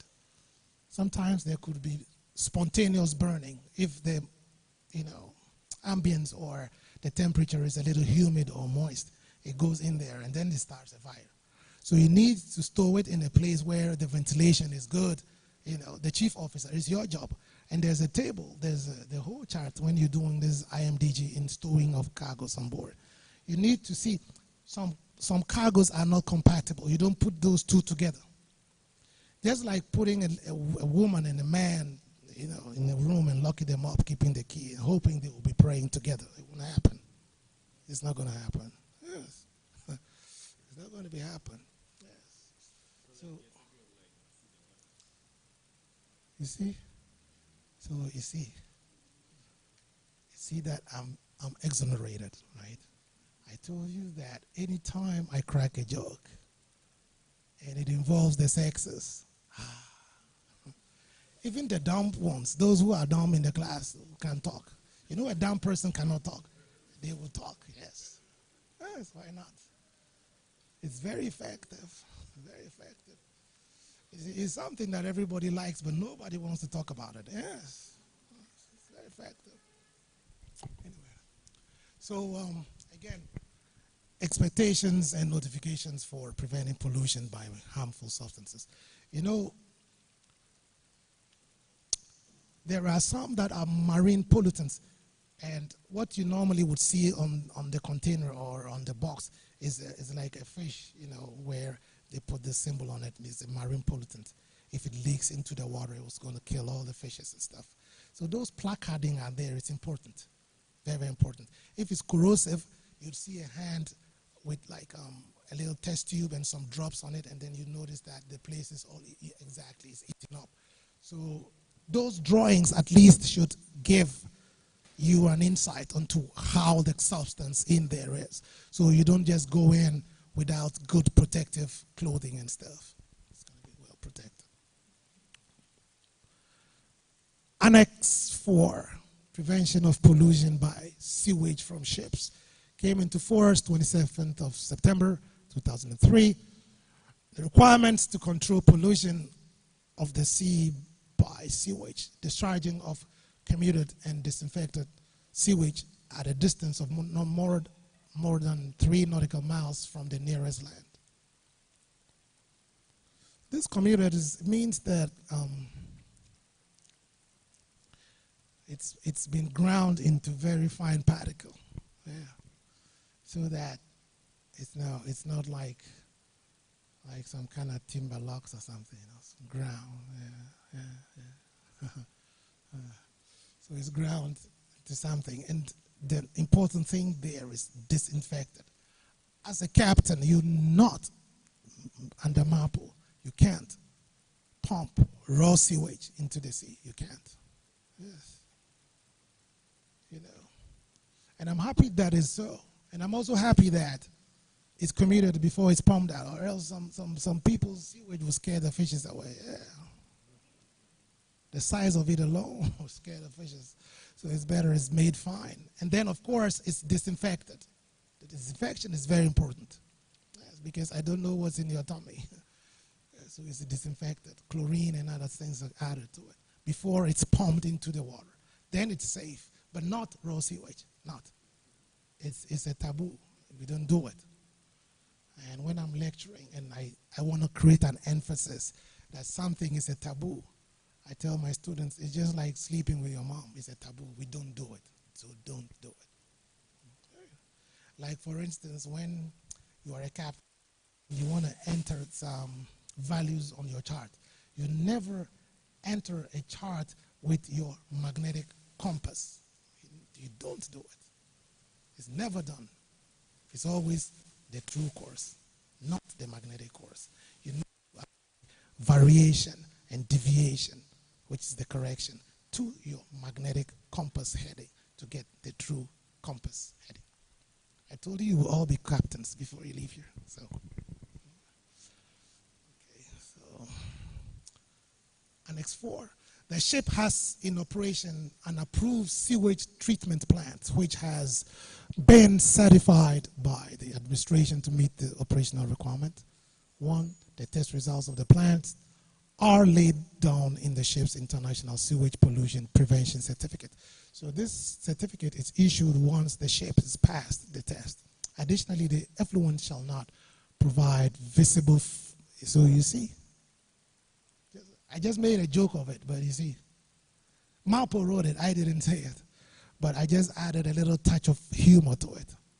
Yeah, it shouldn't be timber logs floating there, visible. Did I write that? This is from Mapo.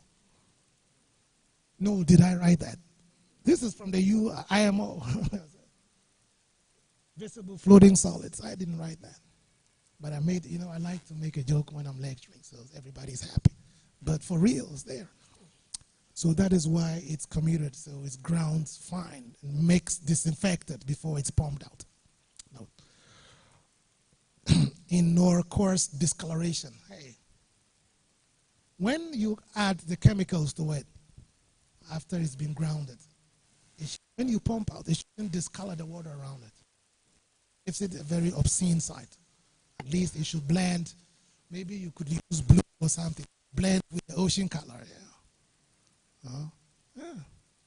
But not brown or some other color, which is, yeah. So it should not cause discoloration. Ship source sewage. The sewage includes drainage from urinals and toilets, medical premises. That is, some ships have ships hospitals in there. So all those runoffs and spaces containing live animals. During the month of Ramadan, do we have any Muslim brothers in the house? Any Muslims? Anyone? Oh, you all are pagans, right? There's no Muslim amongst us. Christians, you're all Christians. Give me a wave if you're a Christian. Some of you are nowhere. God will find a problem during judgment day. You know where. At least you should belong somewhere. Be somewhere. Yes, you can't be neutral. There's no neutrality out there. I thought I had some Muslim brothers. I would have greeted you in the Muslim way. Salam alaikum. But alhamdulillah.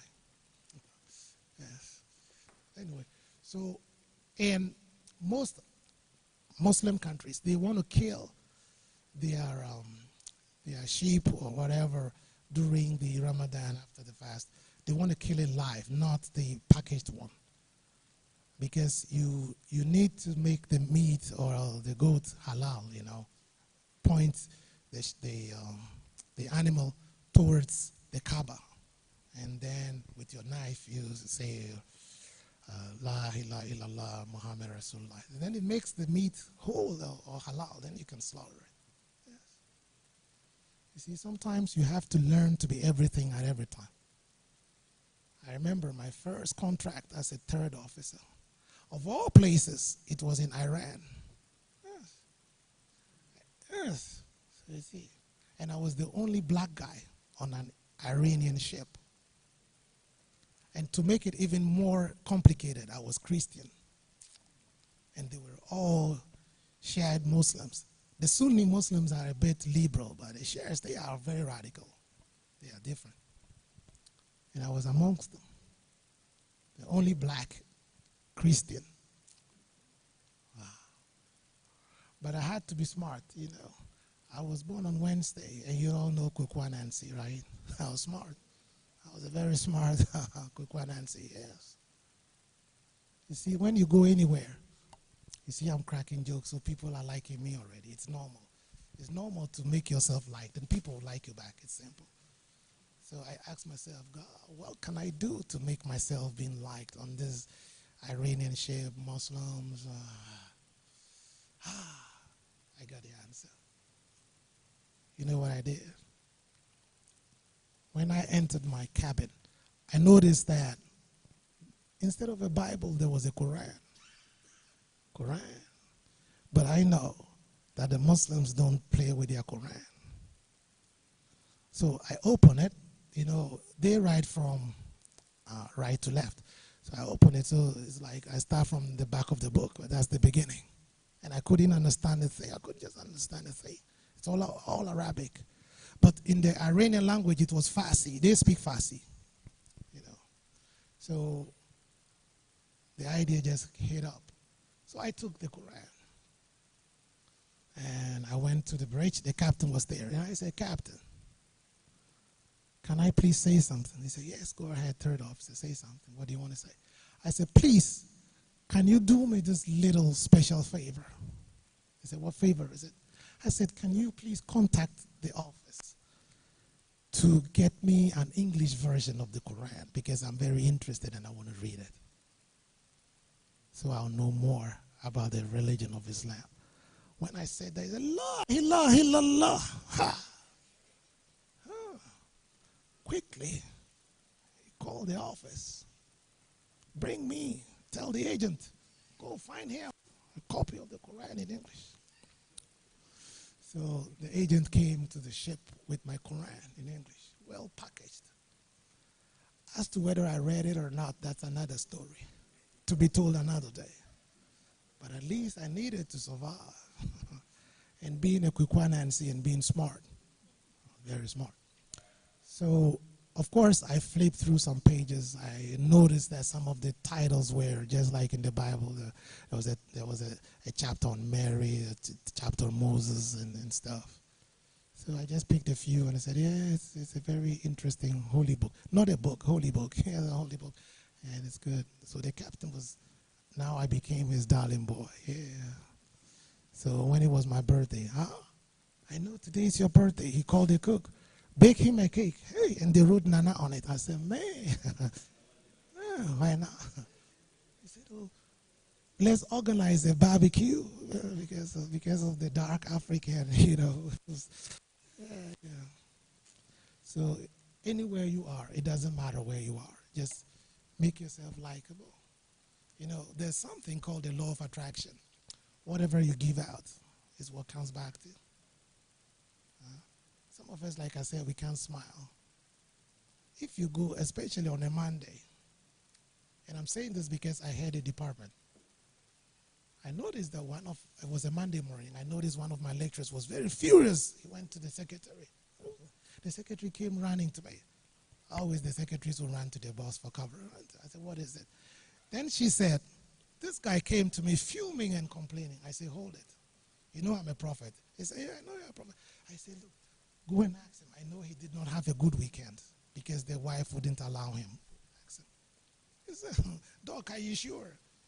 this is a little far-fetched. I said, go and ask him. So I went out to another department. And when I was coming back, she came running to me. He said, hey, look, you're a real prophet. And that I asked him this question, though he looked a little cynical and funny, but he confessed, yes, the wife came up the way from Tamale. You know, that's where the guy's wife is. So he's been going there on vacation. And the lady decided to visit. And of all nights when she came, he wouldn't allow him. And so that spillover boiled into Monday. She came on Sunday night. See? I said, yeah. So you see I'm a prophet? Yeah, more than a prophet. Huh? That was a little bit of common sense, but yes. Yeah. See, so we all get things from people. If you're nice, you get a nice thing back. Good. So where will we? Yep.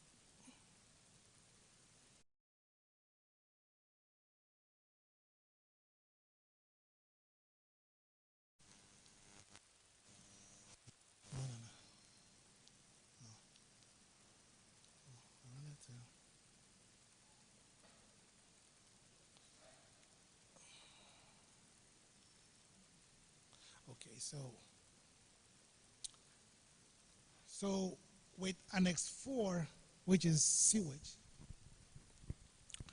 discharge of sewage is which is not commuted or disinfected should be, if you want to deposit it, it should be very far away, minimum 12 nautical miles.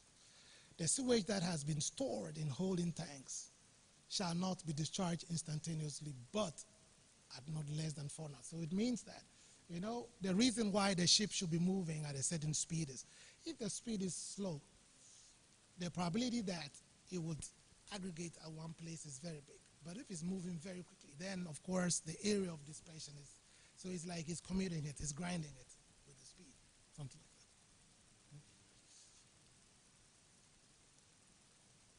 that. Okay, so now let's look at Annex 5, that's garbage. That came into force 31st of December, 1998. The revised MAPL Annex 5 entered into force in January, very recent, 2013, entailing the following changes. These changes were made. Generally, no garbage must be deposited into the sea. There should be a garbage management plan. This is very key. Before it was not there. And it must be carried by every ship. You know, before, ships were not doing what we call segregation of garbage, where you put glass bottles there, organic waste in this receptacle, you put electronic waste here, you put oily rags there, you know, used batteries and stuff. Before, we were bunching all together. So now, you should have this. And with your segregations, you should be able to record the quantities and everything. It shall provide written procedures for collection or storing, processing, and depositing of garbage. They shall also be provided with a garbage record book. Very important. And port state is like the authority in the port, which has the authority and the capacity to come on board your ship to inspect whatever you are doing. Now, they would want to look at your garbage record book. They want to see it if you've been throwing garbage. And if you've not been filling the book, it means you don't generate garbage. So it means that the whole ship is on a fast. You know, you don't eat, you don't do anything. But you should be in this. So this is a typical garbage record book. It looks something like this. And you should write the name of the ship and all the details there. The garbage record book exists in accordance with this regulation, Annex 5, and it manages the waste of the ship. A record is to be kept for each discharge operation or completed incineration. Sometimes, some of the ships have incinerators where you could burn the garbage. But whatever garbage that you burn, you should be able to give account of it. It's not as if I have this garbage, so for this voyage, looking at the crew, I feel you should generate so much. How come you have such little garbage? Oh, I incinerated it. Let's see what you did. There should be records of it, right? That's what it is. Each completed page of the garbage record book shall be signed by the master. The master is the same as the captain. And, okay, so it should be in a language that is international, English or French or something. So these are the contents, the date, the time, position of the ship, where the disposing or the disposing was done, The discharge time, the stop time should be recorded, the amount. I think I've talked about all of that. So, when garbage is discharged to a reception facility, which I talked about first, there should be a record of the date, the time, the port, the name of the ship, the category of garbage that you, so if it's glass or if it's electronic waste or if it's oily rags or whatever or sludge, estimated amount in meters cube, and when garbage is incinerated, you should also be able to give account with this also. Okay? Accidental or exceptional discharge of garbage.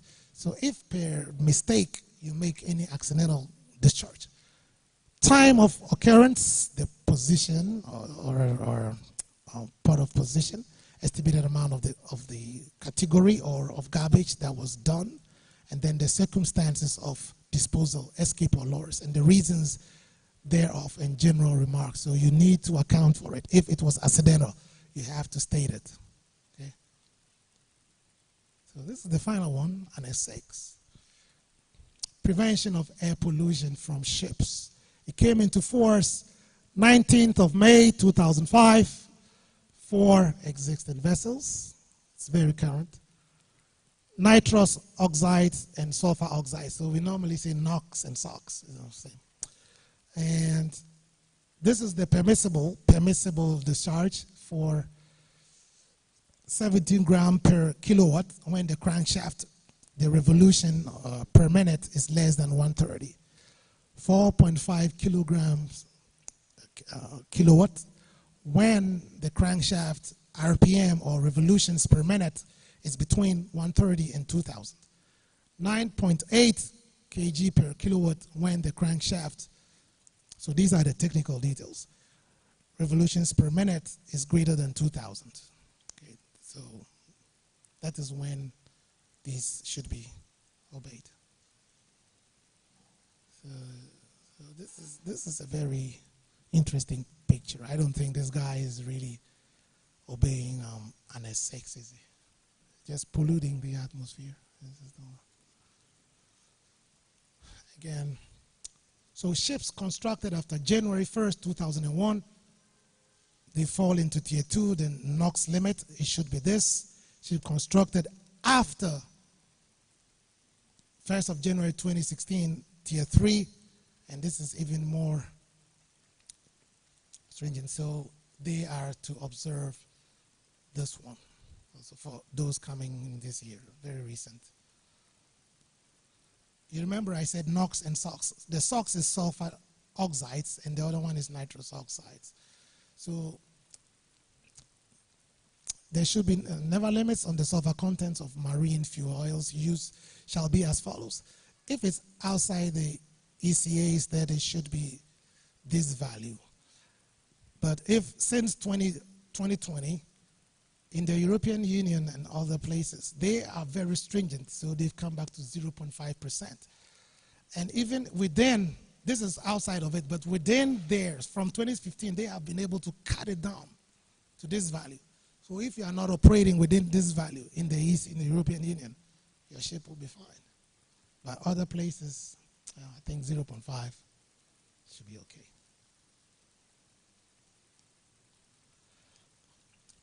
You all know about the ozone layer, right? It's protecting the Earth's atmosphere from radiations and stuff, electromagnetic radiation. So any deliberate emission of ozone depleting substances shall be prohibited, except that deliberate emissions do not include release from the rapture or recycling of an ozone depleting substance. Okay.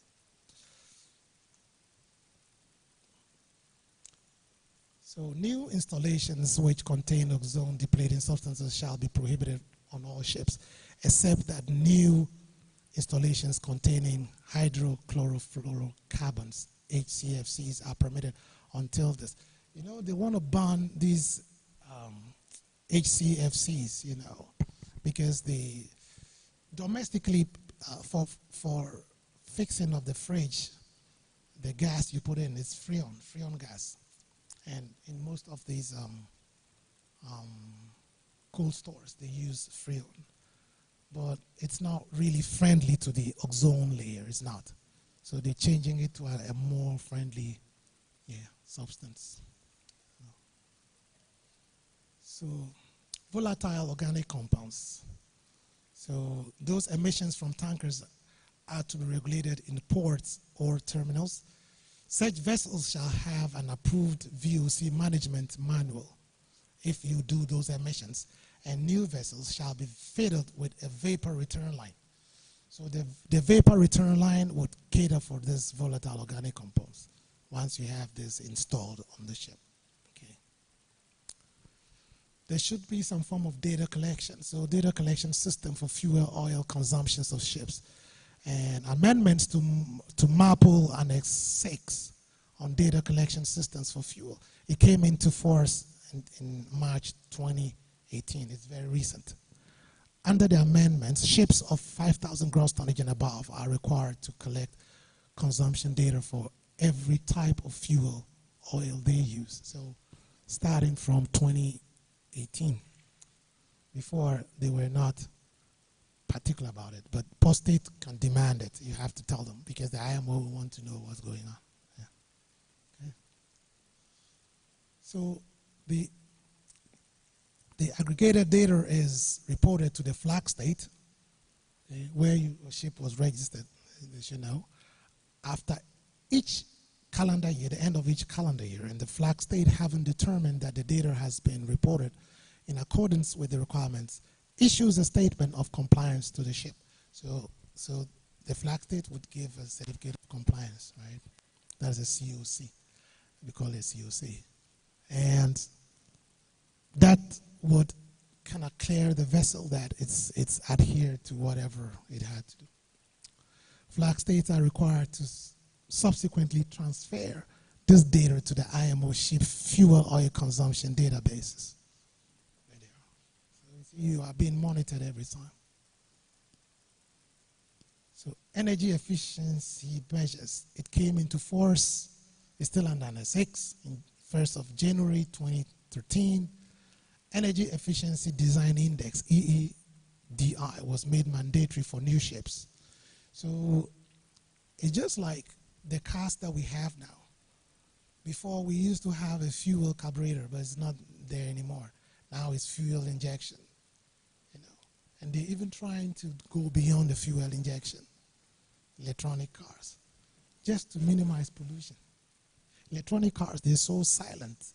You might not even, because the moving parts are very small, very minimal. Okay.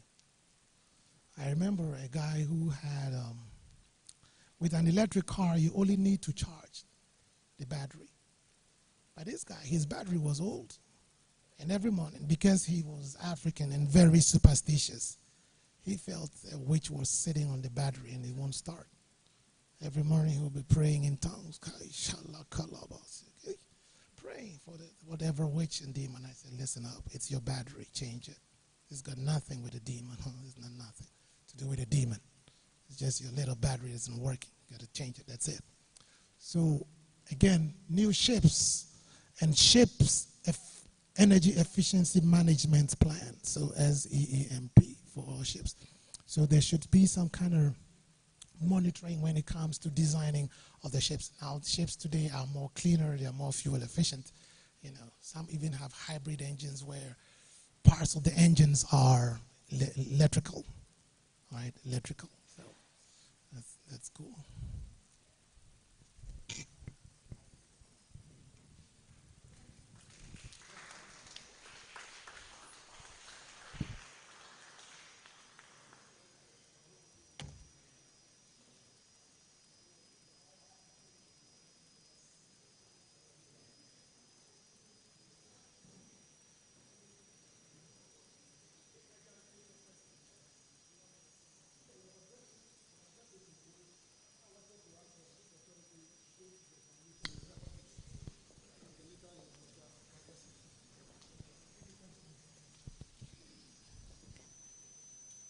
Questions, right? Let me give you the mic. Now it's time for us to ask Dr. questions. Emmanuel. Exactly. Please, I want to know how grounding of ships cause oil spillage.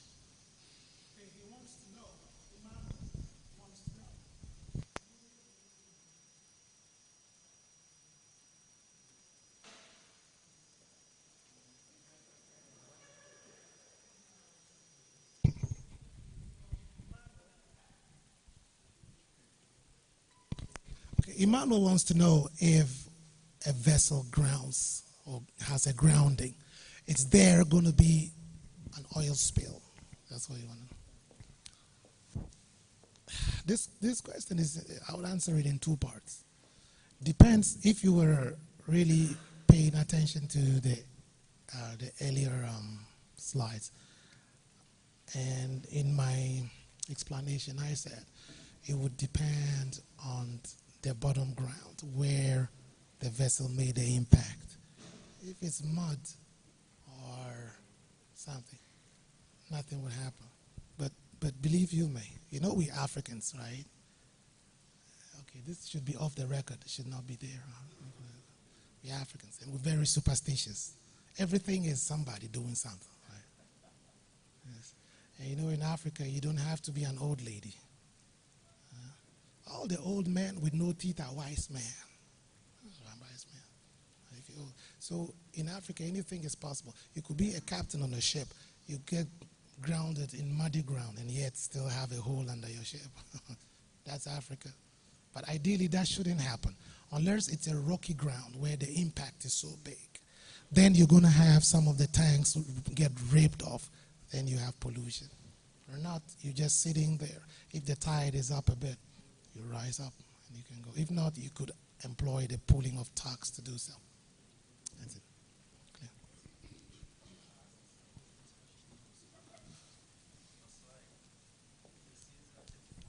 Wait, let me bring you so everybody will From the slide, okay, it says that 34% of the oil spillage is caused by grounding. Yes, so it means that those groundings, I would say, are not baby groundings. Yes. You know, you could tell somebody that I just hit my car against something. Maybe it's just a little hit, but if there's a lot of velocity in the car and he just hit it, the impact is going to be real huge and you're going to have a big dent in the car. Of course, it's the initial one, but it was not something of interest. There's a little touch. And that reminds me, you know, one of my cars, I noticed there was a little crack on the taillight. I was feeling reluctant to fix it. There's a little crack. And then one day, one poor old man who was driving a Mercedes, you know, just outside of the Junction Mall, just touched my taillight. Then I got out. And then I noticed that the crack had opened up bigger. I said, my goodness. This guy is falling for this bait. You know, I was always praying that, dear Lord, bring this guy who was just give me a little touch, a touch of love. Yeah, a touch of love. It was a touch of love. So I went out of the car, I looked at him, and I said, sir, you know what? We all gentlemen, you know that, and this is Garner, right? You're a very busy person. I'm also busy too. I wouldn't want to drag this. See? The tail light is all open up. How much would it cost? I mentioned the amount. Okay, that's not stretch this, okay. I went to the car. I said, thank you, sir. Thank you. You just bought me a new tail light. Thank you. Yes. Yes, any questions? Okay. Please let me explain something before you ask your question. I remember Doctor did a first presentation on the MAPO and the port reception facility in the morning. We didn't ask questions on that. And now he has done the second one, the MAPO annexes. So please, your questions should be on both topics. I hope you understand. Okay. Now, ask your question.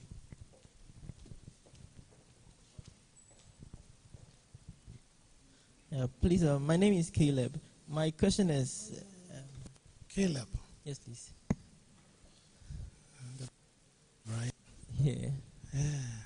But your smile doesn't look it. Caleb. Yeah. Caleb, let's listen to what you want to say. Yes, Okay. Caleb. So my question is, expert pyrotechnics, which annex does it fall under, and then how do we handle such waste?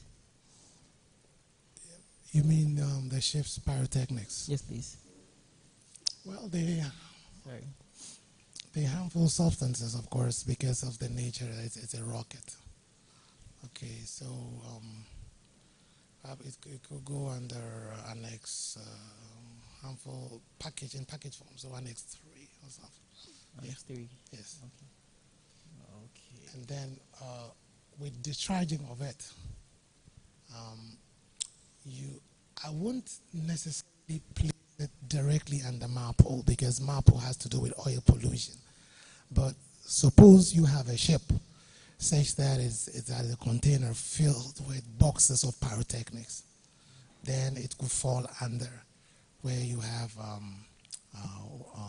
Annex 3, where you have harmful substances in package form, because it's harmful. Anything could happen to it. But in any case, also for pyrotechnics, I know some people dump the expired pyrotechnics into this. You don't have to. You also would have to give it to an assured company or something to do the disposal for it. Yes.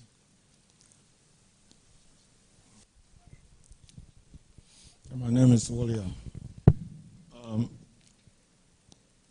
In Ghana, for instance, I believe we have Annex 1 and 5.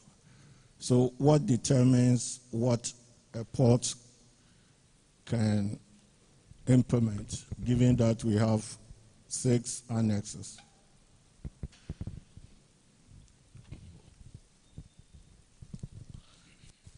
You know, you talked about Ghana, right? That's your premise, Ghana. And once we have ratified or signed the MARPOL Convention, it means we are bound by everything that is in there. Of course, Annex 6 has to do with air pollution, right? But you can't come in my waters with your ship funnel, so much dense black smoke, I mean, you would be arrested. Yes. Aside the lady who talked is Environmental Protection Agency, quickly jump at you. Port State, GMA, they have a rep at the port. They'll quickly arrest you. And they're making a lot of money from ship arrest. Yes, a lot. Out of your ignorance, then they make money of it.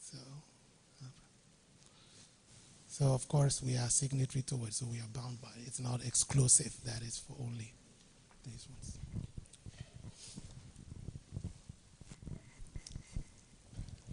Yeah, so mine is a follow-up to his question. You mentioned in your presentation the 3 states, that is the flag state, the coastal state, and the port state. At which point in time does any of the 3 states, function as far as the various annexes are concerned?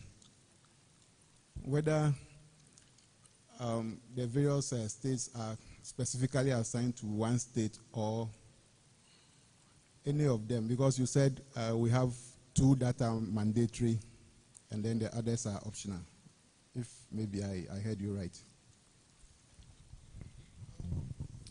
Okay, let me make it simplistic, very simple, with regards to flag state and port state.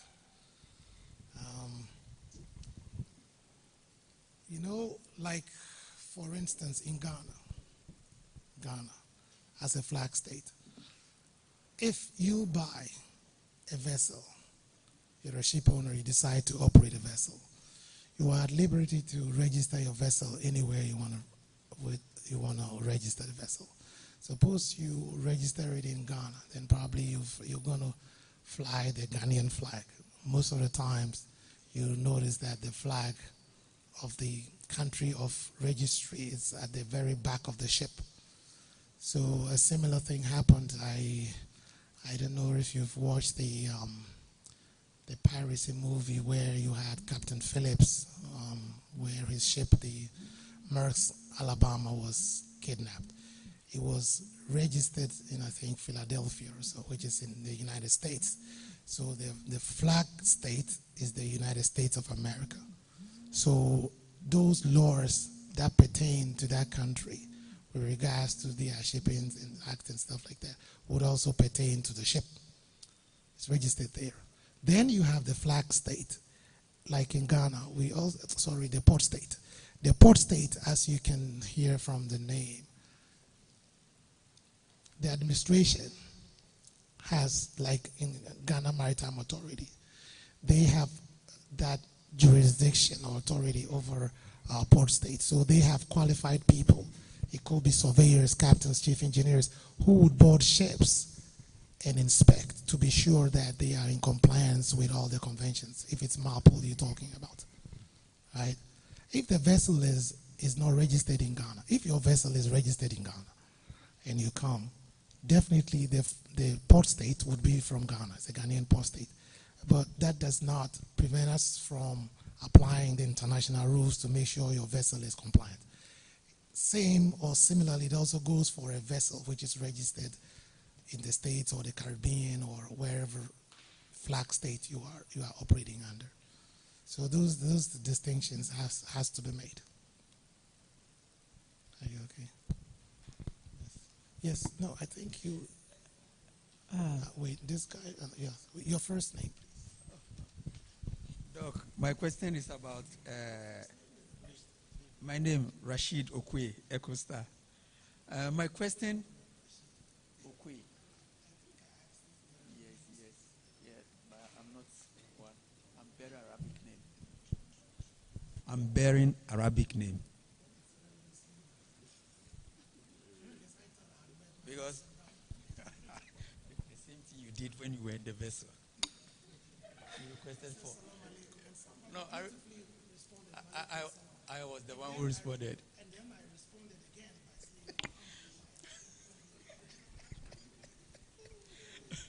saying, Doc, my question is about, sometimes some vessels like to discharge fire extinguishers, expired ones. I would like to know the category that it falls under, whether Cat F or, yes, or under that annex.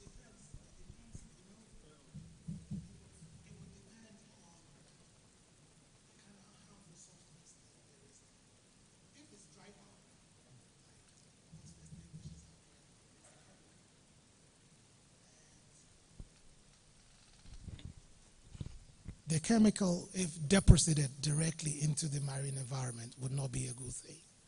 So it's always by best practices to give it to an ashore facility to dispose of it. Most often, and this is what we don't know, like in an extinguisher, if it's dry powder, it's not the whole can that will be thrown away, no. Because there is, when you dismantle the extinguisher, if it's dry powder, there is a cartridge in there, and that cartridge contains a gas, CO2 gas. And you know there is a little pin, safety pin, so you need to take it off. Most of us at work, we always pass by our extinguishers, but we don't really know how to use it. It's just standing there, you just wave it and you go. But in the event of fire, you need to decouple the pin, the safety pin. And then you strike the plunger, the head. So there's a little pin that knocks into the cartridge. It punches a hole. And you know the cartridge is filled under pressure. So the carbon dioxide would expand exponentially, and that will force the powder to come out. And that powder could be very harmful to the marine environment. So you need special people to deposit it ashore. You don't have to dump it in there.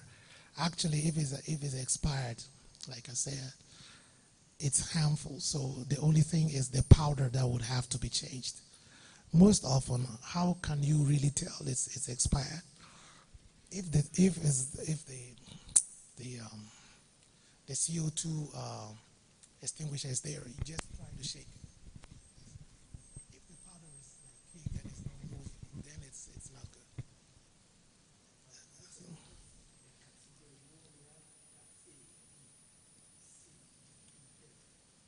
Are you referring to the IMDG rules or MAPO? No, but wait a minute. Annex 5 is garbage, but we can't really put that there because of the fact that it has some harmful substance in there, which is the dry powder. You know, like I said, on the ship, what we normally do is we segregate the cargoes, right? So if it's under Annex 5, if it's oily rags, if it's this, if you want to treat it just like garbage in general, you could put it in a special receptacle so that when the ashore people come in, you tell them these are pyrotechnics or these are this that you want to dispose. Then you do it. I remember in Europe, there are companies that deal with that. So you call them and they come with their truck and they take it away. And it's safe. So it's all about segregating it and making them know. And that's the reason why we have a garbage record book. So you need to indicate that I have deposited maybe 5, each of them have weights 2 kilograms, 5 kilograms. So if it's a 5 kilo extinguisher and you are depositing 6, so then it's 5 times 6. So that is 30 kilos, right? So 30 kilos of dry powder. Then you record it in the garbage record book, the time, the port, when it was taken out and stuff. Is that okay? No. Yes. Yes. Doug, I want to share a little experience. What my assistant is referring to, and now the garbage have categories.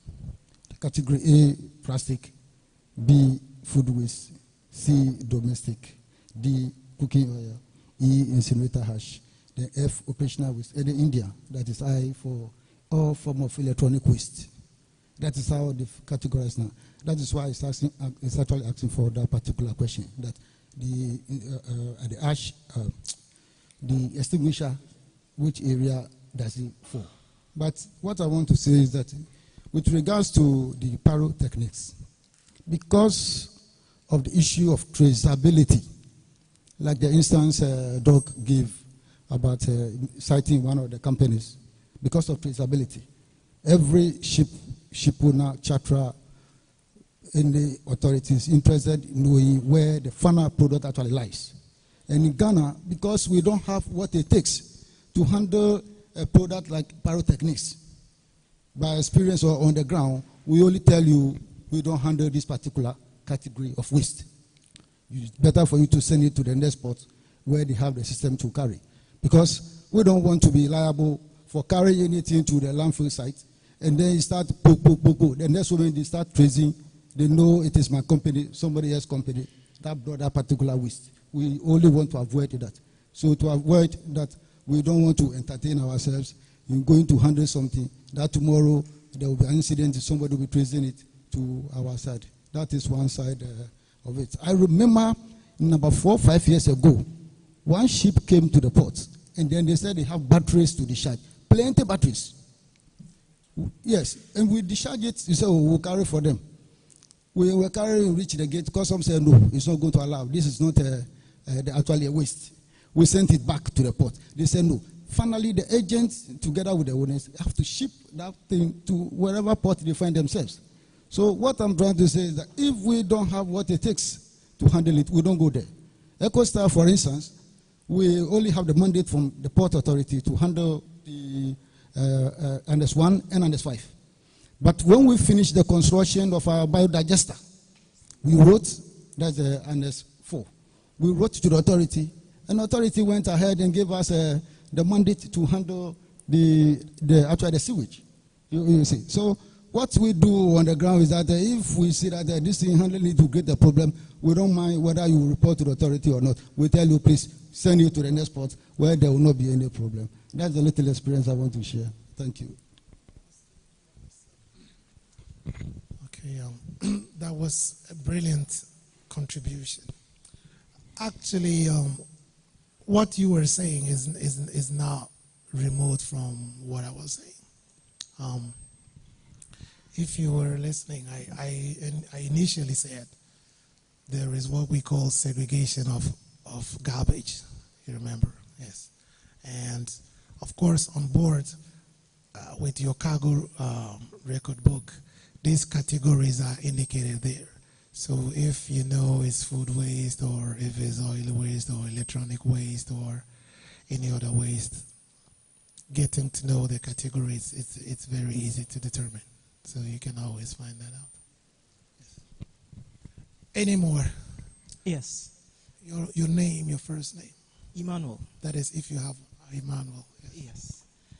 My question is, looking at the annexes, especially Annex 1, it requires some...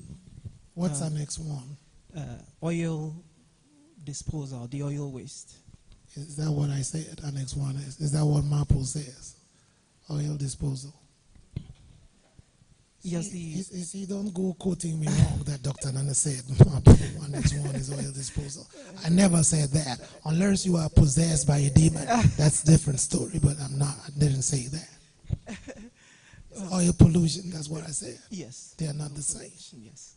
But my concern is sometimes when it comes to some of these things, it requires special knowledge to deal with them. But it is likely to find people in the field who haven't exactly been trained or had professional training on some of these things.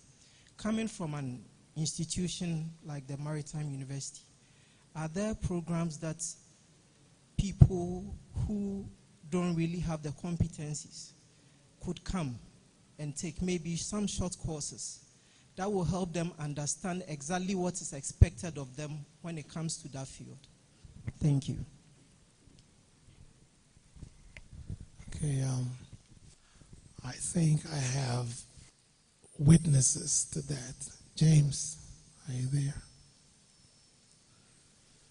James is one of my products. You know, he did a master's program in the school, and unless he wants to betray me and be a Judas, actually he won't be. He won't be a Judas. He won't betray me, but he knows I taught him that. James, didn't I? Yes. Anyway, you have to say yes under this circumstance. Why not? Yes. You have to. You dare not say no. You have to say yes.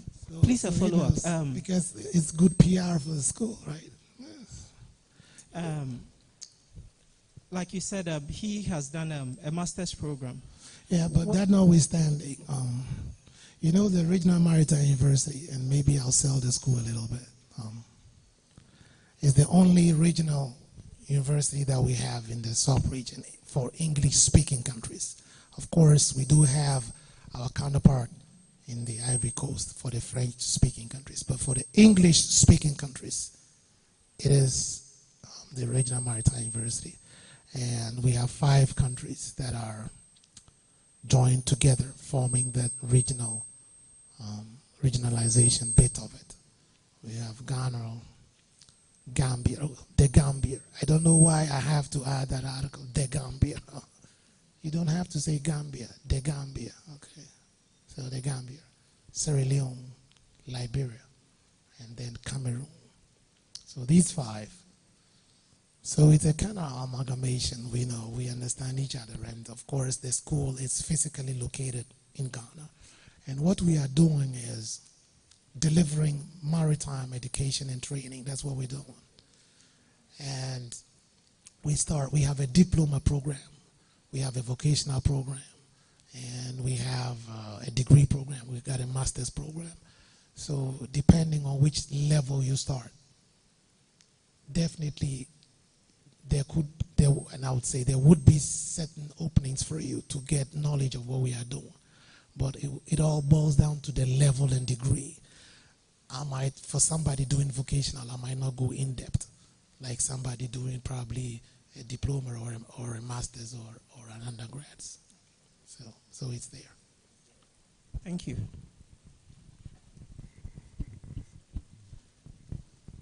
Yes, any more? Oh, the ladies should be asking, but okay. Doc, thank you very much. Doc, that's one interesting thing on the ground regarding the separation and separation and segregation. On board the ships, some of them try very hard to do the separation and segregation. But one interesting thing, when we are going for collection, everything is lumped together. I always think about what should be done. They have the bins separated by colors or whatever means. But when we go for collection, everything is added, and then we just carry it, and then we send it. So you realize that my name is Samoladi. Yes.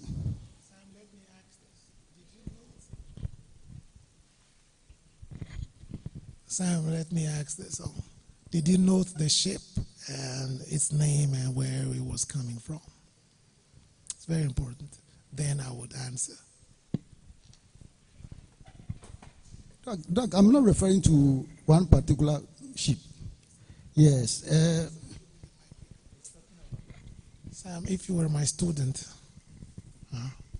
should I add what I would add to it? Listen up. You said when you go on board, the segregations of the garbage or whatever is all bunched up, and it's not segregated or separated as it's supposed to be, right? So you went on board. That's the underlying word. You went on board. That's what you said. And I asked you a simple question, that the ship that you went on board, that ship, I want to know which country's flag was it flying? Oh, it was flying whatever. Was it a U.S. flagship? Or Doc, allow me to... yes, that's all I want to know. Yeah, to reframe my question then. Yes.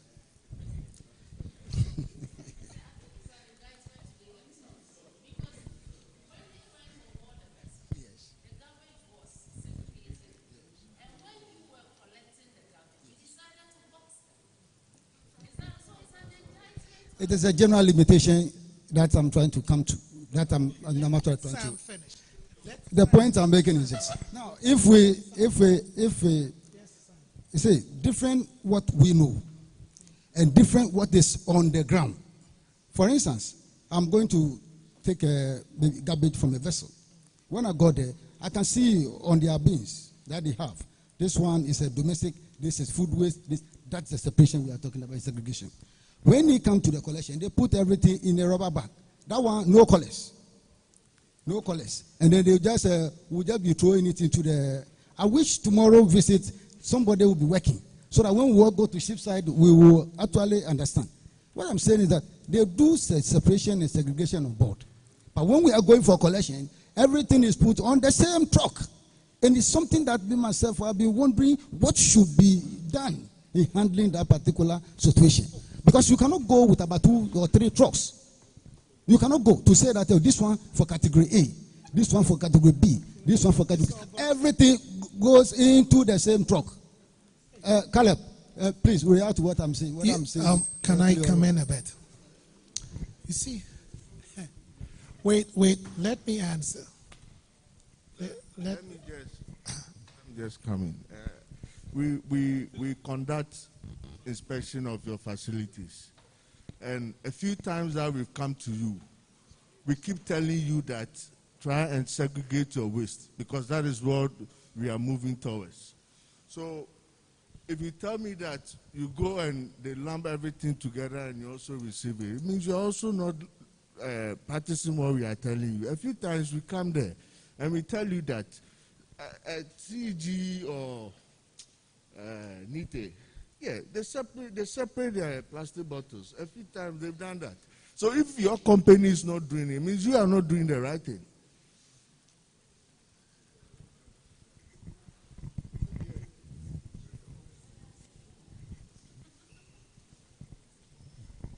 I think Honorable Ade, I'm Eric, sir.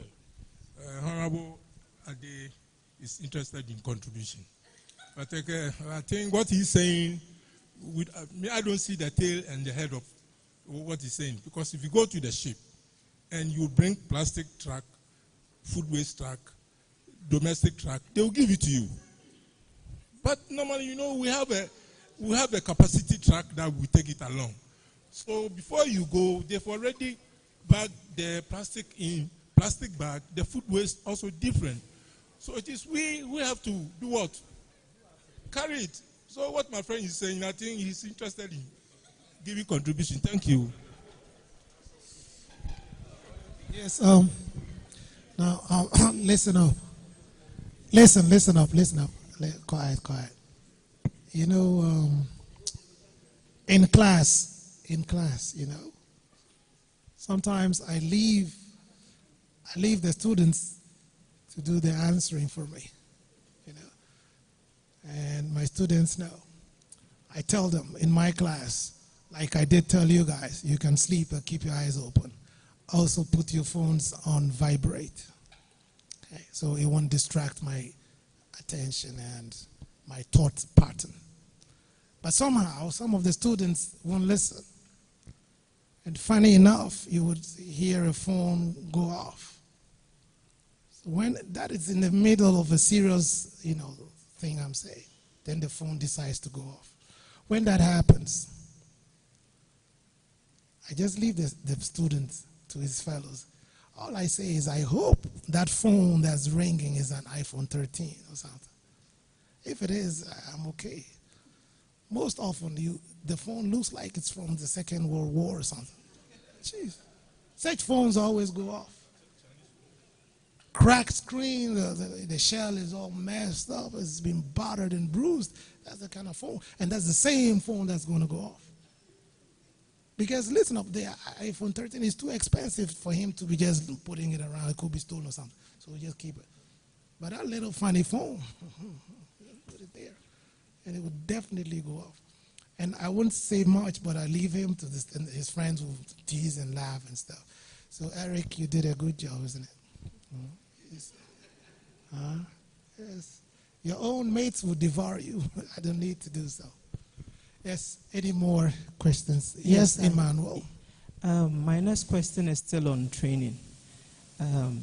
I've had some little experience with the airports.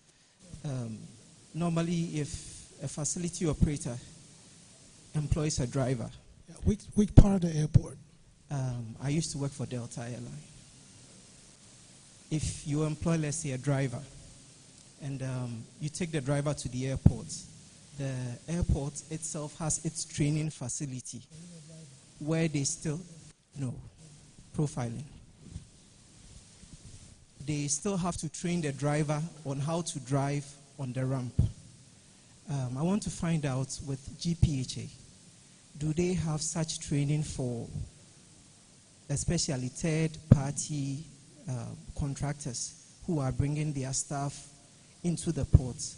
Do they have any kind of training for these people such that when they go into the ports, they know exactly where to go, where not to go, what to do, what not to do, which operations they are involved in, so they keep out of other people's way? Do they have that? And how does it assist the reception facilities to also incorporate their staff into some of these things? I'm asking this because from the first stakeholder engagement, there were some issues with their operations and operations of other people in the port. Thank you. Yes, I think that I would let GPHA carry their own cross, isn't it? Yes. I wouldn't want to bear their cross. Mine is too heavy to bear, so it's better send the mic there to Madam.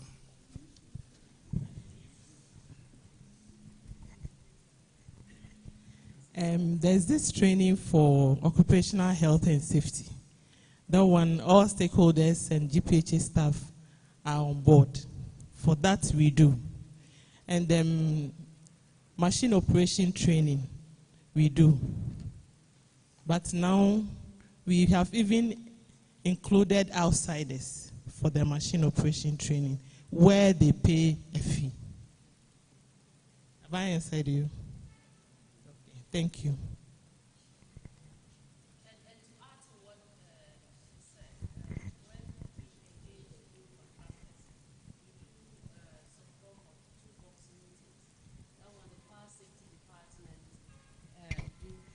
In coordination with other relevant departments, give pep talks to those contractors so that, yes, they know the do's and don'ts of the port and the specific area they'll be working. So it is done. Just a follow-up, a contribution to... Yes, your first name. Your first David. name. David, yes. Kill Goliath for us, please. Yes, we are one of the new contractors. I think we've been in session for almost 2 years now. I want to suggest that usually when fresh people are coming, even though we may not be new to the environment, we are already an industry player. But like he has said, coming to such a facility requires a little bit more in-depth, knowledge. I mean, just to guide the people, even if it's at a fee, you educated on the processes. Yes. Yes, on the processes for us to know that from here, this is where you go next. Even getting certain work orders signed. How do you even do the application for the discharge or lifting of the waste? I mean, these processes, when they are taught, I think that it will help all the operators to do things to conform with the standards of GPHA. Yeah, thank you. Yes, the very back. Can you give it? The very back. Let me just make a small contribution. Yeah. When companies or third-party companies are coming to do works in our port, as part of the letter that is given the company, we state in the letter that you need to contact the safety department for you to be taken through the safety protocols that we have in the port. So if the companies are not doing it, I don't know whether they are doing it or not, but I know that we state these clauses in the letters that we give them. But if it has to do with job specific, like it's done in other institutions like TOR, when you go, they will engage your staff that are coming to do the job, and then they take you through certain safety routines with respect to the specific job that you are doing. But in the letters that we issue third parties that come into our port, we clearly state that you need to comply with the safety and security protocols that we have in our port. So you need to liaise with the two departments. Maybe that should also answer your question.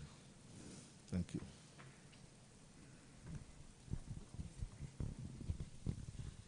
Yes, Eric. Yeah. You want to ask a question, right?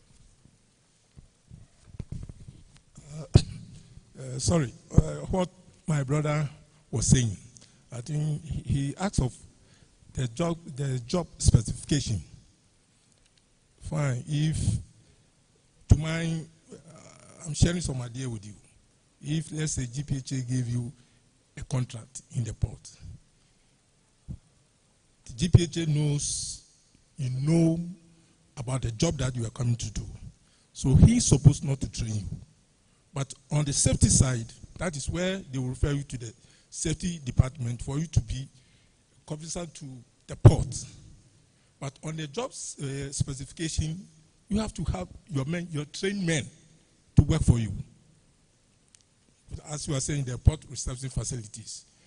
GPHA cannot take you to the ship to teach you what to do. You must know what to do within the ship. So in this case, you have to do consultation for job training. Thank you. Yes. Any more questions? But I think on the program we have, I think tomorrow, is it? Somebody coming from Nigeria. Do we have any Nigerians in the house? Anybody? No? That would be tomorrow, is it? So the rep would be coming from Nigeria, right?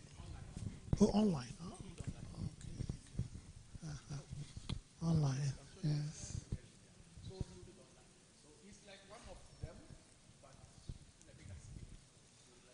You know, I've been to Nigeria a couple of times with a ship, lots of times, and I like Nigerians. You know, seeing them as a big brother. You know, Nigerians have a way of doing everything. You know, we all had the same colonial masters. We all did, the British, but somehow they have evolved their own style of saying certain things. You know, I know WORK is work.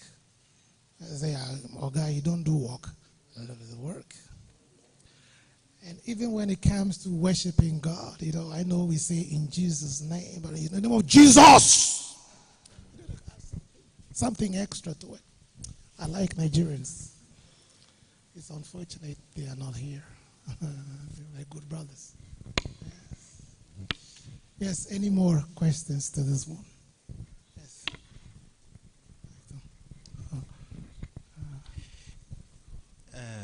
Your first name, please. My name is Lonsdale Oklu. Lonsdale. Lonsdale. Yeah. Lonsdale. What's the meaning of Lonsdale? Good boy. Good boy. But your face doesn't look it. Does it? See, the ladies are all laughing. You know, your face doesn't look it. No. Good boy. Yeah, boss. During the morning section, you made mention of special areas when you were talking about the MAPO convention. And you indicated that those areas, vessels are not allowed to dump into the sea. If the objective of the MAPO convention is to protect the marine environment, why do we zone some areas where we think maybe they are so sensitive that we shouldn't dump there and leave others for dumping to occur there? That's the first question. And the second one has to do with the adequacy of port waste reception facility. At what point can you say an authority has provided adequate port reception facility in their port? Is it when the facility has developed capacity to handle all the seas annexes, or it has to do with whether they are in the position to handle the kind of waste they receive? I'm a bit confused about that, so if I can get some clarification. Okay, I would answer the second first, the second one. It's just like ship. I'll give an example, like ship recycling. In some jurisdictions, we call it shipbreaking. In Europe and in America and the advanced countries, when you want to, like, a ship is just like a human, you know, from cradle to the grave. It's built and then it's worn out, it's old, 50 years, it can't be of good service. Then it's broken into 1,000 pieces. On board, there are many harmful things that are there, which will have to be segregated. But when you send your ship to be broken down or for recycling in Europe, it's very expensive because they would make sure that the asbestos is separated. They'll make sure that this is done, this is done. If that facility can't take that waste, it would be informed so that they don't even handle it. You keep it and probably send it to another port that will be able to do it. Provided that port has the capacity to safely and well manage the kind of waste that you send for their disposal. If they can do it well, that should be it. They're looking at where we are coming from, our parts. we might need certain specialized equipment to be able to dispose of certain waste. If we can do it, we are not obliged that we can tell you we can handle category so and so and so. This category we can, but your record book is indicating that you have it. So probably, since your next port is Nigeria, you can offload it in Nigeria. They have that facility to do so. Provided you don't, and that's the caveat, you don't pollute the marine environment. Yes, that's all we are doing. Or else, what would be the need of a reception facility? In the past, there was nothing like that. So the sea was the biggest garbage dump we were doing there. Now they're saying that no, we don't want to pollute the environment, so bring it. But if I cannot do it, B can. Of course, probably he is going to charge a little bit more, but you still would have to discharge it anyway, because you can't have your tanks full with that kind of substance on board. And then the special areas. You know, like sewage, right? You, by the convention, you're not supposed to dump raw sewage. Sewage is a pollutant. It's not a pleasant thing, but you can't dump the raw sewage where, like I showed you, you have visible stuff floating there and stuff. You have to commute it, grind it, fine particle, disinfect it. Then you can discharge it. It's not harmful to anybody. Okay. That means, to some extent, you can have some form of discharge, provided it's not harming anybody. But you see, sometimes these guys who draft these things, for me, I think sometimes they have their interests first before any other person. See the places that were listed. And I was asking, what about poor West Africa? Or I never saw West Africa, as if we don't have humans here, right? But you see, sometimes it's just like the computer, garbage in, garbage out. You know? The other time I was watching a documentary made in Ghana. I'm not going to mention the name of the castle. You know, along our coast, we have the numerous number of slave castles in the whole of West Africa. And it's a big tourist spot. And of all places, it was just around one of the castles that the guy wanted to do his own thing. And even when the camera was on him, he was smiling to it. Yeah. It's like, oh, I'm cool. This is a morning exercise. I'm cool. So why would, if you feel content, you know, in the morning, you visit our coastline. Most of the beaches, you might, in the morning, be stepping on landmines. Yeah. Human landmines. Just go kaboom in the morning. You got to watch where you step, mind your step. So why would they would want to include your name in there when you're already comfortable with the kind of landmines you put there? You know? Be cool. Yeah, okay. So I just want to add to what Doc just said. So with both questions. With the issue of special sensitive areas, they don't just get labeled. So like he said, if you're comfortable, you're comfortable.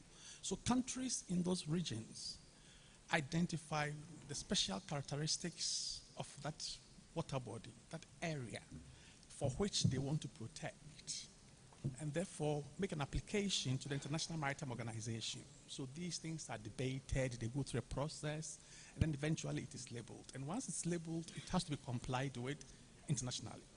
And there are regulations to it. So we have not seen the need to do such applications, so hey, we are there. That's one. And then also to add to the issue of adequate facilities, in addition to what he said, there are also certain criteria. You should be able to handle the waste effectively as indicated, or like in Ghana, Annex 1, Annex 5, and 4. Then also, you do it timely, not to waste the time of the vessel, the quick turnaround vessel. Ships should not be delayed because of you discharging their waste. Thirdly, it should also not be unnecessarily expensive. So there is some criteria based on which you can get, you can call facilities adequate, in addition to what he said. So in the meantime, we can take it in this way, and then as we go along, we get more details. Thank you. Yes. Any other one? Any other questions from?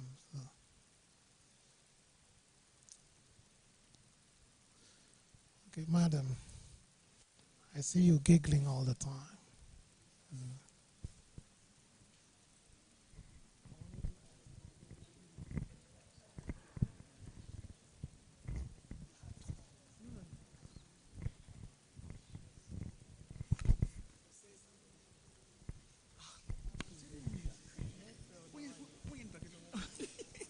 Okay, Doc. When you were saying something on pollution, no, yes, you said it on the labeling and stuff on boxes on board the vessels, yes, placarding. I want to know that if a DG box is not labeled and a captain picks it and on board, is there any sanctions for that captain?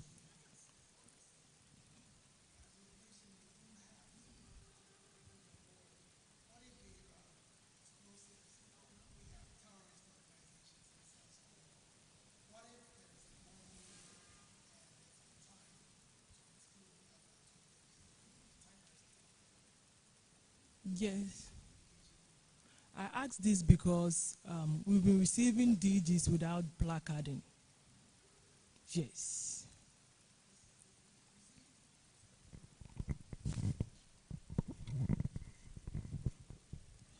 You know, I used to say this, and I always say this, say it everywhere I go. Of course, I'm also one of them. I used to tell people that the only time you see a black man laughing is when his brother is in trouble. That's the only time. You tell somebody that I just lost my phone, his first reaction is to laugh. You lost your phone. Elsewhere, the person would feel sympathetic and ask you, oh, what can I do for you? Can I get you another phone? I got a spare phone and stuff. You know. So with people with this kind of mindset, anything is okay. Anything goes. Who cares? Nobody cares about anything. Ideally, even the port should not accept any container without any placarding or any notice or any marks or labeling on it.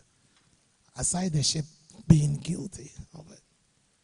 Unless on that container there are no dangerous goods or any goods that would harm the environment and stuff, then that could be exempt. You know, let's say you have shoes or something. But if it is something that has to do with the environment being affected, definitely there should be some labeling and placarding. Of course, there has to be. And you, the captain, you cannot receive any container which carries dangerous goods or something harmful, like a chemical which is a pollutant to the marine life. Normally, you would see a fish with that symbol is a black and white placard, you know, staking on the container. But you willfully decided to bring it on board, then you would be held accountable for it. Yes. You could lose your license even. It's unacceptable. You can't do that. Because you have to keep record of all those cargoes on the ship. That was a good one. So you were not quiet for nothing, you see, you're thinking. She's a deep thinker, right? Oh, Sam, you want to say something? Oh, is it because Eric silenced you? Oh, you're not silent. Come on, man. Eric can't keep your peace. Don't mind Eric. Yes, always fighting me, so don't mind him. Doc, you just made a statement that we should not delay the time of the ship. I'm very sorry to say that the MPS guy has left. They gave a lot of premium to their cargo moves. That's how they call it. We want to do more move. So they are more interested in that. Not actually caring about the work of the MAPO team. Or that they are interested that to what extent can we finish the vessel to go. They are not considering the fact that if the vessel has maximum capacity such that without discharging they will not go. They don't care about that. But apparently it comes back to them. They will finish the time that they are waiting for the vessel to go. If the captain determines that unless I discharge before I go, he will discharge. So what have you done? There's no cooperation, coordination between the MAPO companies and them. So from tomorrow going, when we meet them, let them appreciate that stand, that the MAPO companies are not the enemies. We are all working towards achieving a particular goal. What particular goal we want to achieve is a timeline to satisfy the vessel and acceptance. So if there can be some form of balance for them to give us a little time for us to work, that will be fine. So it is a big problem that we would like to put before you and for all of us, for them to see how they can cooperate with us. It's not that we are in a hurry to go, but we just want to make sure that we meet the vessel halfway. So I also meet them halfway. Then we take it from there. Yeah. Thank you. Yeah, thank you for the contribution, but I guess it's also part of the reason why we are here. And it has come up that we need to collaborate more. And, yeah, but we are here. Whatever happens, they still come under GPHA, right? So we will have to find a way of getting this across. And like it has come up, we need to set in place maybe the rules and regulations, the guidelines, make it common and harmonious amongst us. And it's one of the things that you'll have to do for us on Friday. So the action plan that you divide, you tell us the drivers and the challenges, and then we come out with how to do it, and it will be communicated across. So it's good to note this, and that's why we are here, to look at the challenges and address them. Yes. So, and then I was going to look at the issue of DGs without labels. It's a bit strange, because the item is classified as dangerous goods, and the labeling will indicate how it should be handled, stacked, or stored. So if there's no labeling, then I don't even see why you're taking it in the first place. So maybe we need to work on those areas, and then we'll sort it out. It's good that it's coming up.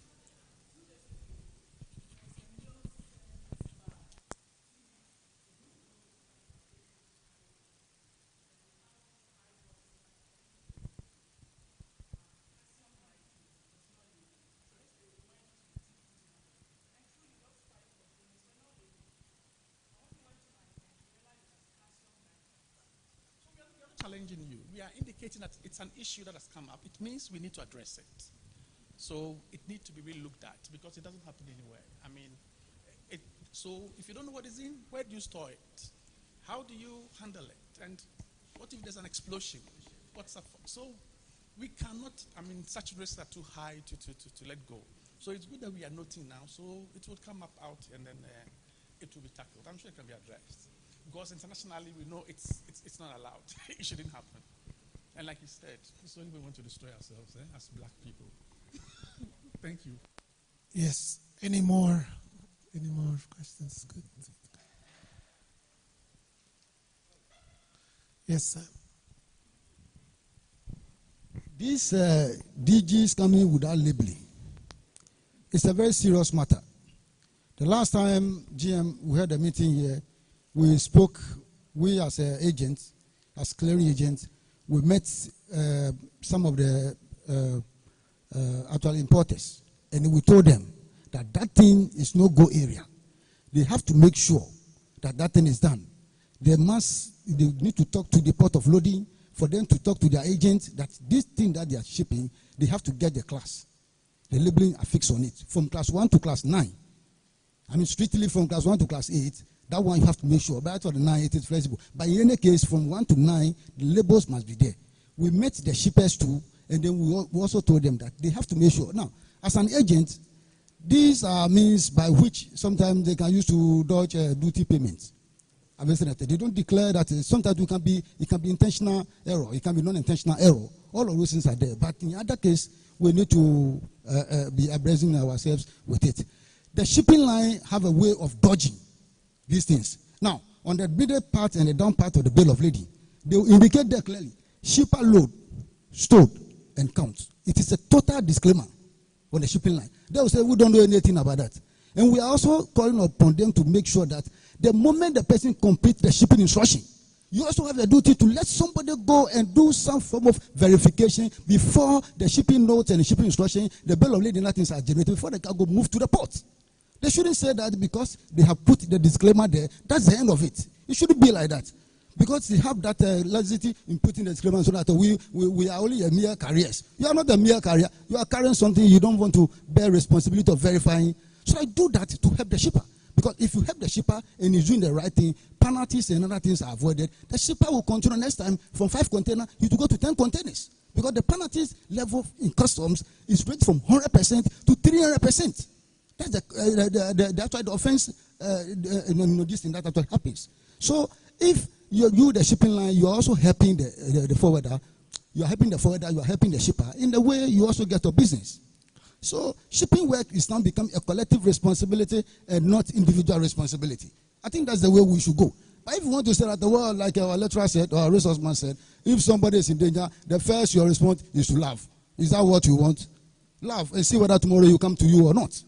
Are listening? So we are getting to a stage where all hands must be on deck. When we say we are moving cargo, we are dealing with the environment and other things. Everybody must actually show some signs of responsibility. Thank you very much. Yes, thank you, Sam. That was a brilliant one.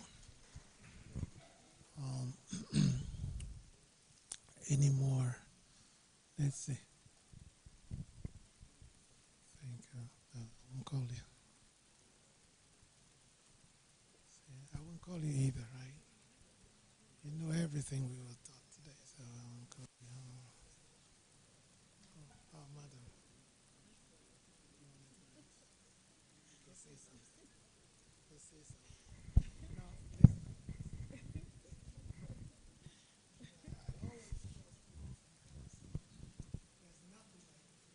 yeah.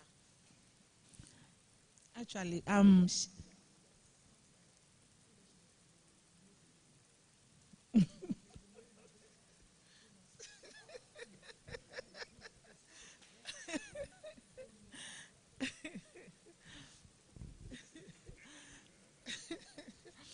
Sheila.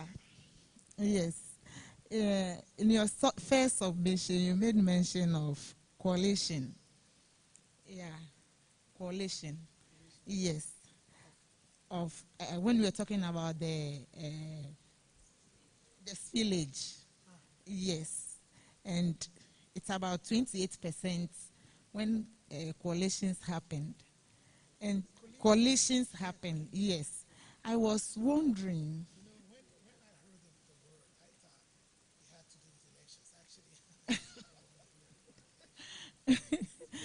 Coalitions, yes.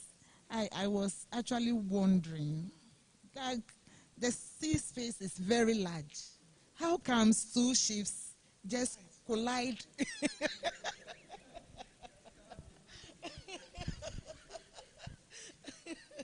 So if you can clarify that for me. Sheila.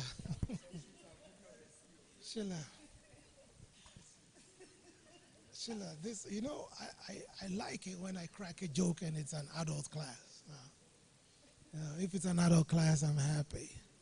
Sheila, what kind of bed do you sleep on? Is it a king-size bed or a queen-size bed? It's a queen-size bed. Queen-size. Queen-size, from my estimation, it's quite big, isn't it? So how come sometimes there's a clash on the queen size bed? There's no clash. There's a lot of sea room. A lot of sea room. Oh. Yes. But on the more serious note, I'm going to tell you a story. And it's real. It didn't happen. It's real. It was an accident. An accident at sea. Broad daylight. Broad daylight. A collision between two vessels. You see, it's been proven that 80% of accidents that happen is human error. It's the human, not the machine. Like I told you about the battery problem. It's an equipment, it's a device or whatever. Battery, change it, boom, it's working. That's it. There's no spirituality about it. You could pray the whole year, it won't happen. Your shock absorbers are weak, and it's causing dislocation in your joint. So you have to sit on half your butt cheek, right, in your car. Change the damn shock absorber, and you will be okay. Simple. Sometimes people, you know, just like we're driving on the streets, at sea we also have rules, 38 rules, which we call the rules of the road. Just like driving, you might be doing defensive driving, but some drivers are very, very funny. They don't really obey the rules. So it becomes very terrifying when you're driving. The same thing, we have some very ignorant and foolish captains out there. I don't know where they had their licenses from or which school trained them. And sometimes there is confusion on the rules. Who should give way to whom? Example, if this is a ship, ship A, just a demonstration, broad daylight under the rules, I can see you, you can see me, visibility is clear. The right side of a ship is called the starboard side. The left side of a ship is called the port side. So on my starboard side, there's a vessel coming this way. If vessel B follows this trajectory and does not do anything, if I also don't do anything, we keep our course and speed, at this point, there's going to be collision in broad daylight. In broad daylight. Because the rules are being misinterpreted and nobody wants to comply with the rules. Ideally, if you are a vessel, and that's what the rule is saying, if you have a crossing situation like this, you who have the other vessel on your starboard side, you are the giveaway vessel. So you have to avoid crossing ahead of her. So you have to alter course to the right, starboard. She will keep her course and speed. So you pass her stern and she's gone. That's the rule. If the scenario is this way, this time the situation is going to be reversed. So I would be the stand-on vessel. I'll stand on my course and speed. She is going to be the giveaway vessel. So she has to alter course to starboard, just like I did for the vessel there. So she'll go like so. I will keep my course and speed. She'll come astern of me. Then she can come back to the course she was going and go her way. Very simple rule, isn't it? But some captains are so dumb, they don't obey this rule. Yes, they don't.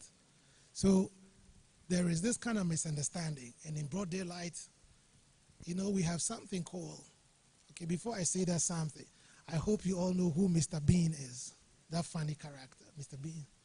You guys don't watch anything. I don't know if you watch Kumkum Baja or something. You don't know what is Mr. Bean. Mr. Bean, that funny character. He hardly talks, but you know, he's funny. Mr. Bean, yes, he's well, Mr. Bean. Yes. If you give a brush and a paint to Mr. Bean to paint this room, this is the door. By common sense, I will paint till I get to the door and then that's it. Mr. Bean will paint the other way. Go there and then step on the paint and go out there. That's Mr. Bean for you. Okay. Sometimes, I'm afraid to say this, but sometimes some of the captains behave like Mr. Bean. Very funny. And this is what happened. The Herald of the Enterprise, true story. The vessel was a ro-ro vessel. If we say ro-ro, it means roll on, roll off. You can roll in cars like a car carrier, drive the cars in and drive it out. So roll on, roll off. And this ro-ro vessel, it depends. Some of the ro-ro vessels have a side door where there's a ramp. You know, you open the ramp down so the cars can just, you know, glide on it and go in. Most have side doors, but some also have a face visor. Just like the visor is like, you know, the protector in front of your helmet. You know, there's this glass or plastic. You can raise it up and down. So there's a visor there which can be raised up. Then the front part is open. So the ramp is lowered and the car can drive in.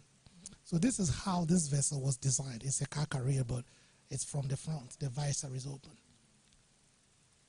In port, when it was time to sail, ideally, there should be indications on the bridge panel, you know, noting that all the watertight doors have been closed.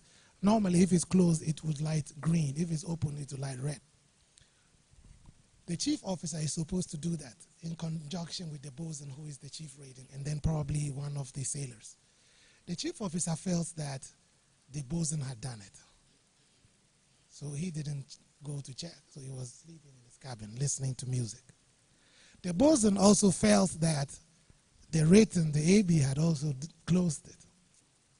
And you see, when you are on the bridge, it's very difficult to see the forward, what is really happening because of the height. So the captain also didn't notice that the visor was up. So it's like a fish with the mouth open. And so when they left the port, and like I told you, with this free surface effect, FSE, if you have water sloshing, and that is why when you are a chief officer, you are supposed to keep the maintenance of the ship's hull, the stability and everything is in your domain. You see, this thing is half empty, right? It's half empty, or that's the British. The Americans say it's half full. It's half full, okay? But you see, it's sloshing around. Where's I want a full bottle. The full bottle, it won't move, yes. With this, you see, it's tight. It's not sloshing around. So for a ship, if you have tanks that you want to create stability, either the tank is full, like this, or is empty. It's just like drinking. Some of you disgrace drunkards. If you drink and drink till you're very drunk, or don't drink at all. Yeah. Don't just rinse your mouth with alcohol and your mouth is reeling with alcohol.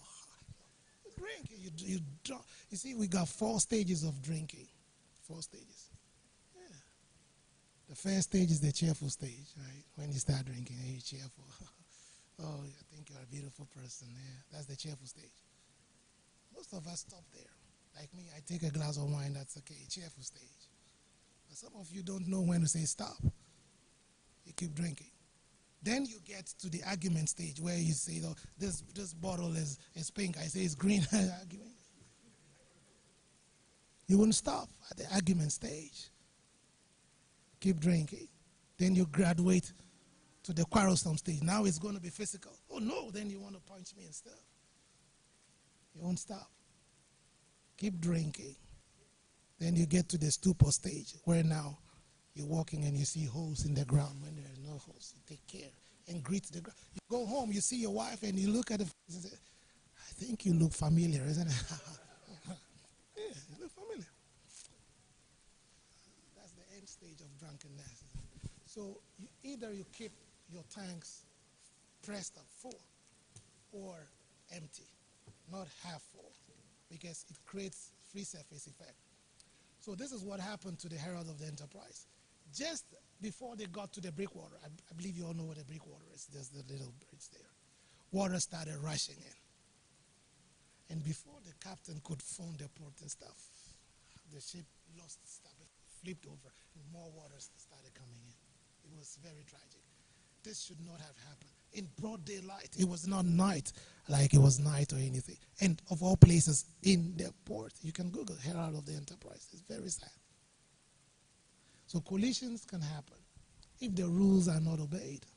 You know, I like ladies because they are very good drivers, very patient. But there was one devil lady, man, I'll never forget. A devil lady. She was more than a man. Yeah, I knew ladies were soft when it came to driving, you know. So I tried to drive a little rough, hoping that being the lady driver, she would just slow down. But I didn't notice that she was a tigress, female tiger behind the wheel. She didn't allow me. She gave me a very funny look also. I said, man, I just backed in, you know. So it all depends on the way you interpret the rules. It doesn't matter. It could be open sea, broad daylight. The rules are not obeyed. I've had a scenario where at night, some of these Greek ships, they do that.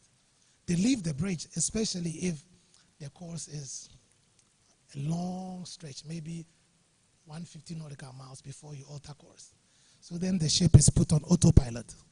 They put a ship on autopilot. So nobody's steering. The ship is moving on its own. Sometimes they might put a dog there. Just the dog watching the compass. Occasionally it will bark. It's there. But there's nobody there because they know it's open sea. In such a case, if that vessel is in this scenario, and I know she has to alter course, it's nighttime, I can see her lights, right? Her starboard light. And she can also see my port light. The port light that you can see, just like the traffic light, it makes a lot of common sense. When you see red light, it means danger. So you see my red light, because this is my red light. The left is red, the green is right. So this means don't go. So you be careful. If it's this way, I will see her red, so it means don't go. So we have a saying that green to green, red to red, all is safe, go to bed. On her side, this is her port side, this is her starboard, this is red. On my side, this is also red. So red to red, it's safe, we can pass each other and go. Green to green, we can do so. But if it's red to green, this is my green, this is your red. It means there's danger warning me. Don't be foolhardy and go cross ahead of her. Alter course to starboard. Most captains don't want to do that. You know why? Because you see, the shortest distance between 2 points is a straight line, isn't it? Now you need to make a detour, wind before you come back again. It's, aside it being a lot of work, it also means that you're losing distance, wasting time and fuel. And it could affect, sometimes some of these ships, it takes quite a while, maybe 20 minutes before you totally get clear of her. So 20 minutes of burning fuel is something. So he won't risk it, so he just keeps coming. Yes. Like a wounded hippo. There was a time on one of the Iranian ships. At night, there was this scenario. I was this way. No, it was the other way around. It was this way. And as a third mate, on the ship, we keep watches. 4 hours on the bridge, then 8 hours off. You sleep, then 4 hours again. So I did 8 to 12 in the morning, then 8 in the evening to 12 midnight. Then like that, four watches. And the second mate, who was an Iranian, came and he was there.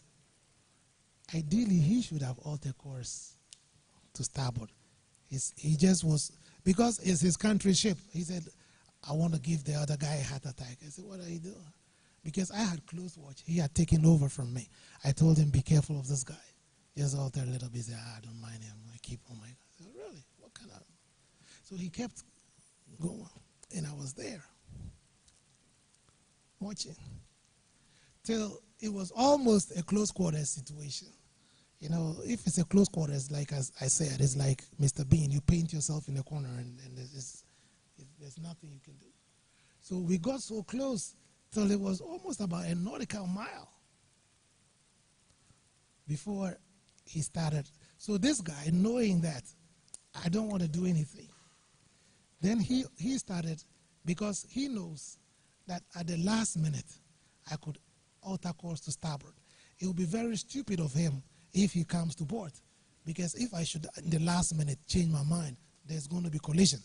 So she started altering course boldly to starboard, because she wanted to avoid the foolishness that we were doing. Of course, it wasn't me. It was the Iranian. So when he saw that, then he also quickly started altering. So when the guy noticed that now we're taking action, then she started coming back again to her course. Of course, he could have had a little heart attack because we're very close. I could see the people on the ship. It was night, but I could see them. It was. So these things do happen. You can have a collision. Doesn't matter. Yes. Any more questions on this one? Any questions? Any more questions?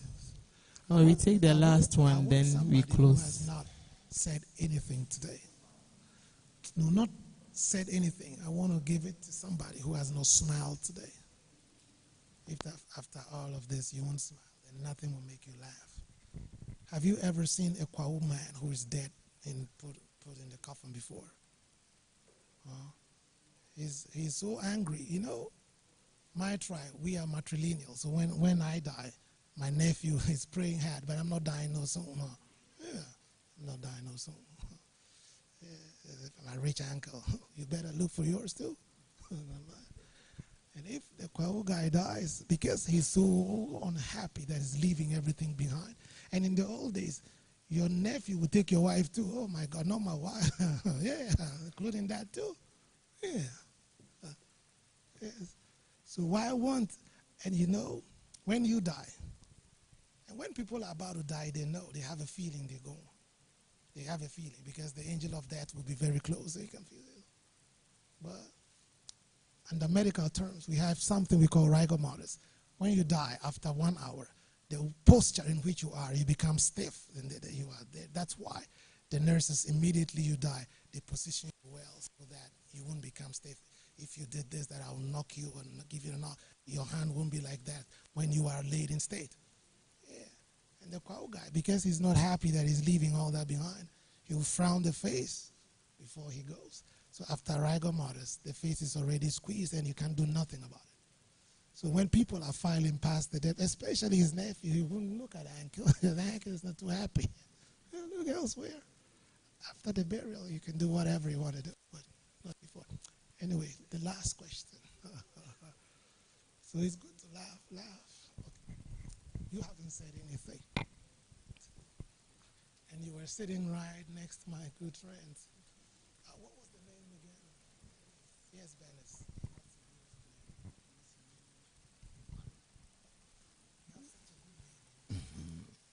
My name is Manuel. I want to find out if MAPO, we can, vessel can discharge expired medicine on board. Yes.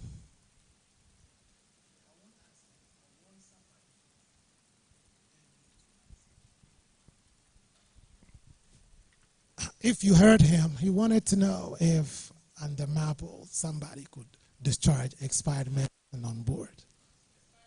Medicine that's expired on board. I'm only trying.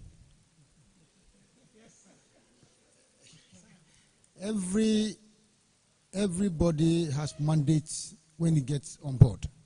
Customs has mandates, and their mandate is to check things or deal with things of cargo in nature.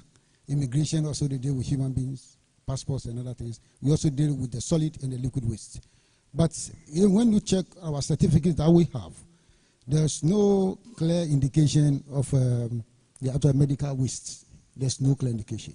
In that one, by practice, it is the port heads that have been collecting that. Because they are in the medical field, they understand the kind of chemical composition of the medicines and other things. So they will go and actually deal with it in a more better way. Once again, because of the concept of traceability, whatever we take, we have to be very careful, make sure that we are very firm about how to account for it, how we go and dispose it. This is medicine. If you go and treat it as garbage, and somebody picks it, then the person's face start turning, they will start tracing. Somebody came and discharged garbage here. Who is that person? Then they start looking for you, and then they come and say it is my company, somebody else's company. Then the port authority start looking for those people. We don't want that. So we feel that it is the port health that are responsible for that.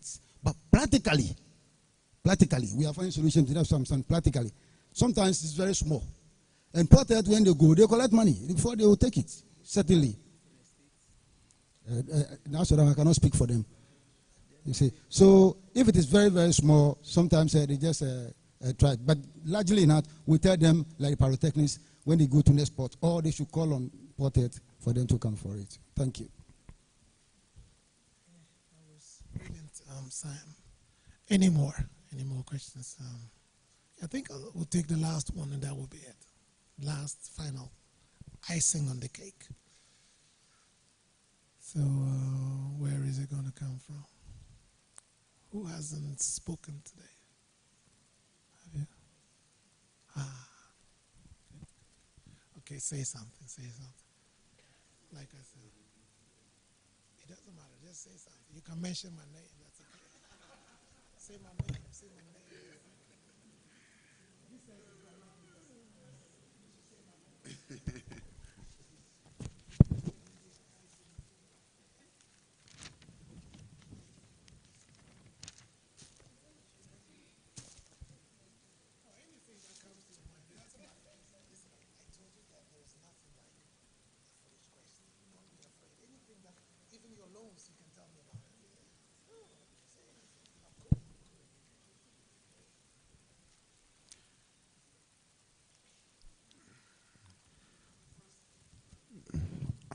I'm Michelle. Yes, please. In English, it's Michael. And the meaning is someone who is like God.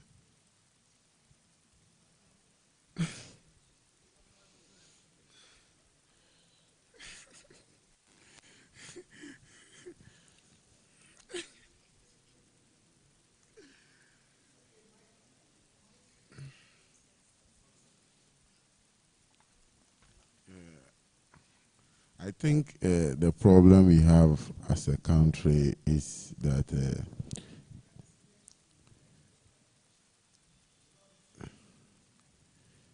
I just want to say something. I think the problem we have as a country is we actually lack education. Education, and for that matter, we need to create awareness all the time. We should make people know how harmful those garbage and other things in the environment. So I think we should create awareness.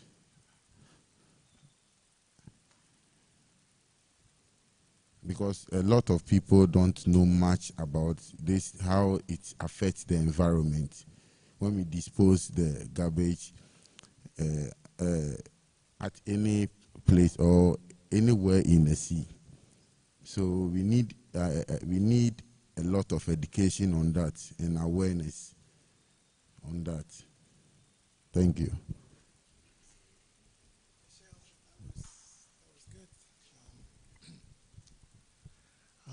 I'm happy that nobody slept through the lecture, right? You can't sleep, can you? You can't.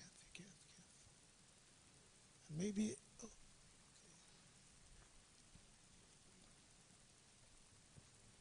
So that's going to be the icing on the cake, right? Contribution to this medical waste thing. In my opinion, I think when it's medical waste, you are not supposed to receive them. Because we are not only receiving the waste to dump them here. We have a duty of care to ensure that whatever we pick is properly treated and disposed of without entering into the environment. So if you are just receiving a medical waste to go and dump them, they will get into the soil and get into our food chain. So if we don't have the capacity to handle that type of medical waste, don't even receive the waste. It's not part of what you are supposed to receive. With the issue of Port Health receiving that, I don't know for a fact that it is part of their mandate to receive medical waste. We need to find out from them. But until we find out from Port Health that they have the mandate, I cannot take it that Port Health receive that type of waste. You see, this for we are trying to educate ourselves. So we need to be sure of whatever information we are taking from here. I'm not aware of any such mandate that Port Health can receive medical waste. As far as MAPO, the annexes that we are operating within is concerned, you are not supposed to take medical waste. We don't know how we're going to treat medical waste within the framework that we are operating. That's my suggestion. Thank you.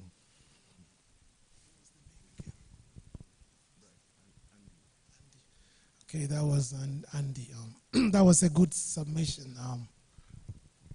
Myself, personally, I don't think it's good practice, that if you have medical waste, it doesn't matter if it's expired medicine or whatever.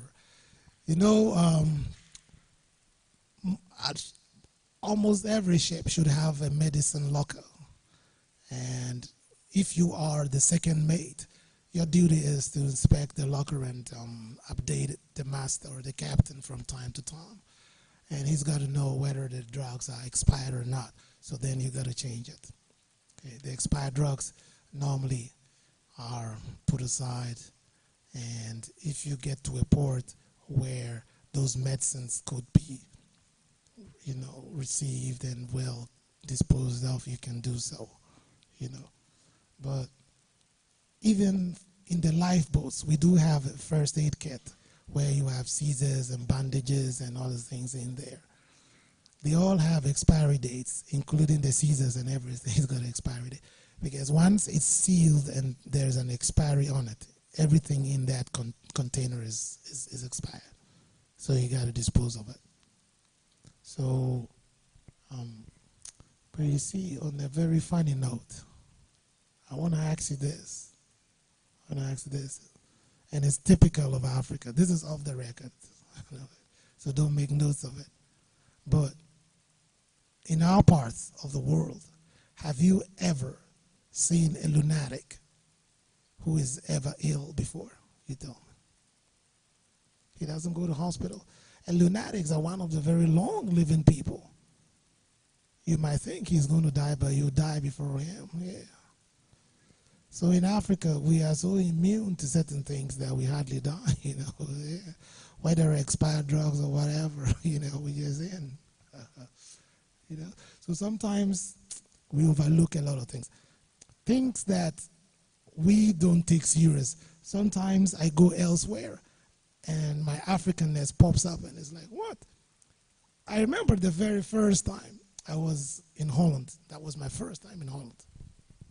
And I had this African attitude of jumping queues, you know. So they were, it was a train. I wanted to take a train from Amsterdam to Rotterdam. So the kiosk was there. There was a little line. The wives were standing nicely behind it. And I came. Yeah. I went out. And then everybody was looking at me. I said, these guys, they don't really want to be quick. I'm quicker, you know. And then the lady, you know, they're very polite people. If it were an African, he would shout, are you blind or you can't see? I said, Meneer, Kanik, he was talking to me, sir, can you please queue up on the line 9? Very polite. Even if he's killing you, he'll say it in a very polite way. You know? So I looked back, and I'd never been so stupid. I looked at the back, and I quickly joined the tail of the line. And I said, yes, a nice way. You know, we take certain things for granted. But anyway, we'll get there somehow. We'll get there through some of these workshops, isn't it? Yes, we are learning always. So on that learning note, okay, let me tell you one last one, then we go. When I was doing my master's in Sweden, we used to have joint presentations like this. You know, you present 5 people, you do a topic, and you know, you select the topic random, prepare on it, and then you do it. And everybody was always praying that they have me on their team. Because it's not that I'm only funny, but I can do a good delivery. So what they were normally doing is they put a very good person at the start of the presentation, and then I will finish it off. And you see, people always remember just a little of the first, and then the last ending, if it's good, that's the last word they'll remember. So I'll make it real good. Then we get an A. Then I had this friend from Bangladesh. Yes, Riza. And you know, people from those parts, they have a very interesting accent. And he was stuttering, you know, he was a stutterer or a stammerer, you know, he's stuttering. But I noticed that anytime we joined the bus together, he would never stutter. We'll talk. Only the accent was funny. Or, Nana, what are you talking about? You Ghana people, you crazy man, what are you talking? That kind of accent. But at least the words could come out. But for some reason, anytime there was a presentation, Jesus Christ, the thing, I said, what's going on? Razor, I go with you every time. And funny, nobody wanted him on the team. And funny enough, on that day, when we were picking the ballots, we had to pick him. He was part of the team. I said, man, we're in deep crisis now. Because his stuttering is going to come. When he sees the professor, But I told my friends, I always walk with him to the bus station to take the bus back home. We talk. Of course, his accent is funny, that's okay, but not stuttering like this. The words could barely come out. And I was boiling and shivering, you know. But thank God we made it, and here I am today. It was part of an exercise. In life, we meet all kinds of challenges every day. But, you know, when life throws a lemon at you, what do? You make a lemonade. On that lemonade note, I think we can all give ourselves a little big round of applause.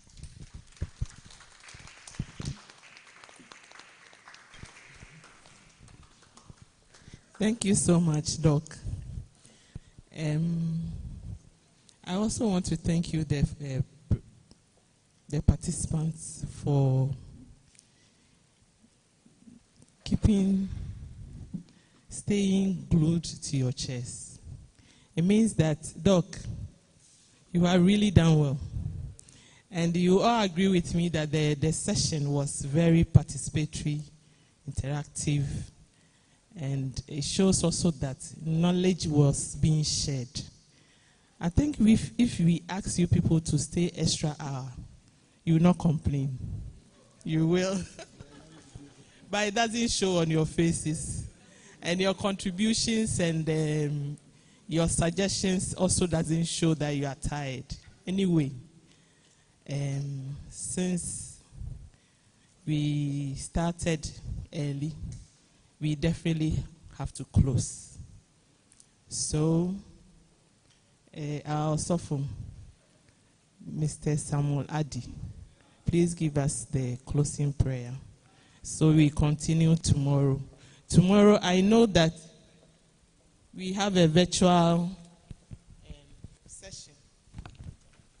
The facilitator from Nigeria will do a virtual presentation. All the sessions for tomorrow.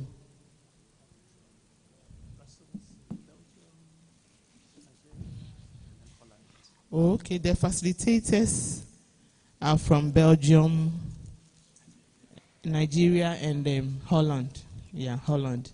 So tomorrow is virtually for virtual. Okay. Yeah. There will be a session for questions and suggestions and contributions. Then tomorrow too, there will be a field trip in the afternoon. So please take note. We will start tomorrow at 9. It's very important because the first presenter is from Belgium and he's going to be at 9. And today we try to look at the legal requirements and all